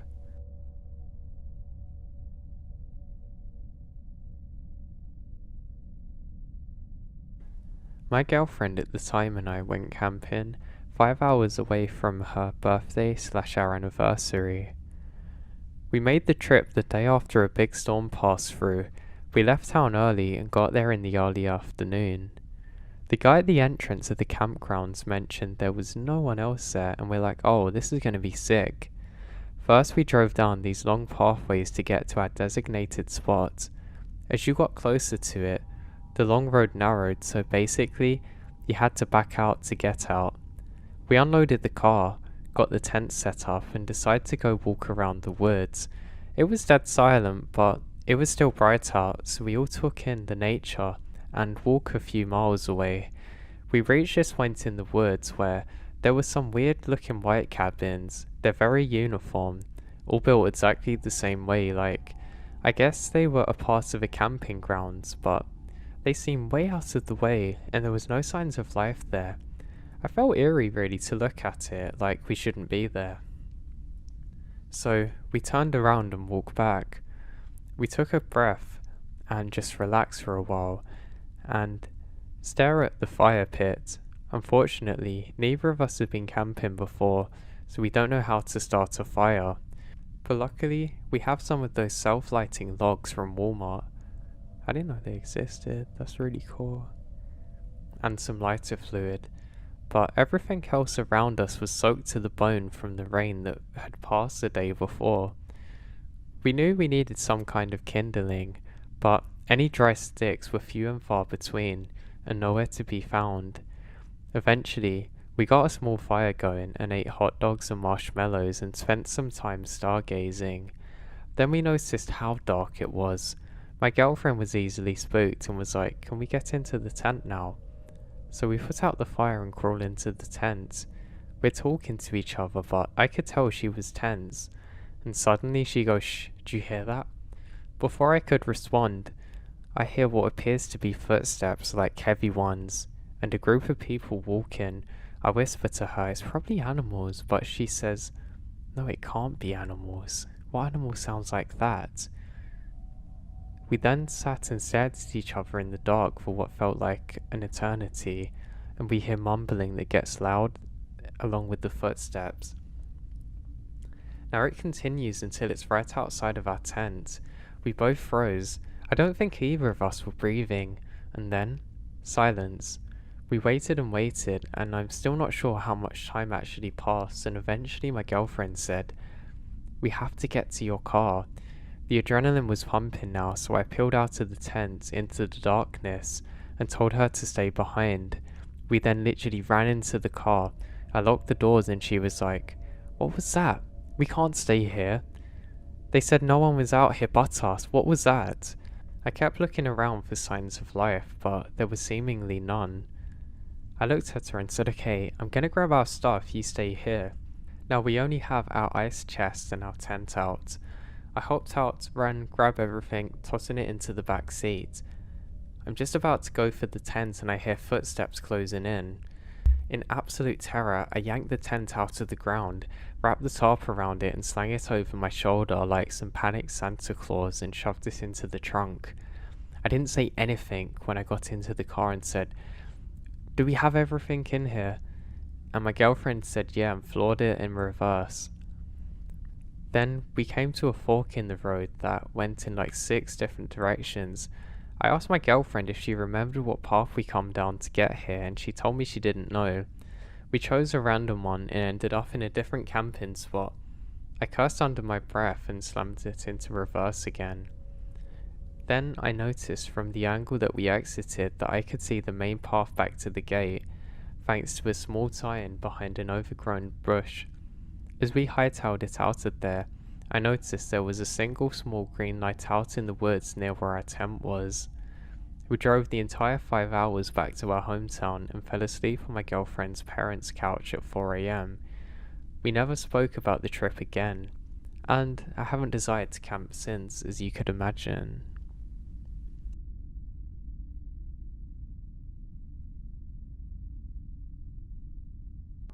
Last summer, a good friend and I embarked on a backpacking trip through the White Mountain National Forest in New Hampshire. As fairly experienced day hikers, we felt comfortable in the Whites with our inaugural overnight trip. While planning, my buddy Ellis figured we could hike to a backcountry campsite to make our first wilderness night a little more fun. I wasn't going to disagree. Beautiful views, historic trails, and protected night in the Dry River wilderness. I was stoked, to say the least.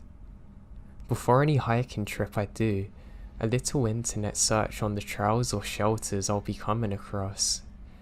Throughout the mid-1900s, there were a series of these lean-to-ups, and down the Dry River wilderness meant for backpackers or thru hikers really looking to escape the crowds in more populated areas of the forest. Though as time went on, the Forest Service had other more pressing matters. Many of these shelters were dismantled, except Dry River Shelter 3, the last remaining shelter in the wilderness. On the morning of our hike, I met Ellis at the trail at the head and we set off. The sky was overcast, bringing with it a dense fog through the trees. The weather left us with nearly no visibility, so there went our stunning views. At least the trail consisted of prime, technical New England rock, scrambling alongside the river. Ellis and I made it up the presidential ridge, stopping by the lakes of clouds. The hut was filled with day hikers, backpackers, and thru hikers all socializing together. We were even more rewarded with some sun and a brief glimpse of the dry river valley on the summit of Mount Monroe, before the fog rolled back in. With dwindling views and a stiff wind, Ellis and I hustled below tree line, down to the river shelter free, our home for the night. Once we dropped off the ridge into the valley, we entered the wilderness zone where the rangers patrolled sparingly. Time to really be alone in the wild. As we trek into the wilderness, all signs of civilization disappeared and the trail was densely overgrown. Although it had been raining all week, there were no footprints in the mud either. At least we'd have some relaxing isolation, I guess. After about an hour or so of descending, Ellis spotted the lean-to just as our legs were asking for relief. I look up and there's this gorgeous old timber structure with a well-used fire pit alongside a cold mountain river. Pristine camping. As we settled in and explored the site, I found a small, bound notebook nestled into the corner of the structure. On the cover someone wrote, "Dry River Shelter number 3. Out of curiosity, I opened it, but found nothing more than a lone man's name scribbled onto the first page and a date. Just your standard log camping log. Oddly though, the man signed the book the previous day. We saw no footprints or signs of human life or animal disturbances on the trail here at the shelter. Rain can wash away tracks, but not all signs of animal life. Something felt off to me. I showed it to Ellis, who found it curious but nothing more than the sign of a single man. He convinced me that he's probably a hiking veteran and a professional at L&T. I bought into Ellis's thoughts on the situation and my mind eases now. As the sun set, we started a roaring fire alongside the riverbank. Ellis commented on how quiet the location was, having not seen another soul beyond the chirp of birds since leaving Crawford Path. The silence is eerie, but we figure that it's just civilization that's desensitized us to the wild that we're actually in now. The sun was setting, and we grew tired with darkness. Ellis took the lean-to, and I spent the night in my tent. Sleep came quickly after hiking 8 miles with 20 pounds on my back, but it doesn't last long. A brutally sharp snapping noise awoke in me. The only thing I could compare it to would be a 2x4 smashing into a tree. I think, oh god, a bear's come to search our food. And that's 50 yards away. But nothing out of the ordinary for New Hampshire.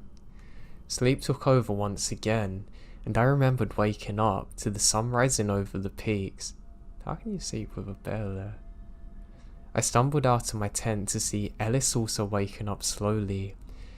As we made our morning oats and coffee, I wander around the site again to see if I can find the marks a bear's left. Instead, I noticed something odd. The small notebook is open. I swear I put it back where I found it.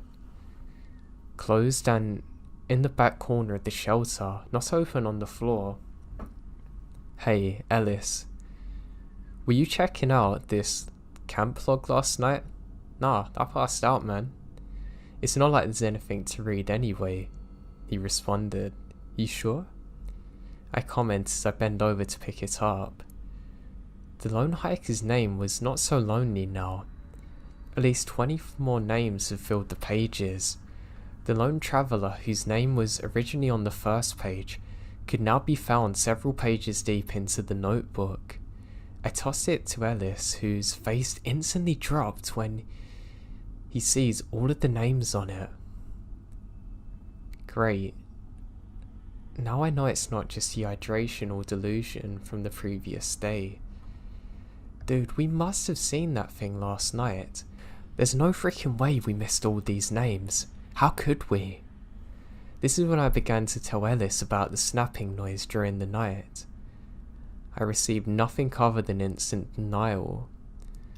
These sounds were not the results of some hooligans or backward crazies following us. Ellis was convinced. It wasn't a bear either. Ellis led us out of the site and we instantly made our way back. A year has passed since then, and I'm still not quite sure what happened on our night at the Dry River Shelter 3. The memory of seeing a single name written on the front page is so clear in my mind now, I could not have mistaken it in. Could I have made the noises? Obviously not. I was asleep and they're further away. Ellis was asleep too. I would have seen him. I don't like to think it was paranormal, but it really begs the question. All logical explanations have went out the window, and of course a bear didn't write in there. It just terrifies me thinking of it now.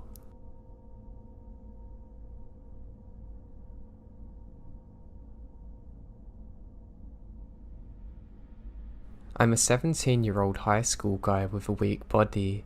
I live in a small town in the Philadelphians, and this town is surrounded by rice fields, with a highway going straight across it. Part of my usual weekend routine is to go jogging early in the morning. This is at some time around 5 AM.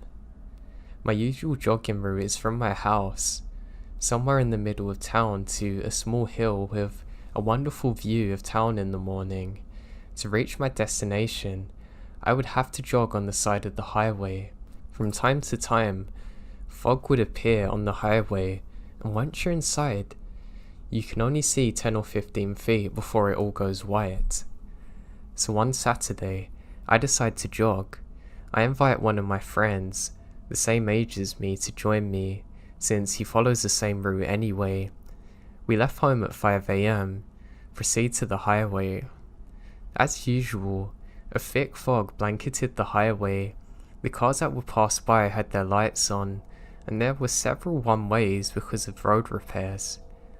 As we enter the fog, we decide to jog along the side of the road, past a couple of roadworks, about 100 meters along each. Now all's well at this point. We're a bit exhausted, but otherwise fine. We barely encountered anyone else, and usually they're just fellow joggers. Then we come across another roadwork, and we saw this guy crouched down on the asphalt. He was wearing a dirty orange vest, and he had a similarly dirty hard hat on. We can't really see his face, but decide just to ignore it. He looks as though he's fidgeting with something in his hands, so we thought he was just holding a few tools or something. Also, there was no one there but us, me, my friend and that guy. The fog's thick as hell. My friend signalled to me to keep a distance from the guy and I followed him.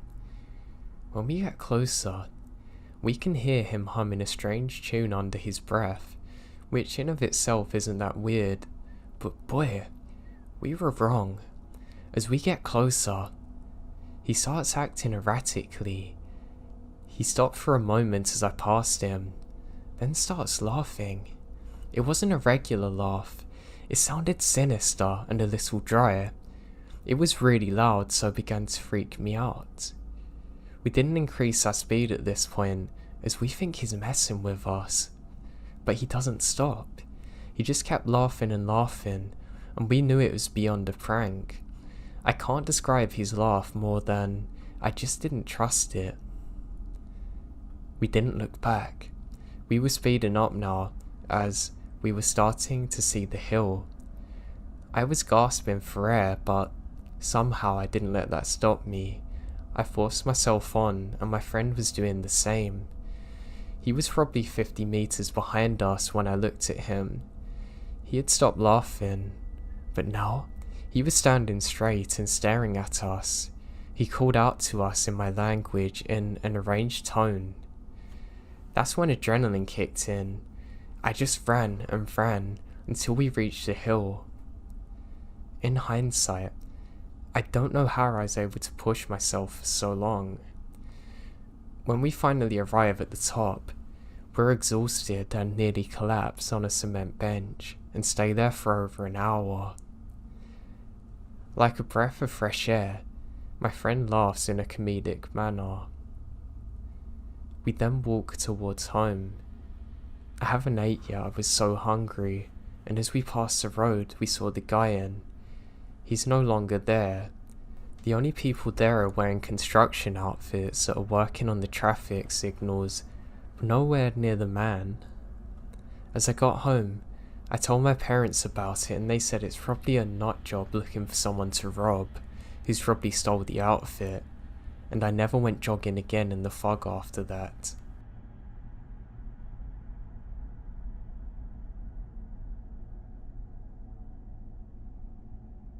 This happened a few years ago when I was mountain walking. We started as a large group, but after some time of everyone choosing their own pace, I ended up walking alone. I was walking downhill through a thick forest area when I slipped on an unsteppable part of the trail, falling fully. It hurt quite a lot. Before I could get up, I see a deer walking out of the trees to my left, standing in front of me.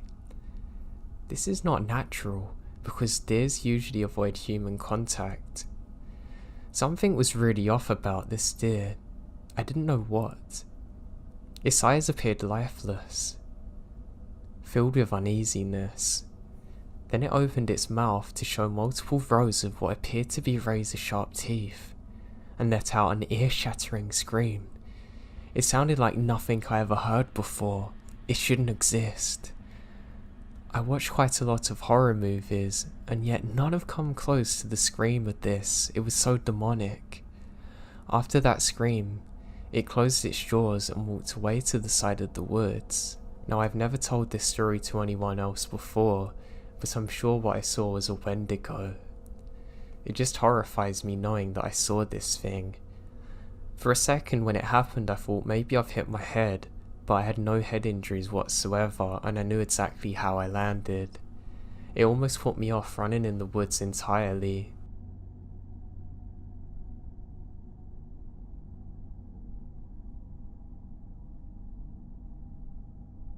When I was young, I worked as a backpacking guide in Western NC. My schedule dictated a full 8-day shift with 6 days off. During those 6 days, to myself, my other co-workers and me would play in the woods. In the summer, you can't beat a mountain swimming hole. One of our favourite activities was called Paradise Falls, alternatively called Wolf Creek Falls. This is a cliff jumping spot with a huge swimming area, a tiny slot canyon and an inner pool. Most will venture just to do the small jump, even though it's the smallest and arguably least accessible. Even though the jump is almost 9 foot at most, you must do 10 minutes rock scaling to get there. We are all adventuring in and out from inside this tiny canyon, and you can't see the main pool. Well, we got to the jump and coaxed the first person off, a fellow guide who had never been to the spot before. She jumped successfully and swam into the main pool and beach area. Then she screamed. Because she was now out of sight, myself and another guide jumped in together and swam the short distance to her, with the others in tow. Of course we figured she was injured somehow. She was treading water and just staring wide-eyed at the riverbank. When I looked to the shore, there stood a man. He's massive, easily 6'7", and appears to have no hair on him, wearing beat-up overalls. Perhaps the most disturbing is that he had folds of skin all over his body. Imagine the Michelin Man, but this is on his face, arms and chest, everywhere with these weird layers. He's also armed with a shotgun, staring intently at us. He just stood there and watched as we grab anything important, and speed out of there. He walked slowly back into the forest, and we never saw him again.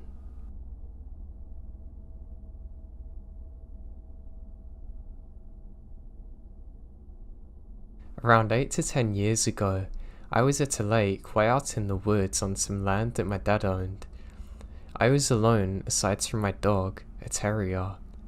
I had only been fishing on the little pier in the southeast corner for about 10 minutes when I get an almost overwhelming feeling of being in danger, and then notice something or someone watching me from the tree line on the opposite side of the lake. I was a kid, but somehow keep composure. For some reason, I felt it important that whatever it was did not know I was aware of them.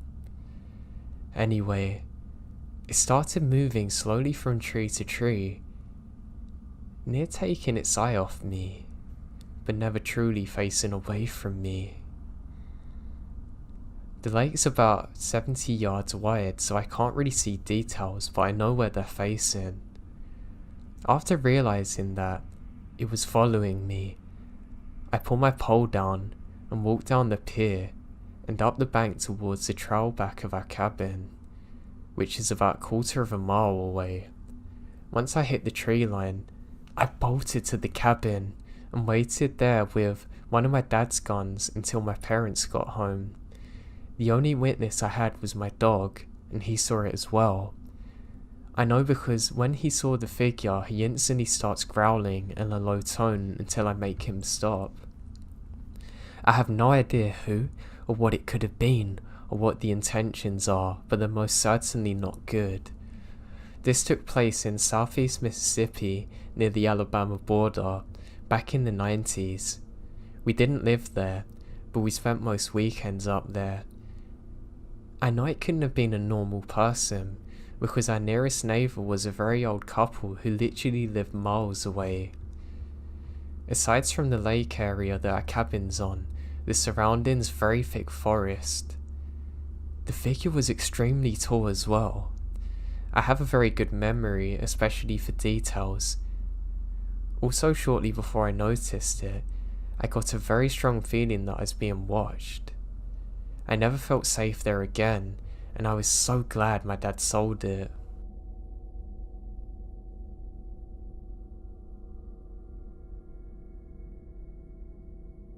This incident happened to me when I was younger, probably around 19 or 20.